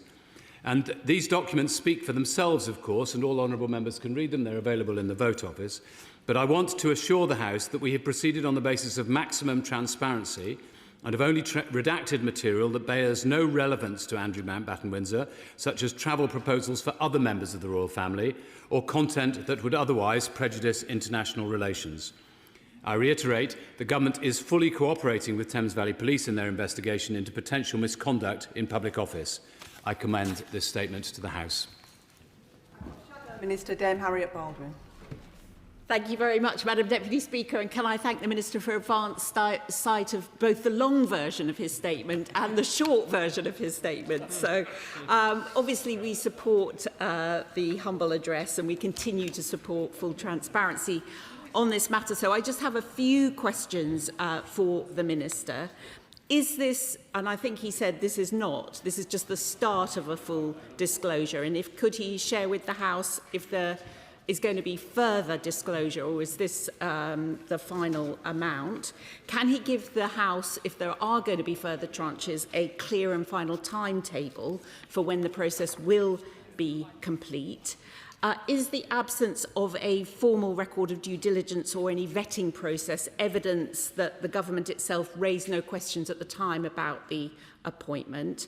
And where, if anywhere, are the documented concerns or challenge from officials or ministers at the time? And can I ask the Minister directly, when will the full set of files that this House has requested relating to Lord Mandelson's role, particularly any advice, correspondence or due diligence connected to his appointment, be released to the House? Finally, the Minister has a large trade envoy programme today under his responsibility. So what due diligence is the government doing on appointees to that trade envoy programme, and are they following a code of conduct governing their behaviour today? Thank you. Thank you, Madam Deputy Speaker. Yes, there was a long version, but to be honest, I was basically reading out the written ministerial statement which we laid at 10:30 this morning, and I thought that that was a bit, much as I love the sound of my own voice, I'm not sure that the House does. So I thought I would go, I think I have united the House now, I thought I would go for the shorter version, and to be honest, the papers do speak for themselves. Will there be more, was one of her questions. I suspect there won't. I think this is nearly everything, and I think this is everything we have come across so far, certainly. Of course, we will keep on looking, notwithstanding the complexity that there is about searching in paper-based systems in multiple different departments. I guarantee the House that if there is more to publish, I will come back to the House with more, but I suspect that this may be our last tranche. She asked whether ministers raised questions back at the time. I have published everything that relates to that period. That is, I think, there's nothing else, I think, to be found. So the statements that say that ministers were content, I think, is the sum total of the response. And I suppose to some degree that is understandable, bearing in mind that the Palace had made it very clear that Her Majesty, Her late Majesty, was very keen that Andrew be given a job, and Andrew was keen to take on the job, and the job had previously been done by another member of the royal family, in broadly speaking, the same set of terms. I'm afraid I can't answer the question about the Lord Mandelson papers for the simple reason that I've been trying very much to keep this humble address very separate from the other one. We had a different set of procedures to go through. I briefed members of the Conservative front bench and indeed members of the Liberal Democrat front bench earlier this week, when they indicated that they'd be perfectly happy if we weren't making a statement or an urgent question of any kind, because the papers speak for themselves.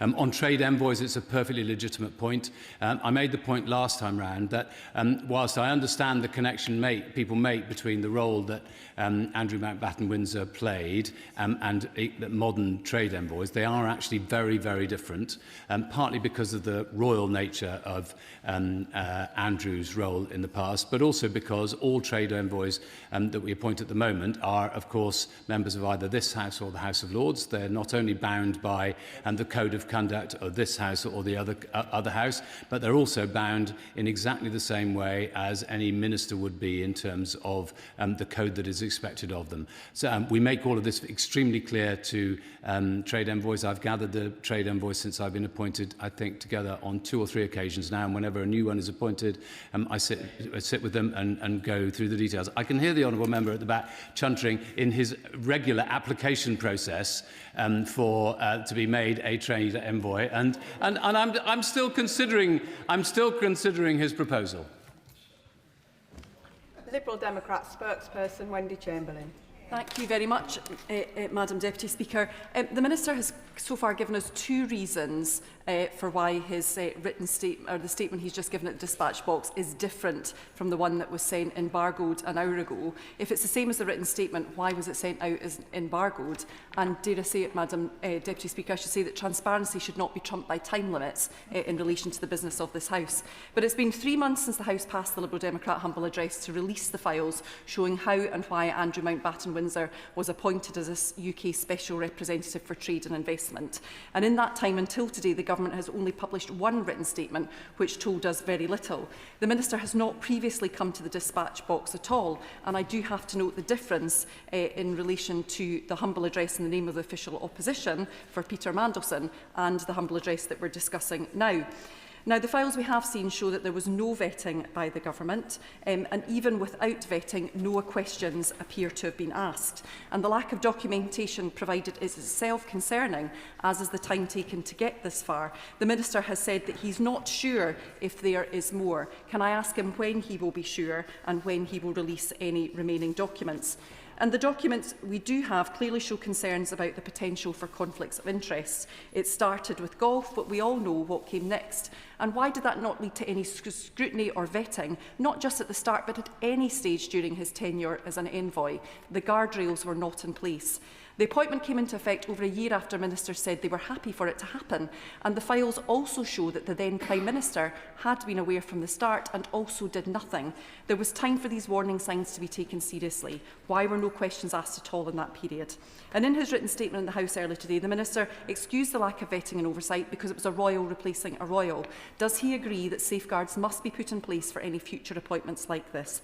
And can he please tell the House whether officials or ministers were aware at the time of Andrew's connection to Jeffrey Epstein, which had already been established when this appointment was made? Was this connection monitored? And can finally the Minister confirm that, given their absence in this release, that there are no documents pertaining to communications with Peter Mandelson about this appointment? Madam Deputy Speaker, if I'm honest, I'm a bit miffed by the attitude of the Liberal Democrat front bench, because I have regularly updated the Liberal Democrat front bench ever since the humble address was brought forward. I have been as open and as possible as with their front bench, and they have indicated privately, regularly to me, that they were perfectly happy with the progress that we were making. There are some difficulties about which I thought would be difficult for us to overcome. In particular, the connection between this and the police investigation. We obviously don't want to do anything that would imperil the police investigation. I think all honourable members would agree that if the police were to find evidence and felt that the Crown Prosecution Service should take forward charges in relation to misconduct in public office, we would all support the prosecuting authorities in doing their duty. I explained all of this to her honourable friends, and they indicated that they were perfectly happy with that process. I had thought that the police might ask us not to publish some of the material. In actual fact, they've been very cooperative, and they've allowed us to publish everything. And we have done some minor redactions, as I say. Some of those are in relation where it has absolutely nothing to do with Andrew Mountbatten Windsor. For instance, when they're talking about the Royal Visits Committee, when they're talking about visits by other royal members of the royal family, then we haven't published that. We've redacted that material out. And also where there are possibilities that we might be upsetting our international allies. But she asked me in particular, therefore, about whether there are going to be any more papers that might be coming along. I'm not aware of any at this point. I suspect, as I said earlier, that this is the sum total of what we have. She makes the point quite rightly, and I think a lot of people are surprised, of course, as I think we've known for some time that there was no vetting done. It has been standard not to vet members of the royal family.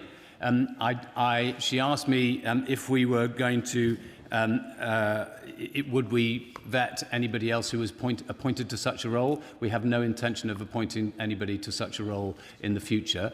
But of course, we are grateful for the support that the royal family regularly provide. International visits around the world, His Majesty's visit to the United States of America, I think everybody, including those who disagreed with the visit, everybody has accepted that it was a great success. And I don't think we should be vetting His Majesty the King, and I don't think she's suggesting that either. So I think she was just trying to get grumpy with me. And I think that I've tried to answer all the honourable ladies' questions. But I would reassure her, honestly, we have moved at pace as fast as we possibly can. It's difficult to find some of the paperwork because it is literally paperwork, and the government departments have changed multiple times in the intervening years. But we have moved as fast as we can. Mr. Speaker, can I just say, for the record, I've not made any formal application to be a trade and investment envoy, and I previously was a trade and investment envoy under Prime Minister Theresa May, now in another place. What I am concerned about is that that particular programme is not cross-party. It was set up by then Lord Cameron, David Cameron, now in another place. And its strength, I felt, Madam Deputy Speaker, was in the fact that it was cross-party rather than full of mostly Labour members and Labour peers. So I just wanted to put that on the record. The Minister references the amount of paper, and it's paper-based, this exercise. But of course, we haven't all gone to cloud overnight, and if you go down to Kew in the National Archives, you'll find a lot of paper down there where we can actually obtain records going back quite a long time, not just the last 20 or so years. But I wanted to ask him on a more substantive point, and that is the role of the FCDO. He will know, as a former foreign minister, that diplomatic telegrams are sent by embassies, often by ambassadors, back to London and possibly even to the royal household. And I wonder whether any of those have been disclosed in the papers, which I have not had time to read today because they've only just been laid. And then finally, whether any of those diptels or a response to those diptels have made their way to the office of senior royal officials in the royal household, and whether they knew anything about the activities of the former Prince Andrew, and who did they speak to about it, and what action, if any, was taken. Well, he says he's not applied for a post as a trade envoy. I mean, I don't want to show the House the text messages he sent me. But anyway, and he makes a fair point. You know, I want to make sure that the Trade Envoy programme is one that is really effective and really delivers around the world. I was with Lord Alderdice the other day, obviously not a member of the Labour Party, at the London Stock Exchange when the Uzbek National Investment Fund was being listed in the UK, and we very much hope that his intervention in Uzbekistan has been enormously important in helping take forward some of these investments and into the UK and listings at the LSE. Indeed, we could see a further investment at the LSE, which would be the biggest ever listing here. We also have the Honourable Member for Mid-Norfolk, who's a Conservative member, who's a trade envoy and does a good job. I didn't understand the question he was asking me about diptels. As I said earlier, we are trawling through everything we possibly can to see whether there is anything else that is of relevance under the humble address terms. But so far, we have published everything that we have that is relevant.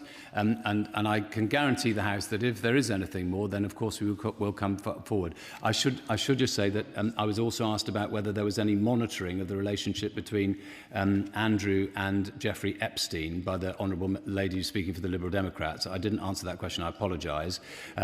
I have seen absolutely nothing to that effect either. So if I had, I would have published it. And Kirsty Blackman. Thank you very much, Madam Deputy Speaker. Can I first make clear I have no desire to be a trade envoy. Aberdeen is the best place on earth and I don't want to be anywhere other than there if I can help it. In terms of the statement that the Minister of State made, he said people are still looking. Would he be willing to advise us if they stop looking? I appreciate that they are currently perhaps actively looking because there are maybe boxes that they haven't gone through. Will he advise us at the point where there is definitely an end to this unless somebody accidentally comes across something? And then the second question is in relation to the trade envoys going forward. I'm not sure how happy or comfortable or how changed the process is for appointing trade envoys, but can he give us reassurance that the process is much better than it used to be? And if it's not, can he give us reassurance that he will look at that process to ensure that we can all feel comfortable that our trade envoys are the right people, or certainly not the wrong people to be doing that role? Madam Deputy Speaker, I'm grateful to her that she doesn't want to be a trade envoy. I often feel as if I am a trade envoy for Scotland because we're often securing good deals, as we just have in the GCC and for that matter in India. We've just done remarkably well. I see the Honourable Lady for Plaid Cymru shaking her head. We've just done really well for Welsh lamb farmers in the GCC deal in the Gulf. Will I come back to the House when we stop? I'm suggesting that we have I don't think there will be any more material. I will come back, obviously, if there is more material, and if I need to make probably a written ministerial statement, I think, rather than an oral statement, just to say that we have now ceased the process, and I will do that. She asked about due diligence. It's a significant point, and of course we do due diligence before anybody is appointed as a trade envoy under the present scheme. As I say, very different from what happened in relation to Andrew Mountbatten Windsor, and I should say that the DBT Select Committee is presently doing an inquiry on some of these issues. I'm very happy to talk about the present Trade Envoy programme with them, but obviously there are delicacies about what we say about the past in case we were to enter into a situation which could compromise the police investigation. I'm very keen not to do that. I'm very glad that the police have been very helpful to us today in enabling us to be able to publish everything we can. And the final question on this statement, Monica Harding. Thank you, Madam Deputy Speaker. Downing Street spokesperson is currently saying that a further tranche of files relating to the appointment are to be published at a future date, which is different from what the Minister is saying at the dispatch box. Perhaps he could clarify? Well, to be absolutely clear, I think this is probably the last tranche of material that we have. If I had more to publish, I would have published it today. I haven't got anything more to publish. So if there were more stuff, I reserve the right to publish more if there is more. But we're entering into speculation to some degree here. As I say, if there is more, we will publish it. I have instructed officials all along to work as fast as we possibly can and to be as transparent as we possibly can, and that's precisely what we will do. But as I say, at the moment, there isn't any more to publish. And by the way, Madam Deputy Speaker, we got a great GCC deal with the Gulf yesterday.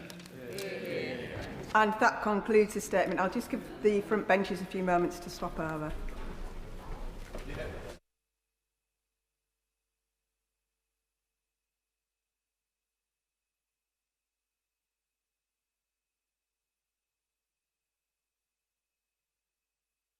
Clerk will now proceed to read the orders of the day. Steel Industry Nationalisation Bill, second reading.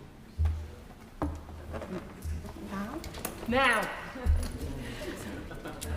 The reasoned amendment in the name of the Leader of the Opposition has been selected. Minister to move second reading. Thank you, Madam Deputy Speaker. I beg to move that the bill be read a second time. Madam Deputy Speaker, for generations, the steel industry has stood at the very heart of our national story.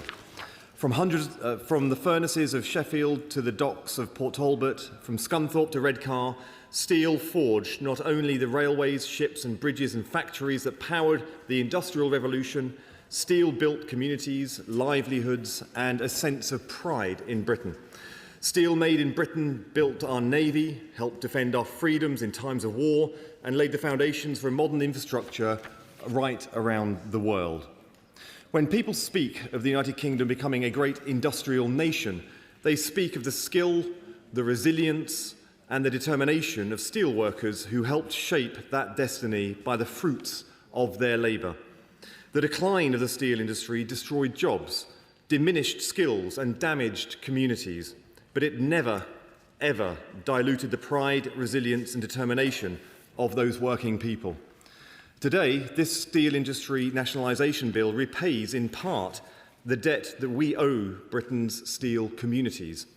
Steel is integral to the key growth-driving sectors of our industrial strategy, to advance manufacturing and the car industry, to clean energy in our wind turbines and in our grid infrastructure, to security and defence, the fighter jets, battleships and submarines.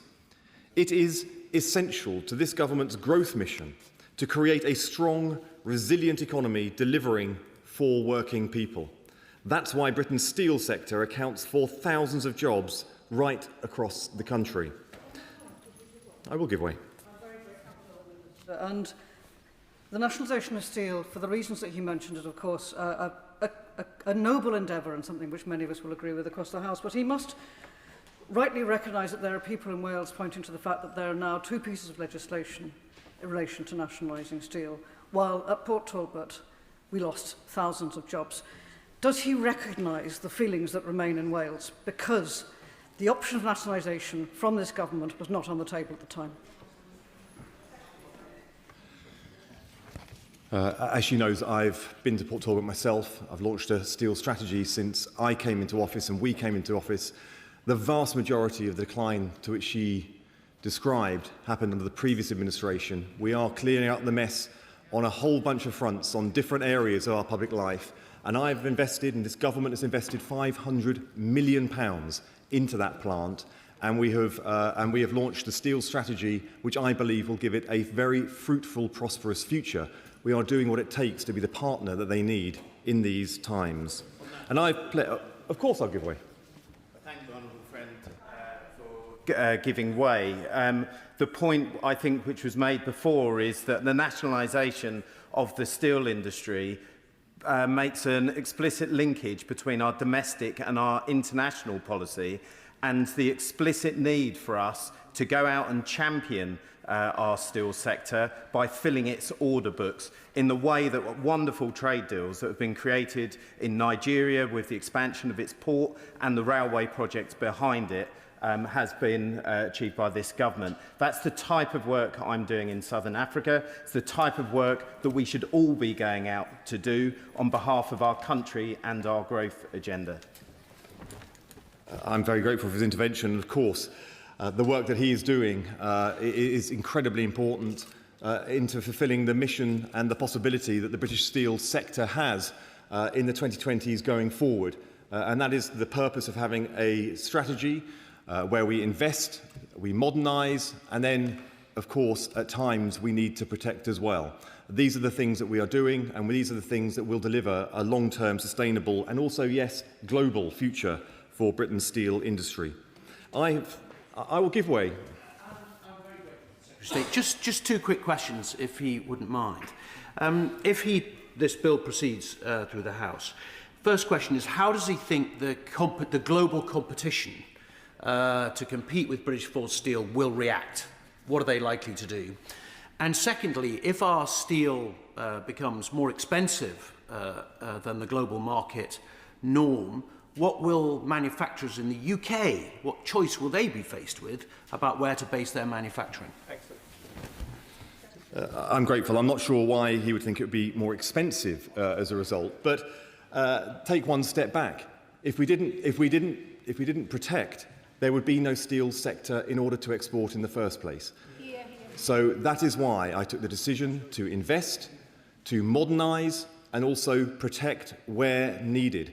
If we had carried on the same trajectory for this government that we inherited from the previous one, I really would fear for any steelworks at all being capable of doing any exports, let alone domestic supply as well. So this is the future that we are now creating. I'm going to make some progress because the debate has been cut short, and I have taken quite a few interventions, and I'm sure I'll find time later in my opening remarks, but let me make a bit of progress.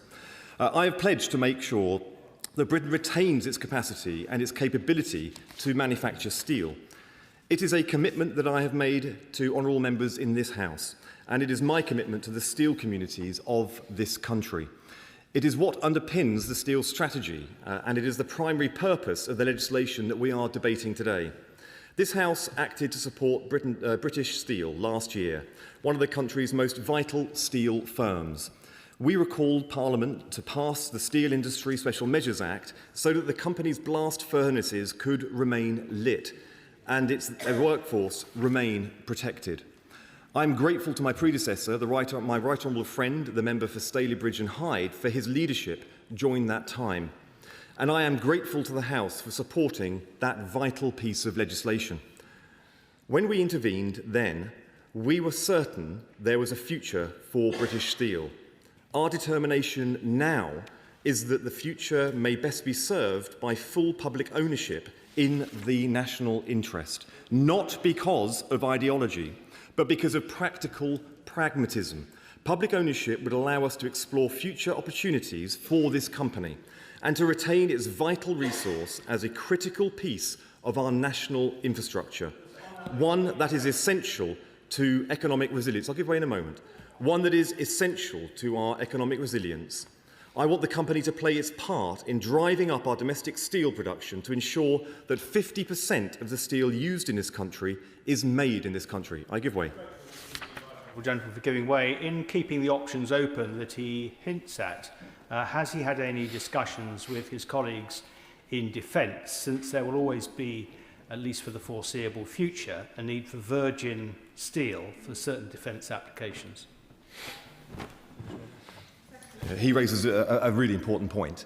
This is a government determined to make, produce and use more steel from the British sector in lots of different areas of the economy. We want to make sure that we are using government spending and procurement in driving up steel production in the UK. I had the privilege in a different sector to visit the Agratas gigafactory in Somerset. That's using 231 tonnes of British steel in its production.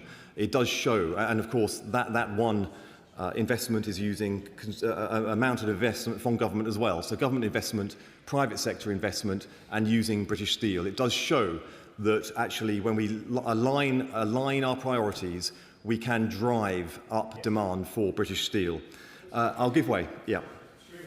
Secretary of State for giving way. I want to ask him about the breadth of this bill. So in clause 1 of the bill, it makes it clear that a steel undertaking includes those businesses that have as part of their operations the manufacture or processing of iron or steel. Is there any lower threshold to that, or can a business which only has 1% of its operations in iron and steel be liable to nationalisation under this bill?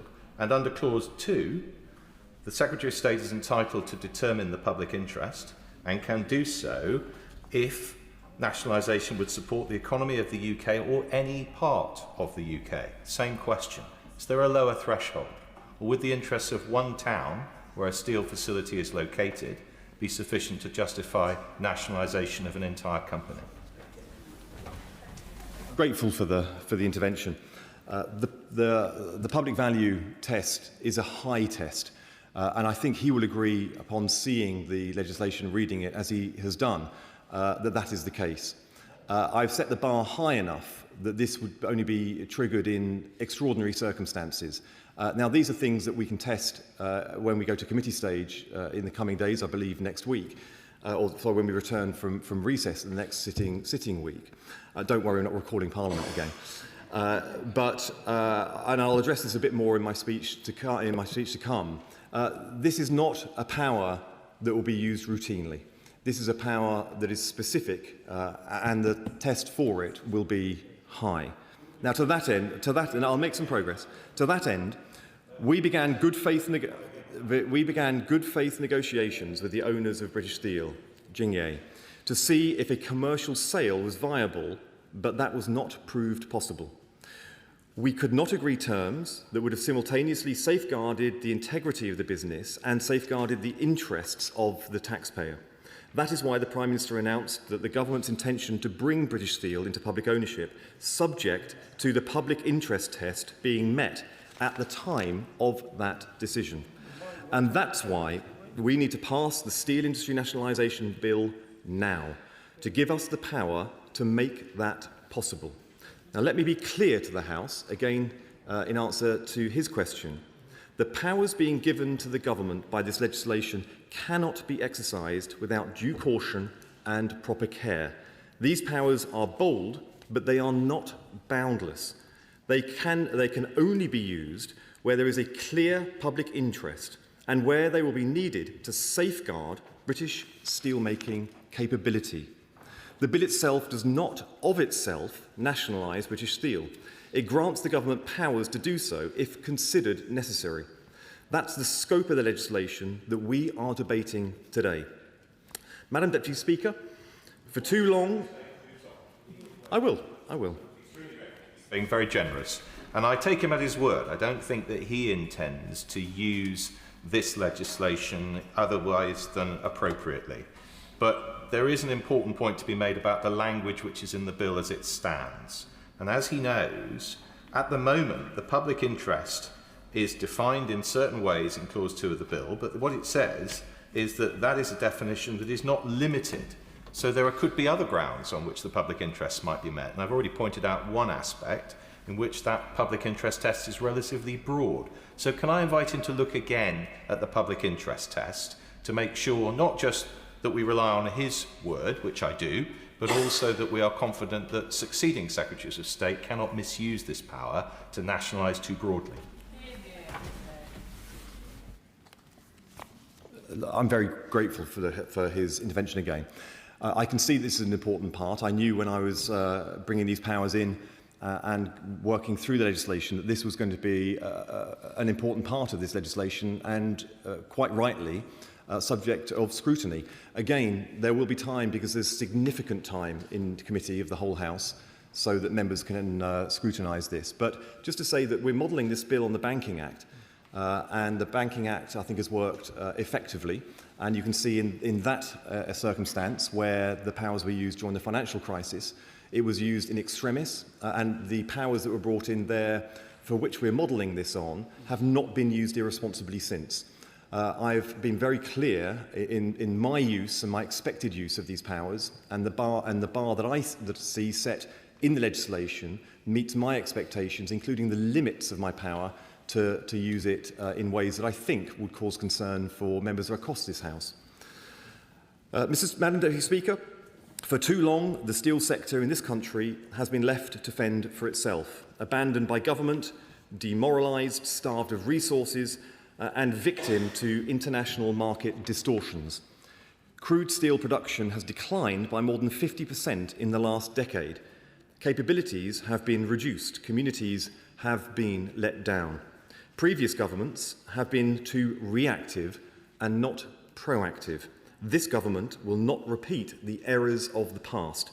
We are building the future for British steel. While the industry faces challenges today, we will do everything we can to help it modernise and to grow. This legislation allows us to apply that policy to this industry. We recognise that securing the long-term future of the UK steel sector relies on both public and private investment for modernisation. For the UK to become a global leader in clean, green steel, in electric arc furnaces and decarbonised steel production. We recognise that blast furnace production will need to continue in the immediate future, and that a managed transition is vital to maintaining supply. We need this legislation to raise resilience, to protect businesses up and down the country who depend on Britain's steel, to defend the workforce at British Steel, and to safeguard the communities built on British steel. The significance of steel is not simply a matter of history, it is a matter of our national future. In an uncertain world, the ability to make steel remains a strategic national asset. Steel is essential for our transport networks, our energy security, our housing and our transition to a greener economy. That is why supporting the British steel industry is about more than protecting jobs, important though those obviously are. Supporting British steel, I'll give way in just a moment. Supporting British steel is more than about national pride, though we are proud of the steelworkers who helped build it. Nationalising British steel is about hope and faith in the future. I give way. I thank my right honourable friend for giving way. I didn't want to interrupt him, but I thought it was an appropriate time to intervene. As a member of the GMB Trade Union Executive Council, I was really pleased to see my union welcome the government's move to nationalise British Steel, which they described as decisive and timely intervention that will protect one of the UK's most important industries. And this is a sentiment that has been echoed throughout the trade union movement. So does my right honourable friend agree that we must engage with the trade unions throughout this process and utilise their expertise in this area to secure the long-term future of British steel? Look, he raises a really important point. You know, the workers in steel production facilities have played a really important role in shaping our policies, helping us constructively to find a way through. Members on both sides were prodding me to release the steel strategy swifter, but at the time of developing the steel strategy, there were so many moving parts to it. There are global forces at work. There were different ownership models. There were different points and different production facilities with different challenges in different parts of the steel community. The voices that were expressed in the constructive, and I say this again, the highly constructive role played by the unions, GMB and community, I pay absolute tribute to the way that those unions and others really helped to design and find a way through some really challenging strategic issues for which we had to find our way. Now, together with our measures on automotives and digital technology, life sciences, the defence industries, clean energy, ceramics and chemicals, for which we made announcements just today, and advanced manufacturing, taking the power to make possible the nationalisation of British steel heralds the new dawn of an age of British industrialisation. I give way. Secretary of State for giving way. But given that no UK steel producers produce the level and the specialist grades of steel used by precision engineers like Gibbs Gears in Stoke Mandeville in my constituency that supply components to the aerospace and defence sector, what can the Secretary of State say is in this bill for them? Because all they can see is tariffs incoming on the steel that they necessarily have to import because nobody makes it here. You will know that when I took the difficult decision to introduce measures, I did so against products that would compete directly with the products that we are making, are capable of making domestically. Specialty steel, of course, is going through an administration process at the moment.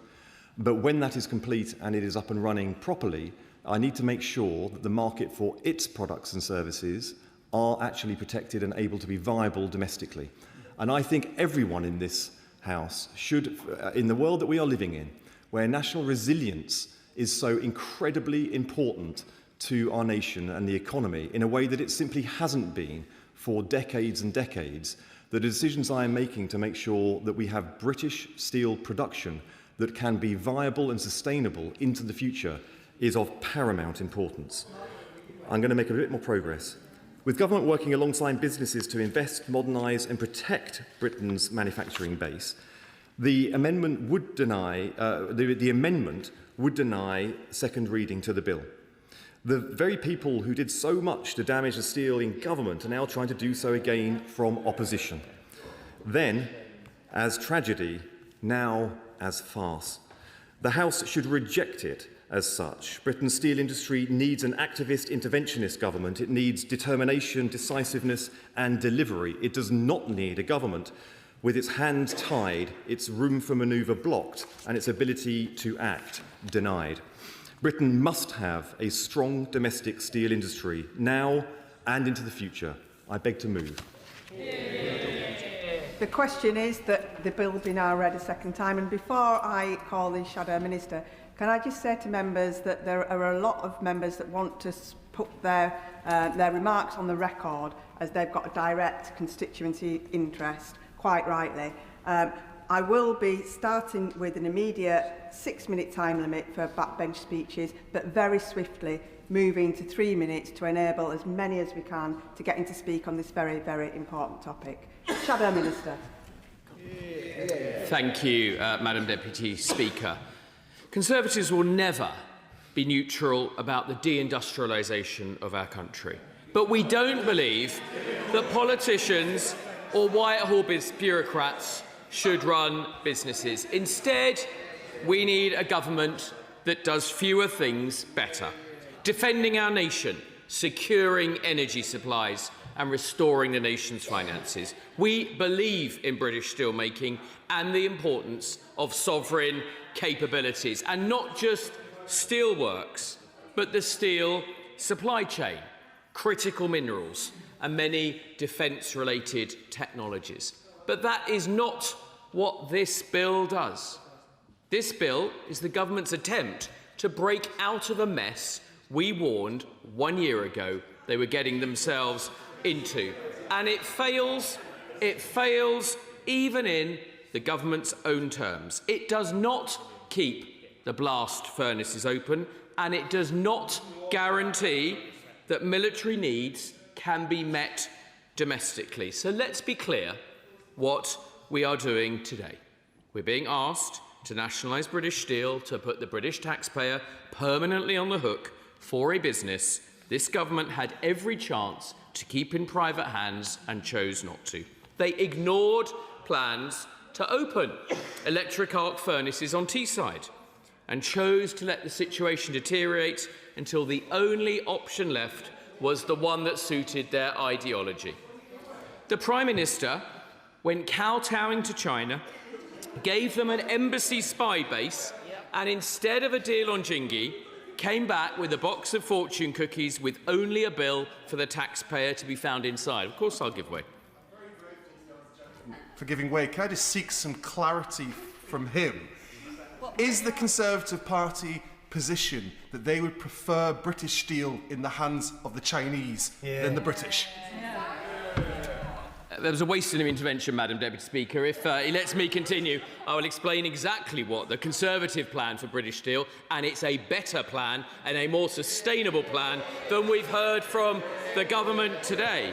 This government didn't inherit. I'm most grateful to the Shadow Minister for giving way. As he was unable to answer the previous intervention, perhaps he'd like to explain why the Conservative government did sell British Steel to the Chinese in 2019 against my specific advice. I know that that when it suits him, the honourable gentleman claims to be a fan of the late Margaret Thatcher, but he seems to have forgotten that most of her time in office was untangling the mess of Labour's nationalisations in the past. And unlike him, she didn't bend with the wind or find herself in the same lobby as a government that's hiked taxes to record highs, driven wealth offshore, or is drowning business in red tape. Now, honourable members would like to know what our plan is. And our plan is to address the cause, not the symptoms. They would be well to listen to this, Madam Deputy Speaker. We might have more of a steel industry left if they do. Because you cannot have an industrial policy for steel without an energy policy for industry. Britain has the highest industrial energy electricity prices in the world. And every choice that the government is making has pushed those prices further up. This week, they voted against new licences in the North Sea, choosing to import from Norway gas that could be drilled here at a cost of 200,000 jobs, 12 billion in tax revenue. Now, Secretary of State does know this. Their backbenchers know this. But the Prime Minister is too weak to stand up to his windmill fetishist Energy Secretary. We have offered an alternative. Our cheap plan would slash energy prices and improve energy security. Why would they not want that? And if the government was genuinely interested in securing the future of steel making, so much as many other industries, they could be coming here today and adopting that plan. Instead, this bill is an indictment. I'll happily give way as long as he's going to talk about the cheap energy plan that we're talking about.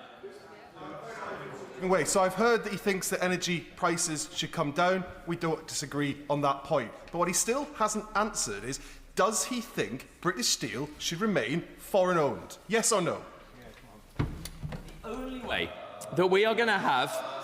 The only way that we're going to have a sustainable steel-making industry in this country, and the same in terms of the manufacturing sector and our defence supply chain, is lower energy costs. That is the only sustainable way. We've got a plan for sustainable steel-making. They don't have a plan for sustainable steel-making. Ministers themselves have admitted that the blast furnaces in Scunthorpe will close. They're reverting to a plan that already exists. This bill is an indictment of the government's modus operandi, a spray and pray government which writes blank cheques on the taxpayer and calls that a strategy.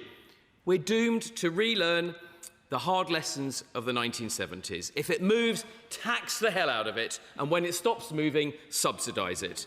It was socialist idol Tony Benn who wanted to nationalise everything that moved, and one result that they may care to look at was the state-owned Kirby Manufacturing and Engineering Company that simultaneously made car radiators and orange juice. When the government last run British Steel in the late 1970s, its losses hit £1.3 billion a year. Since Labour's botched nationalisation of just a year ago, it's already spent £500 million of taxpayers' money. That's 1.3 million a day. Where is the government's published, costed, scrutinised plan for what nationalised British Steel will look like in 5 years' time, even in 1 year's time? Because I've read this bill, and there is not one. There's no provision for a proper impact assessment before the sweeping powers are used. There's no acknowledgement of the monumental decommissioning liabilities in the billions that will sit on the Treasury's balance sheet. And while there is a sunset clause, it can be extended indefinitely by ministers, a sunset on which the sun never sets. Madam Deputy Speaker, the House deserves better than this. We deserved a bill with a proper, thought-through plan. They've turned a negotiation into a crisis into an emergency, and the emergency into this nationalisation. We know that ministers, however well-meaning, will be unable to resist using their power to tilt the playing field in favour of steel businesses that they themselves will own. No longer the referee on the pitch wearing the shirts of one of the teams. And there's no better example of that than their plans on steel tariffs. Yeah, I'll talk. The Shadow Minister for giving way. What does he make of tilting the balance in favour of the community in Redcar and across Teesside when his government sat on their hands and saw the blast furnace go to the wall? Is that his definition of sustainability, to let those businesses and communities collapse? I think he would be, the honourable member would be better addressing that to his own ministers who, notwithstanding the nationalisation, also acknowledge that the blast furnaces will cease. They will go dark. They will close on this government's watch. This bill does not protect the blast furnaces, and you should invite the minister when he winds up to talk about the future of that. There was a plan to invest in British Steel, in Redcar, to secure those jobs. The government pulled the chain. There was absolutely a plan to open arc furnaces in Redcar. Before the election, that was absolutely the case. To move Scunthorpe operations to Redcar. Now, I asked him to address the issue of tariffs, and there's no better example. There's no better example of the folly of these plans. Now, I'm going to make some progress on tariffs, because a number of honourable members have raised the very important issue, giving light to the way that they are tilting the playing field on tariffs. And we've seen already under this government a flurry of Trump-style tariffs that double steel tariffs and halve quotas. And what they're doing, Madam Deputy Speaker, is elevating the interests of one firm over the automotive, aerospace, advanced manufacturing and defence sectors. Firms involved in the supply chains of AUKUS and Tempest are looking right now at having to shift tooling and jobs to other countries instead of manufacturing components here. I thank the Shadow Minister. He's making an excellent speech, but specifically on tariffs. Does he agree with me that there's an illogical approach to this, because actually what's going to happen is by reducing the quotas, you decrease the supply, and then increasing the tariff, you increase the cost. And even if I was listening to the Secretary of State very closely, he was talking about getting domestic production here. By the time that happens, most of these businesses will have gone to the wall. Does he agree that it's very illogical, the approach? And makes exactly the right point, and it's a point not just made by him. It's a point made by other members. It's a point made across the manufacturing industry, and we are at risk of losing critical parts of our defence and aerospace and automotive supply chain. I'm very grateful to my honourable friend, and would he agree with me that while the bill that's being presented today appears to be an attempt at a simple solution for one industry, but that we need to be careful what we wish for here? At a time when we have massive oversupply globally of steel, to have elevated and protected steel markets here, when, for example, a huge amount of steel is used in the car industry, which is currently competing, I don't know how many of you have seen the number of Chinese cars there are appearing on our streets at the moment, but competed with finished goods that are coming in using all that cheap oversupply steel, we don't really stand a chance of competing.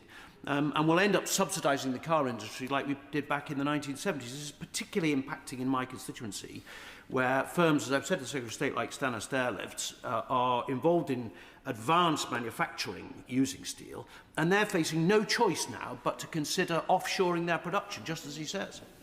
Well, both of my right honourable and my honourable friend make exactly the point. And we need a more thoughtful approach. I've written to the Secretary of State asking that the tariffs be delayed. Many of my colleagues have written to the Secretary of State asking the tariffs be delayed for 6 months while the department do more work, that they investigate more specialist grade of steels, so within the broader tariff buckets, that they look again at grades of steel alloys that are used in the defence, aerospace and automotive sector that are simply not made here today, and perhaps are an unintended consequences of their tariff. Be more forensic about that approach, and also bring forward the measures we've talked about industrial energy costs that are not just damaging the steel industry, they're damaging many other industries and our basis on which to compete. And there is no point securing what the Secretary of State thinks is the national interest in terms of one particular steel manufacturer in one particular location if the unintended or otherwise foreseeable consequence is to ship very large parts of our high-end automotive manufacturing, our engineering, defence industries offshore, so that that is lost forever and conducted in other countries. And that is a very serious point that I would ask the Minister, he knows I've raised it with him, ask him to address that elsewhere. I'll give way if he's on this particular point. Giving way. I'm afraid I want to give him another chance to answer the question from my constituency neighbour, which was not about the prospect of a future EAF on Teesside, which I support, but which I understand the Leader of the Opposition has confirmed from the dispatch box was not as advanced as he claims. It was about the crash closure of the blast furnace at Redcar in 2015, which ripped 3,000 jobs out of our region. What message does he have for the people of Redcar, whose government he was in when that happened? Well said. Well, I'm afraid he ought to look again at the calendar, because not only was I not in government, I wasn't in this house, I wasn't in this place. What I was doing is getting on and trying to help in business grow the British economy. And when the same issue arose in Port Talbot, it was the previous government, indeed my honourable friend who's now the Leader of the Opposition, who took action, was willing to invest, was willing to back the private sector owner to secure the future of steelmaking in Port Talbot in Wales. That was our approach. That was what we did in government. So we talked about the issue of tariffs, Madam Deputy Speaker, and I hope, because it is intrinsically related to the idea that the government would take ownership, the taxpayer would take ownership of one particular participant in a complex industry supply chain. Now, I know, particularly on the benches opposite, some of the truths that we share today may not be immediately popular, but past governments failed because they were happy to do what's popular in the moment and not look at the long term and the consequences of that. The truth is, we should not be sitting here today nationalising British Steel, and certainly not with the bill in the form it is today. Points made by my honourable friend about the sweeping nature of its clauses, notwithstanding whatever we think about the intentions of the current Secretary of State.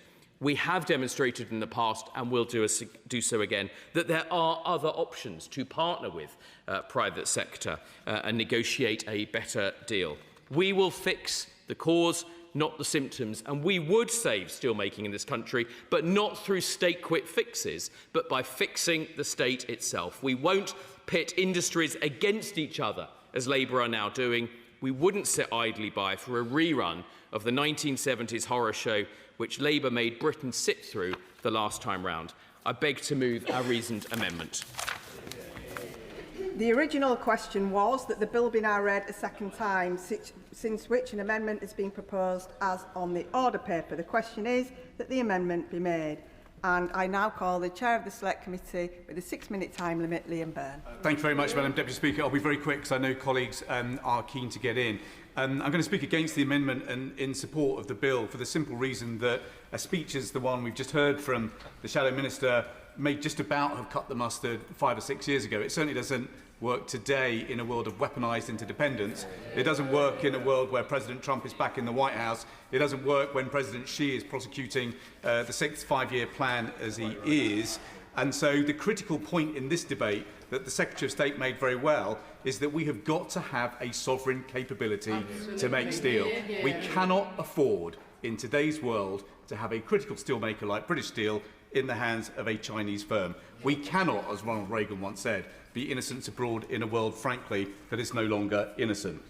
Now, regardless of those remarks, there are a couple of points where I think the Shadow Minister made some important points. And in a way, what I want to stress, Madam Deputy Speaker, is that although the Secretary of State is proposing some perhaps welcome statism, actually what he mustn't forget is the statecraft that is needed to make a success of this bill. There are 6 areas that I would like him to respond to very briefly, Madam Deputy Speaker, and I hope there is a cross-party consensus that we can strike around that. First, it is important that he wills the means and not simply the ends. We have, as the Shadow Minister said, already spent a lot of money on this. The transition to electric arc furnaces that the Secretary of State is proposing is not cheap, it is extremely expensive. And yet, I think we're hoping that a lot of that money is going to come from the National Wealth Fund, but he does not control the National Wealth Fund. He does not control the allocations that it makes. The National Wealth Fund has not said anything about guaranteeing money for the kinds of ends that the Secretary of State has, and the government has declined to explain what will happen if steel projects are not funded by the National Wealth Fund. So we do need a bit more clarity about where the kind of investment resources are going to come from for the Secretary of State's plans. Of course. I'm grateful to the right honourable gentleman for giving way. Would he agree with me that it's unlikely that the Wealth Fund would wish to invest in British steelmaking, or indeed anyone would wish to invest in British steelmaking, whilst our electricity prices are so very high? And would he agree with me that there's no point in this bill until we fix the electricity market in this country? Excellent point that I'm about to come on to. My point, I suppose, is that I think there is a case for this bill. I think the bill is actually quite important and the powers that it confers are important. But if we are to get value for money from it, then actually there's got to be 5 other components, which I will come on to now. The first of those is lower energy costs. The BICS scheme is welcome, but of course it doesn't come online until 2027. And steelmakers, as well as much of our manufacturing industry, is saying very clearly to us as a committee that there is now obviously a widening gap between UK wholesale electricity prices and those of our peers in the wake of the Iran crisis. And so my second question to the Minister is what further targeted support is going to be available to energy-intensive industries before 2027? Because, as the Honourable Member quite rightly points out, that is an essential component of the package. The third area that the Shadow Minister was right to highlight is this issue of tariffs. This is now an urgent issue. We have heard evidence this afternoon in our own roundtable on the committee about the need to refine the tariff structures that have been put in place. But the key thing is we get a better deal with the European Union. The European Union, home to 80% of our steel exports, is about to cut tariff-free quotas by 47%, double tariffs from 25% to 50%, and impose melt and pour requirements. Unless we can get a deal in place with the European Union before the end of July, then much of the good intentions behind this bill, I'm afraid, will be compounded. Third, procurement. We have got to now ensure there is a proper demand curve from the UK state for the things that British Steel makes. British procurement from the state is £1.06 in the British economy. We do not have right now, despite the excellent changes of the Procurement Act, a clear enough forward pipeline. That has to change, not least because when we talk to defence companies, who are of course patiently waiting the defence investment plan, when we talk to defence contractors, they still tell us that the kind of steel that they need to make the things that keep us safe as a country are not made in this country. And so making sure that there are advanced market commitments alongside the defence equipment plan, along with the range of other big long-term ambitions that I know the Secretary of State has, is very, very important. The penultimate area I want to raise, Madam Deputy Speaker, is then on scrap supply. So the Secretary of State has, I think, ultimately come to the conclusion, wisely I suspect, to shift on to electric arc furnaces. That kind of industry model is only going to work if there is a healthy supply of scrap. I think that government ministers are being just a tiny bit too complacent about whether we have got the plans in place to source all of that scrap. I know there is a roundtable proposed for later this month, but can I ask, therefore, at the very least, that there is a readout for Parliament about what scrap supplies will be kept in our country rather than exported as part and parcel of ensuring the steel strategy actually works. The final point that I wanted to flag, Madam Deputy Speaker, is then about consolidation. I think one of the virtues of this Act is that it does actually bestow on the Secretary of State the power to actually ensure that there is consolidation in the UK steel industry around the future needs of the economy. And in particular, it should allow us to include in that taking assets that have gone into firms which are currently just gone out of business, for example, and actually rationalise the industry in a way that makes sense. But I would like to hear a bit more about exactly what the Secretary of State is proposing when it comes to consolidating the industry. Ultimately, Madam Deputy Speaker, in the world that we're in, when there are so many visible hands in the global economy interfering with the free market in steel, we are going to have a stronger visible hand. That is what the Secretary of State is proposing to take in this bill. There is a lot more work to do, I think, in the subsequent debates to satisfy the House that he has got the statecraft as a package right behind this particular measure of statism, and I look forward to hearing some of those reassuring noises when the Minister winds up this debate. Well done. Spokesperson Sarah Olney. Speaker, steelmaking is of vital strategic importance to the UK. We rely on it for essential parts of our national infrastructure: defence, transport, clean energy generation, advanced manufacturing. It creates tens of thousands of high-skilled jobs across the country, helping to power our economy and boost our local communities. But for too long, our steel industry has been neglected. The last Conservative government oversaw a string of near collapses and last-minute rescues. They scrapped the industrial strategy, which is so vital to our manufacturers, and they erected new trade barriers, making it harder for our steel producers to do business with their biggest export market across the Channel. We have a duty to stand by this vital sector, especially as it navigates unprecedented challenges, including President Trump's unfair steel tariffs, China's anti-competitive state aid practices, and the transition to environmentally sustainable production methods. If we're going to foster a thriving steel industry, we cannot allow more producers to collapse, more jobs to be lost, or the risk of our last blast furnaces going cold. So we on these benches broadly welcome this legislation as a temporary, emergency and targeted step aimed specifically at turning around British steel before it can be returned to the private sector. And we note that it is in this spirit that British steel producers also support this measure.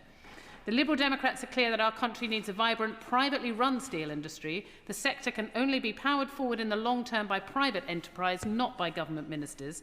So we will be closely scrutinising these measures and indeed the government's broader steel strategy to ensure that they move us in that direction. We need to move on from a patchwork of last-minute rescues to a long-term plan that will set the industry on a truly sustainable footing. So right from the get-go, we would have liked to have seen plans to find private co-investors who can help modernise the sites and create jobs. Putin's barbaric war in Europe threatens our national security. Donald Trump's reckless tariffs are undermining our economy, and the continuing conflict in the Middle East threatens business supply chains. All of these factors make the future of reliable domestic steel production more important than ever for whole swathes of our economy, which is why the government should ensure that industries that rely on steel, such as defence, are represented and involved in decision-making relating to this legislation. We also need to see stronger action from the government on improved trade with the EU so that our steel exporters can benefit from easier access to their biggest market and that our manufacturers get easier and cheaper access to the materials they need. A new UK-EU customs union would be hugely beneficial in that respect. And last but not least, we need more ambition on the use of UK-made steel within our domestic market. We welcome the government's target of boosting domestic production from 30% to 50% of UK steel demand, although there's no clear timeline for this. And we can't help but note the equivalent target in the EU is 75%. And while we understand the difference between the two markets, we hope that the government will keep the target under review in light of uncertain supply chains and consider further incentives for the use of UK-made steel in private sector projects. The Liberal Democrats know that nationalising steel producers is not the answer in the long term. And I would ask the Minister if they could confirm that government also views this as an interim rescue measure. I'd like to ask the Minister what specific steps they are planning to take in order to ensure that British steel becomes investable for the private sector should this legislation be triggered. And as the bill progresses through this House, the Liberal Democrats will be carefully scrutinising the use of secondary legislation with the aim of maximising accountability. Many of the measures in this bill will be implemented with negative resolution procedures, and I hope the Minister would agree the affirmative procedure would offer more meaningful parliamentary engagement. I'd urge the Government to ensure that Parliament is given proper transparency over costs associated with this legislation. Clauses 53 and 54 set out the process for the valuation of relevant businesses and the calculation of any compensation that might be paid to previous owners. And while we understand that valuations will depend on factors specific to each business, the Government should publish detailed information about the criteria taken into account and must ensure that Parliament will be given the opportunity to scrutinise proposed valuations and compensation amounts. And I'd ask the Minister whether they've considered granting powers to the Business and Trade Select Committee to scrutinise spending on these measures. Lastly, I'd like to ask the Minister if they will update the House on whether and to what extent this legislation will impact employee pension schemes and what conversations have been had with the pensions regulator to that effect. Looking at the broader state of the steel sector, from the 1st of July this year, the Government's new UK steel and trade measure will impose tariffs on imported steel. And while we understand the need to temporarily bring in such protections due to the disruption caused by US steel tariffs and cheap subsidised Chinese exports, this measure will have a significant impact on manufacturers who depend on steel as a key business input. My honourable friend for Harpenden and Berkhamsted raised this morning in DBT questions about a firm in her constituency, Dynamic Metals, which is facing a bill of approximately £3 million to import the specialist steel grades that they require for their services. And I welcome the Government's aim to encourage domestic production and the purchase of steel from UK steel companies. Some specific grades of steel are not domestically produced, and therefore the Government is harming the purchasing powers of UK businesses. So will the Government commit to re-examining the application of tariffs on certain grades of steel to ensure that they do not inadvertently damage domestic buyers? It is important to note that the measures in this bill are subject to a public interest test, but there are limited details about what this test will involve. Will the Minister allow Parliament to scrutinise the criteria for the public interest test and publish a detailed report setting out why they believe they have been met?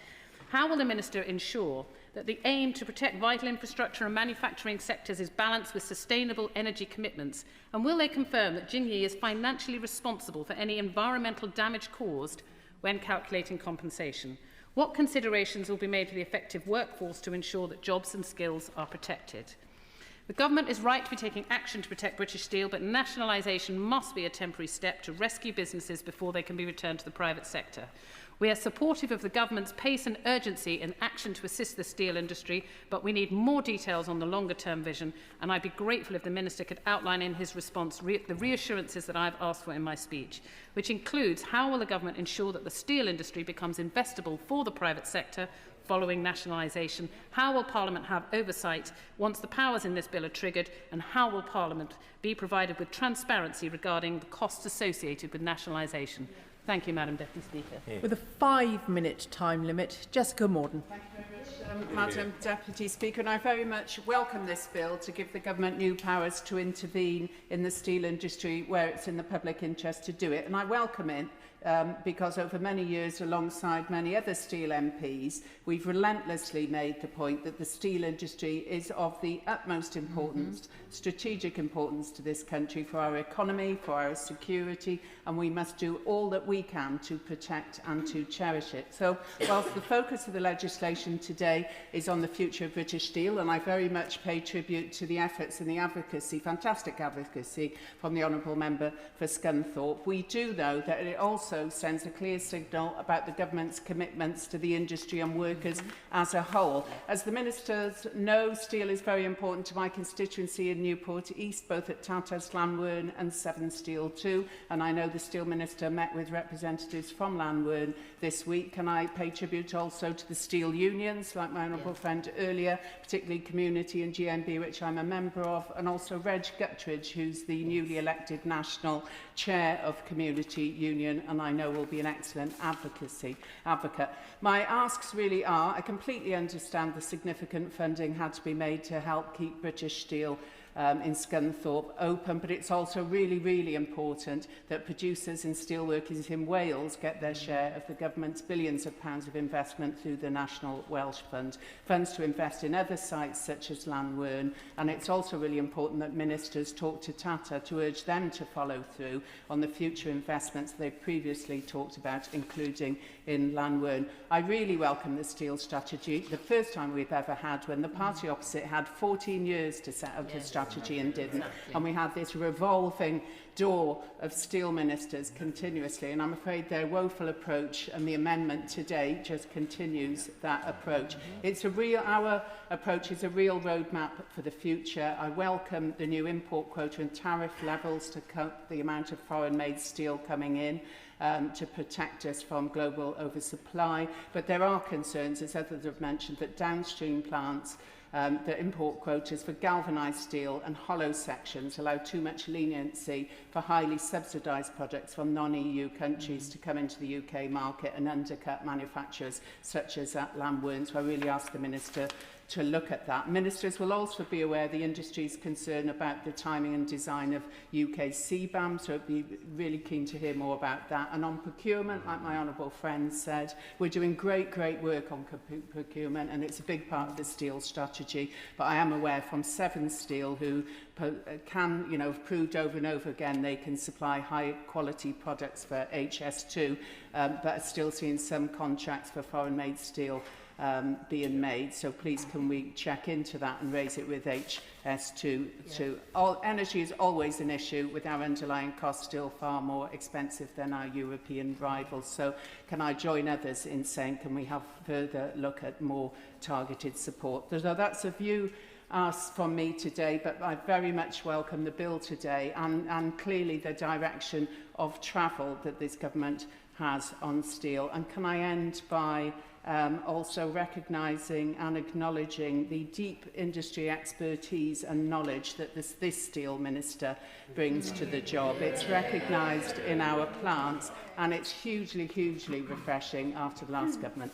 Thank you, Madam Deputy Speaker. I do not support this bill, and I believe that the reason amendment is the right way forward, that I will clearly set out now of the devastating impact this is real-time about to have in my constituency.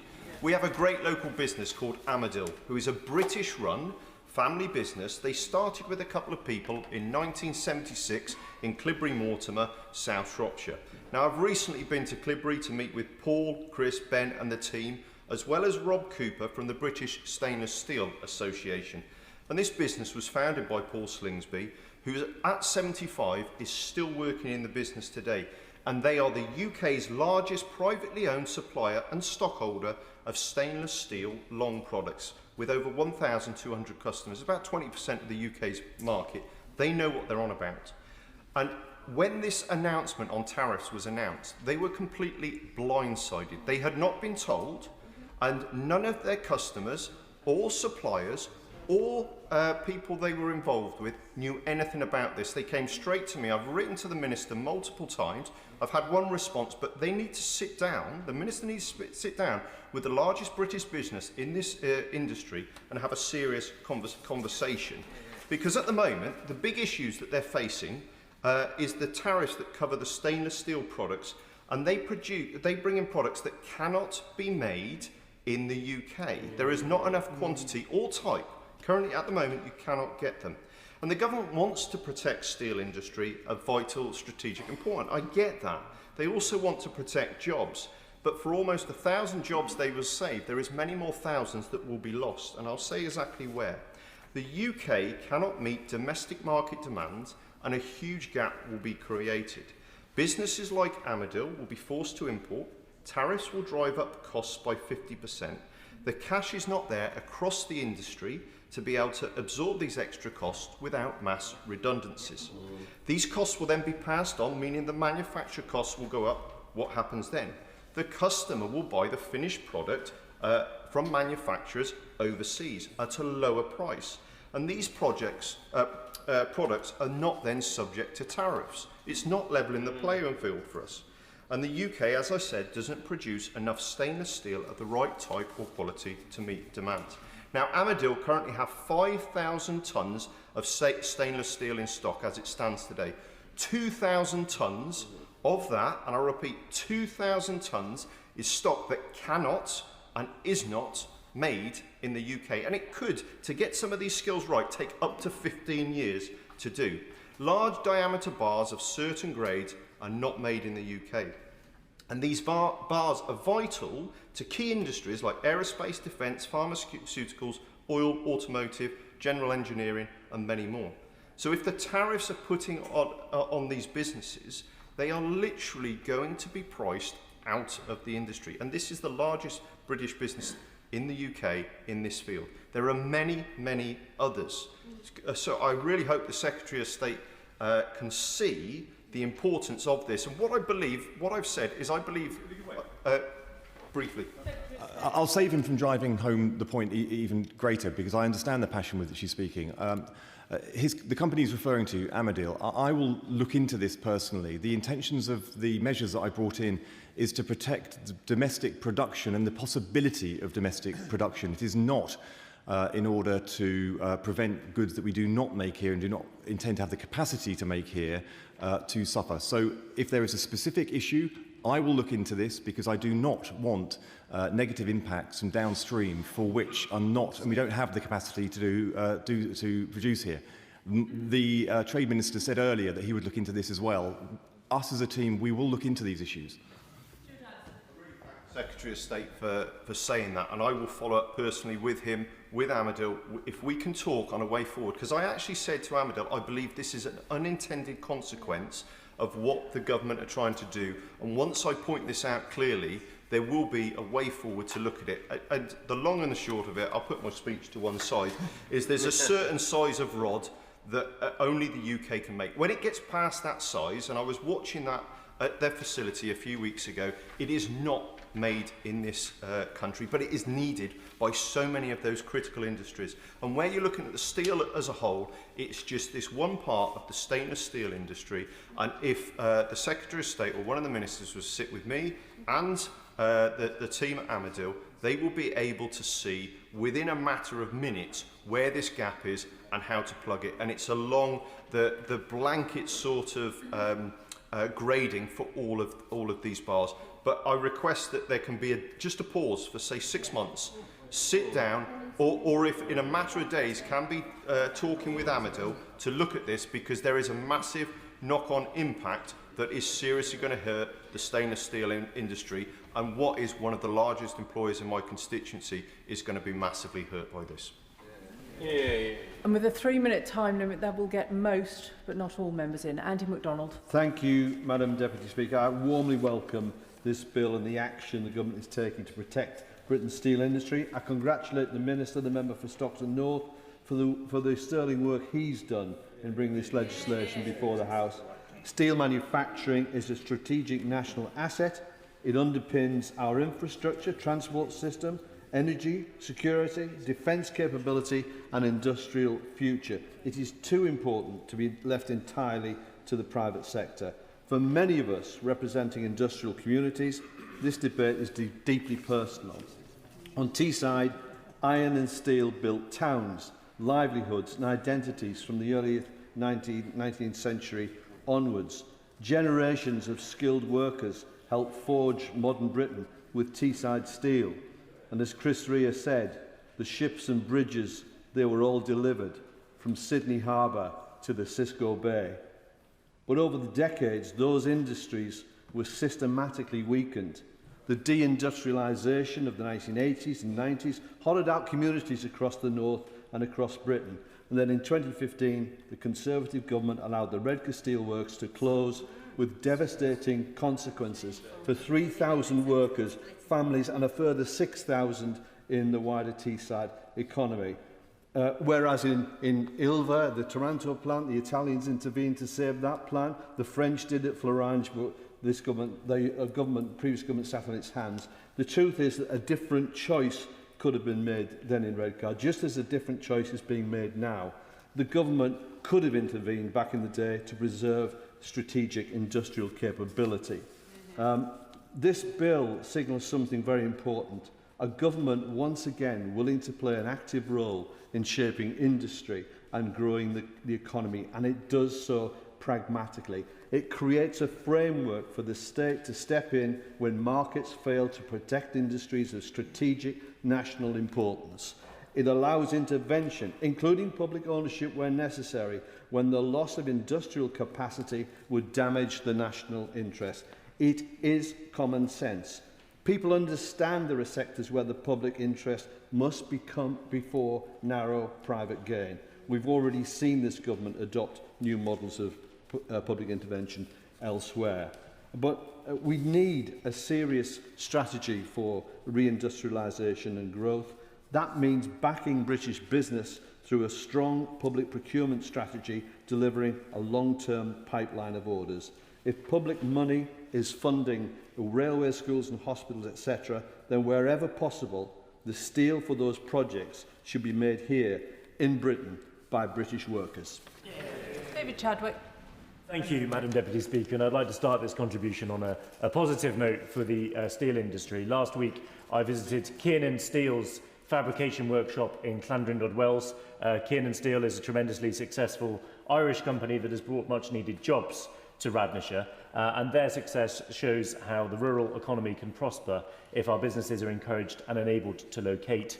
One thing that there's no shortage of in mid-Wales is land, and if we make that land available to businesses that need it, they will create the jobs our region and our economy needs. The steel industry is critical to our wider economy. It's virtually impossible to build anything without steel. But the steel industry does require a skilled workforce, and I was encouraged by some of the comments that the Secretary of State made about the skills shortages, because that's something that we're seriously lacking in. There are thousands of vacancies for welders alone. Their pay is shooting up because of those shortages, and those skill shortages throughout the steel industry are therefore pushing up the price of building anything, particularly delivering infrastructure. And that's why the health of our steel industry matters. Without looking after it, we will see the costs for projects like HS2 and the cost of delivering all of the housing that we need continuing to mount. Yes, of course. To my honourable friend for taking intervention. I was interested in the comment about the shortage of welders. Would you agree with me that the government's plan for construction colleges of excellence, including the one in my constituent, Bury St Edmunds, will be crucial for the provision of welders? There are 6,000 vacancies at least for welders, so absolutely we need a lot more of them. Those skill shortages present opportunities to get future generations into well-paid and secure trades. AI cannot do welding yet because it doesn't have any arms yet. Our education system is not producing the skills that our economy needs, and our economy is suffering from that failure. Steel is strategic, it's part of our sovereign capability, and it's part of British power. That's why steel matters. The steel industry, as has already been mentioned today, is affected by the geopolitical tensions that are so rampant across the world. Our steel industry has been hammered by the Chinese, who have flooded the international market with cheap Chinese steel and have run one of our biggest companies into the ground. China has wiped out our steel industry intentionally. Yet the Conservatives seem to be saying today that they don't think that the government should do anything about it. Just yesterday, they were complaining about our lack of defence readiness. Well, where do they think tanks and ships, what do they think they are made from? Madam Deputy Speaker, today this government asks Parliament to move heaven and earth to save steel in Scunthorpe, and it's right to act. Of course the government should have these proposed powers. But people in Wales are asking one simple question today. Where was this bill in July 2024 when the blast furnaces at Port Talbot were switched off for the last time? When Welsh communities were crying out for help, Westminster shrugged its shoulders. And that was despite Welsh Labour MPs and candidates lining up in front of giant election posters saying, "Save our steel," in the months prior to the general election. They said that they had a £2.5 billion fund for spending on steel. And given that the government has admitted to spending £1.3 million a day to keep the Scunthorpe plant going, how much of that fund is left to spend in Wales? If protecting primary steel production is so important, why did they allow the biggest steelworks in Britain to be turned off?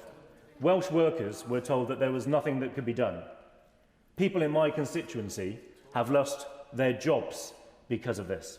When 2,800 jobs were wiped out in Port Talbot, there was no emergency Saturday sitting, no recall of Parliament, no emergency legislation, and no sudden declaration that steel was a vital national interest. Thank you very much, Madam Deputy Speaker. I'd like to start by paying tribute to my friend, the Honourable Member for Scunthorpe, my Northern Lincolnshire neighbour, long-time champion and campaigner to protect and secure the future of Scunthorpe Steelworks, which is essential to the fabric of the town and a critical part of its identity. The government is right to be taking the steps needed to bring British Steel back into public ownership. Having our own sovereign steel-making capacity is crucial to ensure the UK's defence and infrastructure security. Jingye have failed as custodians of British Steel in Scunthorpe. They've had the opportunity to do the decent thing and come to an agreement before the government are forced to use the powers in this bill, and we will wait to see whether they do indeed do that. I know that the Minister has a deep understanding of iron and steel making, and I'm sure that he will agree with me that resolving the ownership of British Steel will allow an ambitious future for the business to be realised. It will allow a plan to be brought forward, and that will attract investment. The UK management and workforce at British Steel have been working in an impossible situation while the government have been negotiating with the current owners. And I hope that the current leadership will be empowered by the government so that they can make the necessary decisions to deliver the positive future for the business that the town really deserves. The trade unions community, Unite and GMB have worked consistently hard to keep steel making in the UK, and I wonder if the Minister could take the opportunity to confirm that both management and the trade unions will be enabled by the action being taken today to deliver the positive future that everybody really wants to see for steel making in the UK broadly. Scunthorpe is home to one of the last very large pieces of industrial land in the UK, and the proper development of this land could develop not just Scunthorpe or indeed my constituency, but the whole of the UK. The Minister needs to set out what plans he has to work with North Lincolnshire Local Authority and other partners to make the most of those opportunities, because what we don't want to see is a first-come, first-serve situation where perhaps the best users and custodians of that land are not given the opportunity to take on that land, because it has to be the right company who will ensure that the proud history of manufacturing in Northern Lincolnshire continues long into the future. And will the Minister please confirm that that will be his approach as we look to the future?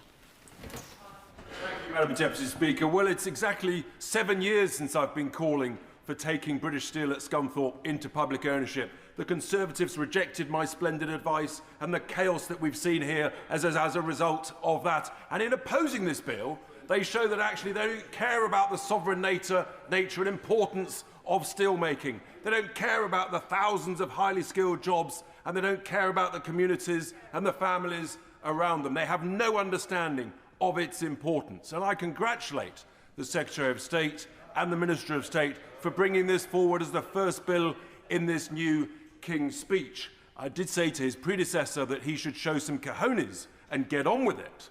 And I think that is what we are now seeing. But alongside this support from us, Secretary of State, what I would say is we now need to see the vision. We now need to see the plan and how it is for the long term. And I'm concerned that there's a sort of little quiet, we'll quietly let the blast furnaces just disappear, go cold, and replace it with an electric arc furnace. We need a big, bold vision to renew, reline, rebuild at least one blast furnace. Around the world, honourable members, 50% of all new steelmaking capacity in the last 5 years is blast furnaces. It is the strongest, most robust primary steel. I know the Minister of State is a great fan of direct reduced iron, and he has a point there. But nevertheless, we should not expose ourselves to putting all of our bets on electric arc furnaces when we know that the price of electricity is at a crisis high level. We need diversity in this. Rather like my late grandmother, when she looked at the desserts available for Sunday lunch, she said, "Grandson, have a little bit of each." And I believe, with regard to steelmaking, let's have, Madam Deputy Speaker, let's have a little bit of each.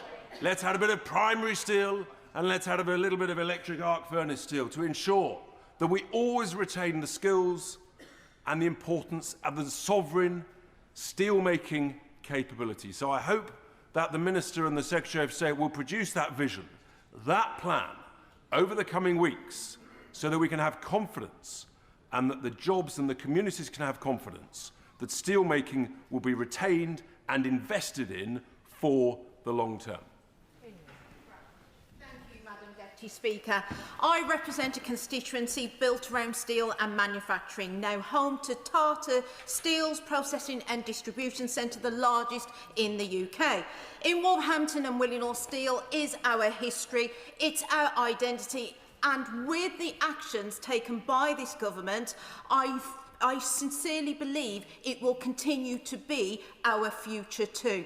The Steel Nationalisation Bill marks a serious and necessary step towards safeguarding the long-term future of the UK steel industry. It gives the government the power to bring steel companies, including British Steel, into public ownership where it is in the public interest to do so. This is safeguarding Britain's steel capability and capacity, which is firmly in the national interest, protecting jobs and our communities. And that matters profoundly to places like mine.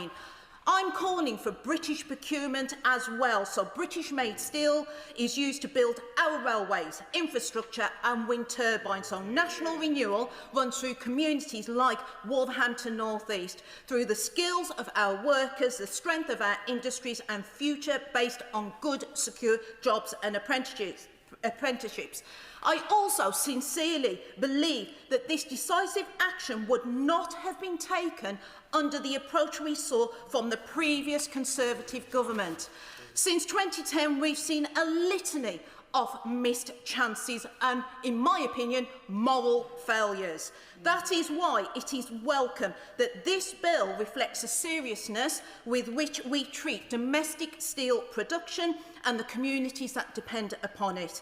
And that certainty is being recognised by the industry. As UK Steel has said, this provides vital reassurance for workers, customers and supply chains at a critical moment, recognising steel as a strategic national asset, essential to economic growth, national security and resilience.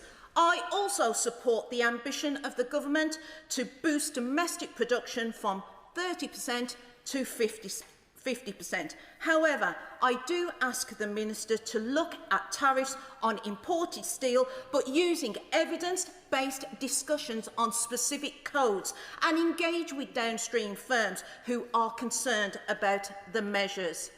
Madam Deputy Speaker, in Wolverhampton, Willenhall and across the Black Country, we understand what steel represents. We understand the value of secure, well-paid, skilled work. So for our workers, our apprentices, our supply chains and for the long-term strength of the United Kingdom, I support this bill and commend it to the House. Terrible. Thank you, Madam Deputy Speaker. Now, in March of this year, the government released its steel strategy, which was talking about taking bold steps to help grow the industry.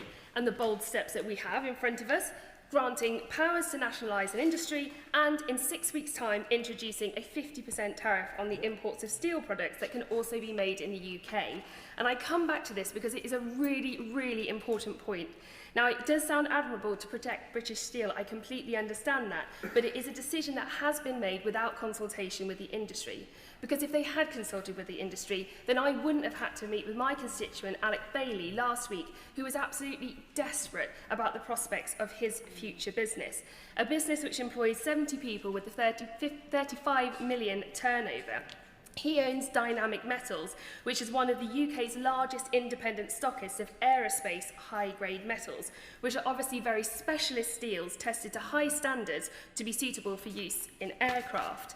Now, the issue he faces deals on 3 particular product types, which is 12A, 14 and 27. I'll spare everyone the further details. But firstly, I'll give you some more. I'll write to the Minister for sure. Firstly, none of this can be realistically made in the UK. The government has provided a list of potential suppliers, but the majority of those, including British Steel, only make commercial, not aerospace-grade steel. And the only one that might is SS UK, which is currently in liquidation. Secondly, due to the way that the legislation has been drafted, as Alex explained to me, there is no way that customs will be able to differentiate between a generic steel and a specialist steel, as they use the same HS codes upon import. So this really needs to be revisited. And thirdly, the level of the quotas set is far too low. Product 12A is subject to a 31% reduction in the quota allowance, and now there is a tiny quota being introduced for 14 and 27, where there was no quota before. All in all, Alex has no option to be able to meet his order book requirements, but to incur these tariffs. And the additional burden that he's going to have to pick up on the 1st of July, £3.2 million. He will be bankrupt within 6 months if this measure goes ahead. And he is not alone, as we have heard in this House. Hundreds of businesses are in the same position. As Alex said, this is a classic example of legislation which has been written with noble intentions to save the UK steel industry, but due to a lack of consultation, lack of industry knowledge by the authors, and a total misunderstanding of the knock-on effects, the single piece of legislation will kill steel stockholding and manufacture in the UK. So can I ask, perhaps, that when the Secretary of State is looking into the case raised by the member for South Shropshire, he might also meet with Dynamic Metals? Because without prompt action now, they will run to much more significant issues down the line come the 1st of July. I warmly welcome the government's decision to move towards the nationalisation of British Steel.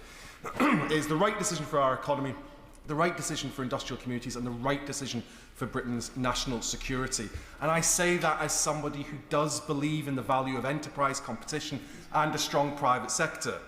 But there are clear cases where privatisation has failed the national interest and where government has not only the right to intervene, but a duty to do so. And particularly in cases where you're dealing with a foundational industry that is foreign-owned. I was stunned that the front bench of the Conservative Party, when asked a straight question whether they would prefer British steel to be in the hands of the Chinese or the British, they couldn't simply answer the British. They avoided the British. It's staggering disregard for our country's national security, because steel is not just another commodity.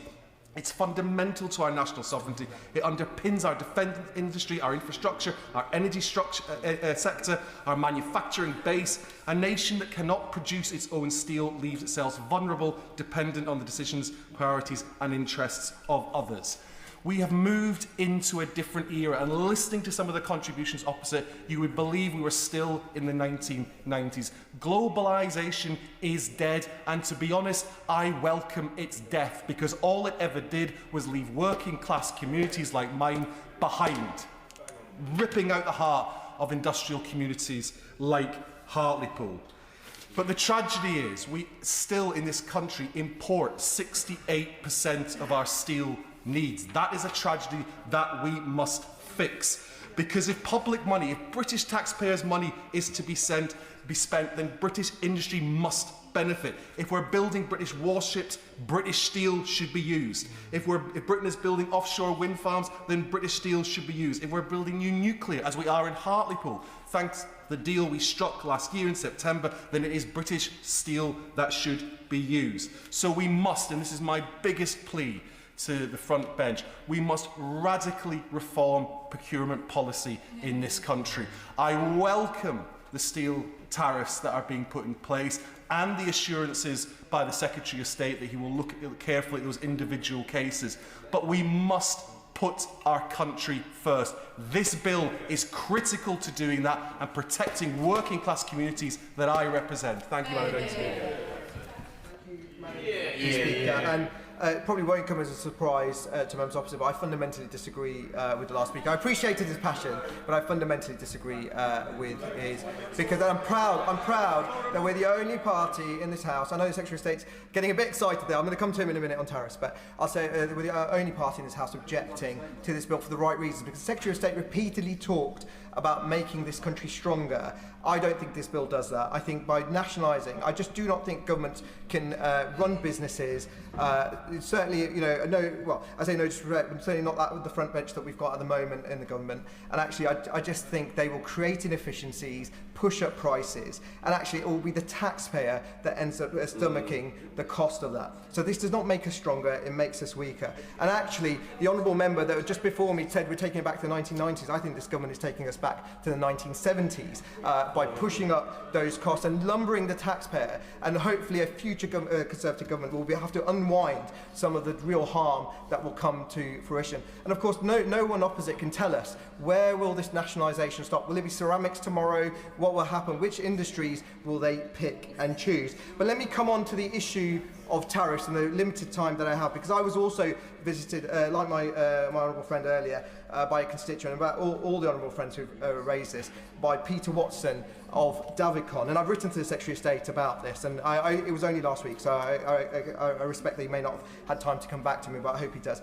It's the UK's leading mezzanine manufacturer, and the briefing that he put in front of me as a result of the tariffs and the quota reduction. So on merchant bars, it's a reduction of almost 97% and an increase of 50% in quotas. And for all the best of intention, or for whatever he wants to achieve, the reality is industry and markets do not work to the whims of government. They will not move quick enough to do that, and that will push up prices. In fact, the briefing I saw will mean that there will be an almost doubling of quota of per tonnage steel by the 1st of July. That is a cost that will have to be borne by industry.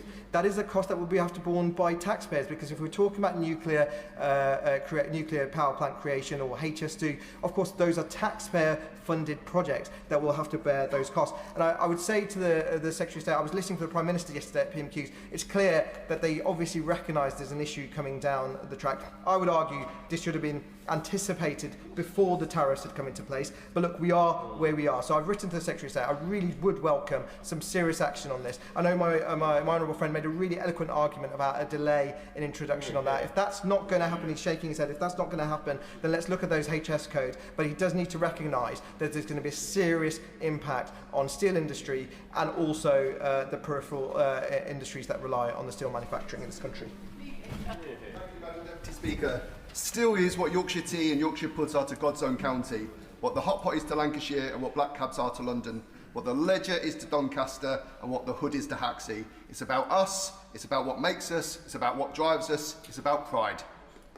British Steel is at the heart of the UK's industrial heritage, was the backbone of the Industrial Revolution, driving global infrastructure and enabling military preeminence. It was key to our rail, maritime defence and major capital infrastructure. Someone said to me this week, there is history that's been made, but more importantly, there is history that we can still make, and we need to make it right now, right here, with British Steel.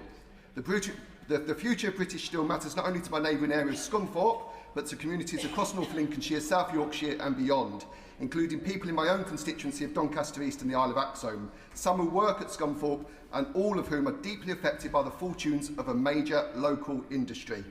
The steel workers at Scunthorpe are doing work that is essential to this country. It's highly skilled, technical and sometimes dangerous work. They deserve respect for what they do, and they deserve certainty about the future of the industry they have helped to sustain. That is why the bill before the House is so important. And whilst my interest is local, the issue is absolutely national. By nationalising steel, we can ensure the UK does not become the only G7 country incapable of producing its own primary steel, stopping reliance on foreign imports. This is not nostalgia for the past. It's not about keeping an industry going just for sentimental reasons. It's about recognising that steel is a strategic national asset. If Britain is to build the homes, railways, energy infrastructure and the defence capability that we need, then Britain needs steel. If we're serious about industrial resilience, national security, economic growth, then we cannot be indifferent to whether we retain the capacity to make steel here at home. The steelworks at Scunthorpe are not just another private asset on a balance sheet. They are a vital part of our industrial base. Once that capacity is lost, it's not easily rebuilt, and once those skills are gone, they're not easily recovered. The government is right to bring forward legislation that gives the Secretary of State the powers needed to act where the public interest requires it. Public ownership should never be treated lightly, but nor should it be ruled out when a vital national industry is at risk. The test here is straightforward. Does Britain need steel? Yes. Does Britain need the skills and capacity represented at Scunthorpe? Yes. Would it be in the national interest to allow that capacity to disappear? No. That is why intervention is justified. For the workers at Scunthorpe, for the communities that depend on those jobs in my constituency, and for the future strength and resilience of our country, this bill deserves the support of this House. Which brings us to the front bench contributions. Dame Harriet Baldwin. Thank you very much, Madam Deputy Speaker. And this has been a really interesting debate because I think it's brought out on the government benches the strategic love of nationalisation for the sake of nationalisation. And I think what we've tried to do in our reasoned amendment is put out a different approach. We also heard very clearly from Reform that they also are in favour of a nationalisation for the sake of nationalisation.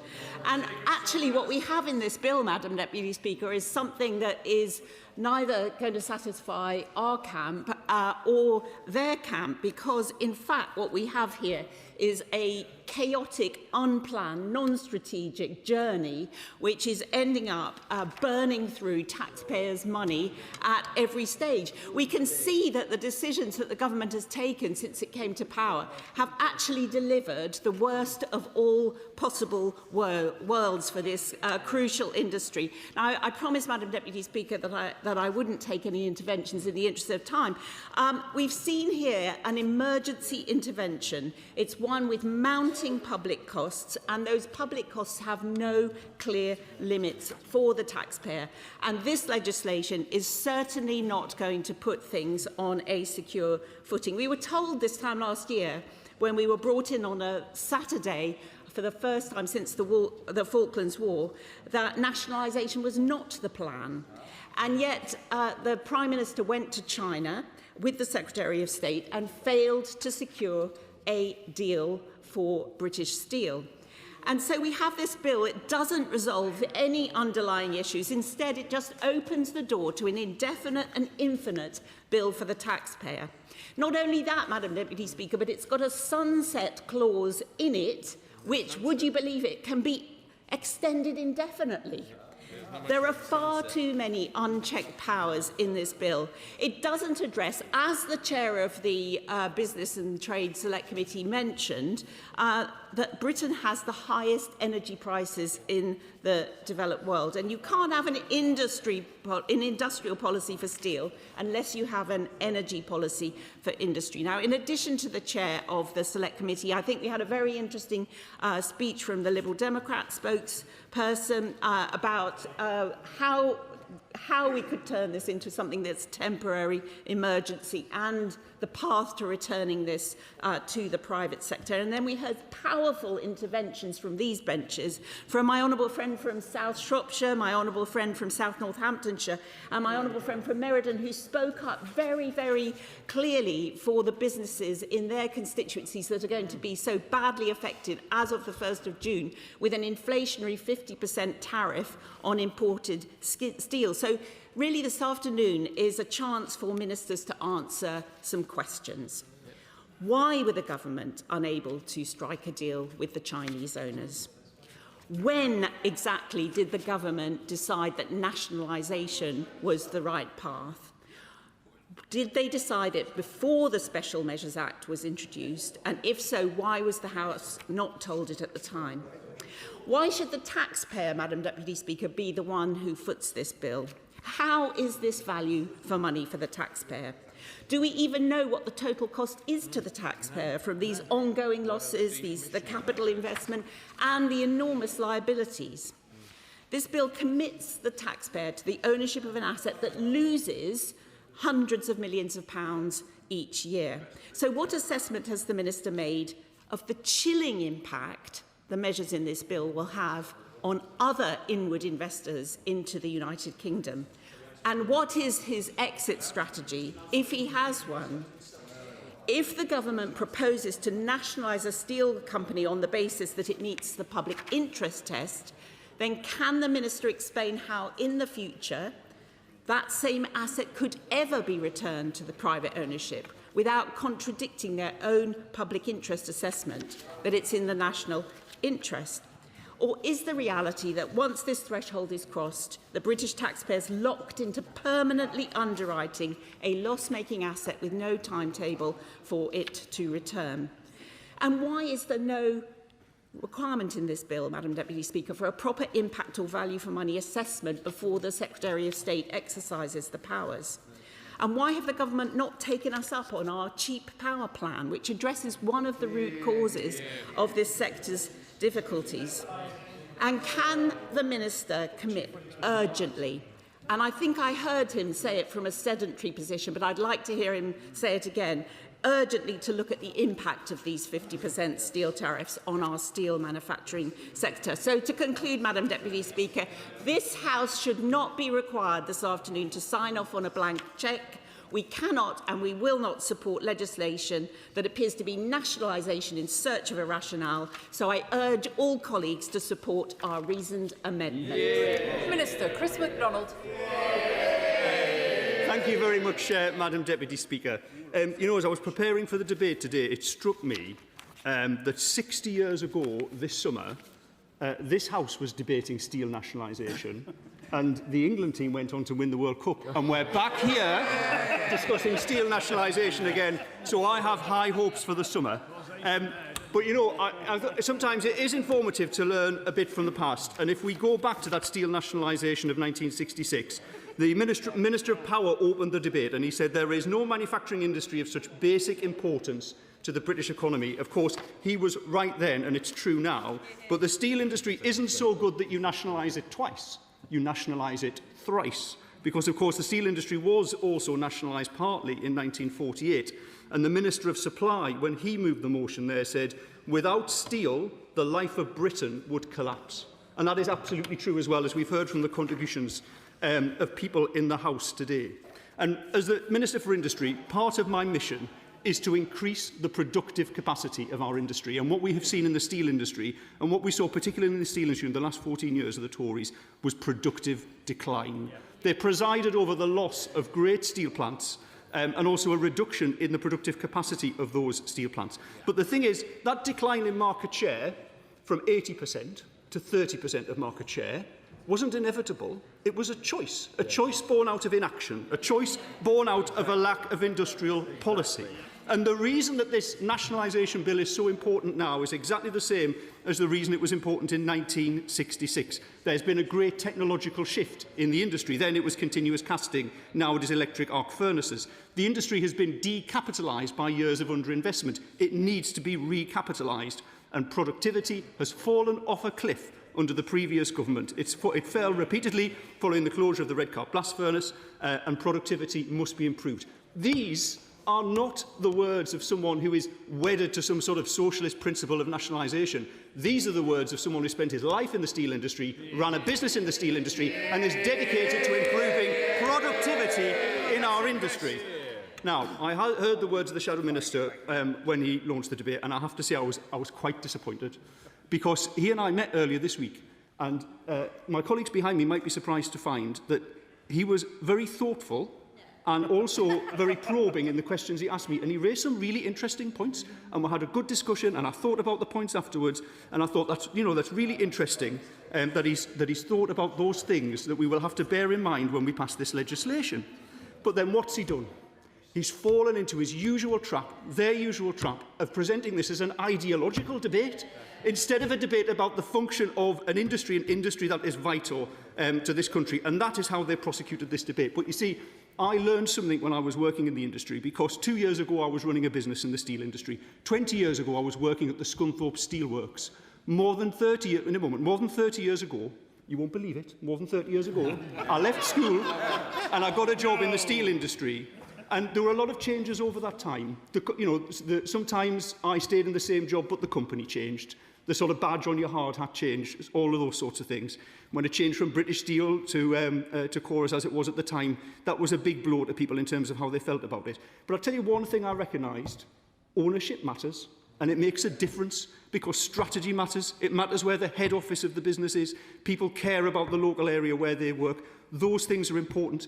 And, do you know, those workers care, those communities care, we care, they don't care. That's quite clear to me. I'll be very brief. I thank the Minister for his remarks. There is one ideological difference that he hasn't mentioned once, which is the huge gulf between our side and his party on energy. And you are not going to have a sustainable steel industry on energy. Yes, you're right. There is a gulf there. They were in favour of some of the highest industrial energy prices in the world. We have delivered an increase in the supercharger benefit from 60% to 90%, the introduction of the British Industrial Competitiveness Scheme, and through our investments today in chemicals, in ceramics and of course in steel, we're supporting British industry with their operating costs on energy and their capital costs to improve their productivity as well. Now, steel communities, they are proud people. They are people who can stand on their own 2 feet, and they want to. They don't want subsidies. They've got pride. They've got dignity in their work. And as I saw when I went to the Corby Steelworks quite recently, the sacrifice of individuals and communities for their hard and dangerous labour as well. And that I will give way. I thank the Minister for giving way, and he knows the sacrifices that have been made by my constituents at DL, Plate Mill and Motherwell. Can I ask the Minister to confirm that this plate mill remains at the heart of the UK steel strategy, and that the legislation that we have debated today provides a potential safety net for the future of DL? Thank you for your intervention. I have to say that whilst the government is minded to nationalise British Steel, we don't have any other nationalisations in mind. However, I will say we do recognise the importance of the plate mill at DL, and I am concerned to ensure that it gets back up and running and delivers those steel ship plate orders. And I'd like to thank her for the work that she's been doing championing that. I'd also like to thank, who was sat behind me, the member for Penderson and Stocksbridge, who has supported me throughout the preparation of this legislation, but can't speak because of her position in the House. And likewise, the member for Scunthorpe, who also supported the passage of this bill, but again can't speak because of his position in the House. And the Chief Whip, of course, who did so much work in advance of this bill coming here as well. But first, let me give at least 1 or 2 minutes to the amendment that was proposed. Now, fundamentally, there is a contradiction in the position of the opposition, in that if without passing this bill, then British Steel itself is trapped in this position of the Steel Industry Special Measures Act, which they were supportive of, and so they don't want to allow British Steel to break out of that. But I would point out to them, and certainly the members opposite who feel that the bill takes too many powers to the Secretary of State, the bill has been modelled on the Banking Act. And at the time, when the Banking Act was passed, there was a fellow sat over there called George Osborne. I understand he's popular in Tory circles. And he said, I will do everything I can to help this bill onto the statute. And I think what we're hearing is, it's good enough for the bankers, but it's not good enough for the steel workers. So, we move on. In terms of private sector investment, I am as concerned as the Shadow Secretary of State and of course, the spokesperson from the Liberal Democrats is to get in private sector investment. We have carried out a very careful balance with this bill to ensure that the steel industry is fully informed, understands our intentions and is supportive, and they are supportive. And that's why we heard recently, just in the last couple of weeks, Seven Steel announcing a 100 million private sector investment in the steel industry in the UK. So there is no chilling effect on this. In fact, this will be a spur for private sector investment. It will be a boost to private sector investment. Let me just mention some of the contributions that we've had. The chair of the Select Committee, he mentioned a number of things, but he was the only person, I think, to raise scrap. We've launched a scrap working group, which will be dealing with that issue. The member for Newport East rightly raised the importance of the Llanwern steel plant. It is incredibly important, and of course, she mentioned as well import penetration on rebar. My near neighbour, the member for Middlesbrough and Thornaby East, the member for Hartlepool, of course, as well, the member for Middlesbrough South and East Cleveland, could not have been clearer in the way that the Tories abandoned the steel communities in Teesside and the difference that this Labour government is making. And a number of the members opposite mentioned tariffs. There are no tariffs in this bill. But as you heard from the Trade Minister this morning when he was stood at the dispatch box and the Secretary of State this afternoon, then there is an open door for companies to come in and discuss those issues. And then finally, the member for Boston and Skegness, he and I have had many exchanges around steel. and sometimes we've agreed and sometimes we haven't agreed, but we always have a good discussion. And he raised the importance of DRI, blast furnaces and electric arc furnaces, and we will certainly have the opportunity, I think, for him and me to discuss that much further. Look, I think it's quite clear the British government is not and should not be neutral when it comes to British business. We're on the side of business. We're unashamedly on the side of British business. We're unashamedly on the side of the steel industry and steel communities. That's the difference between us and them. I commend this bill to the House. Order. The original question was that the bill be now read a second time, since when an amendment has been proposed as on the order paper. The question is that the amendment be made. As many as are of that opinion say aye. Aye. Contrary, no. No. Clear the lobby.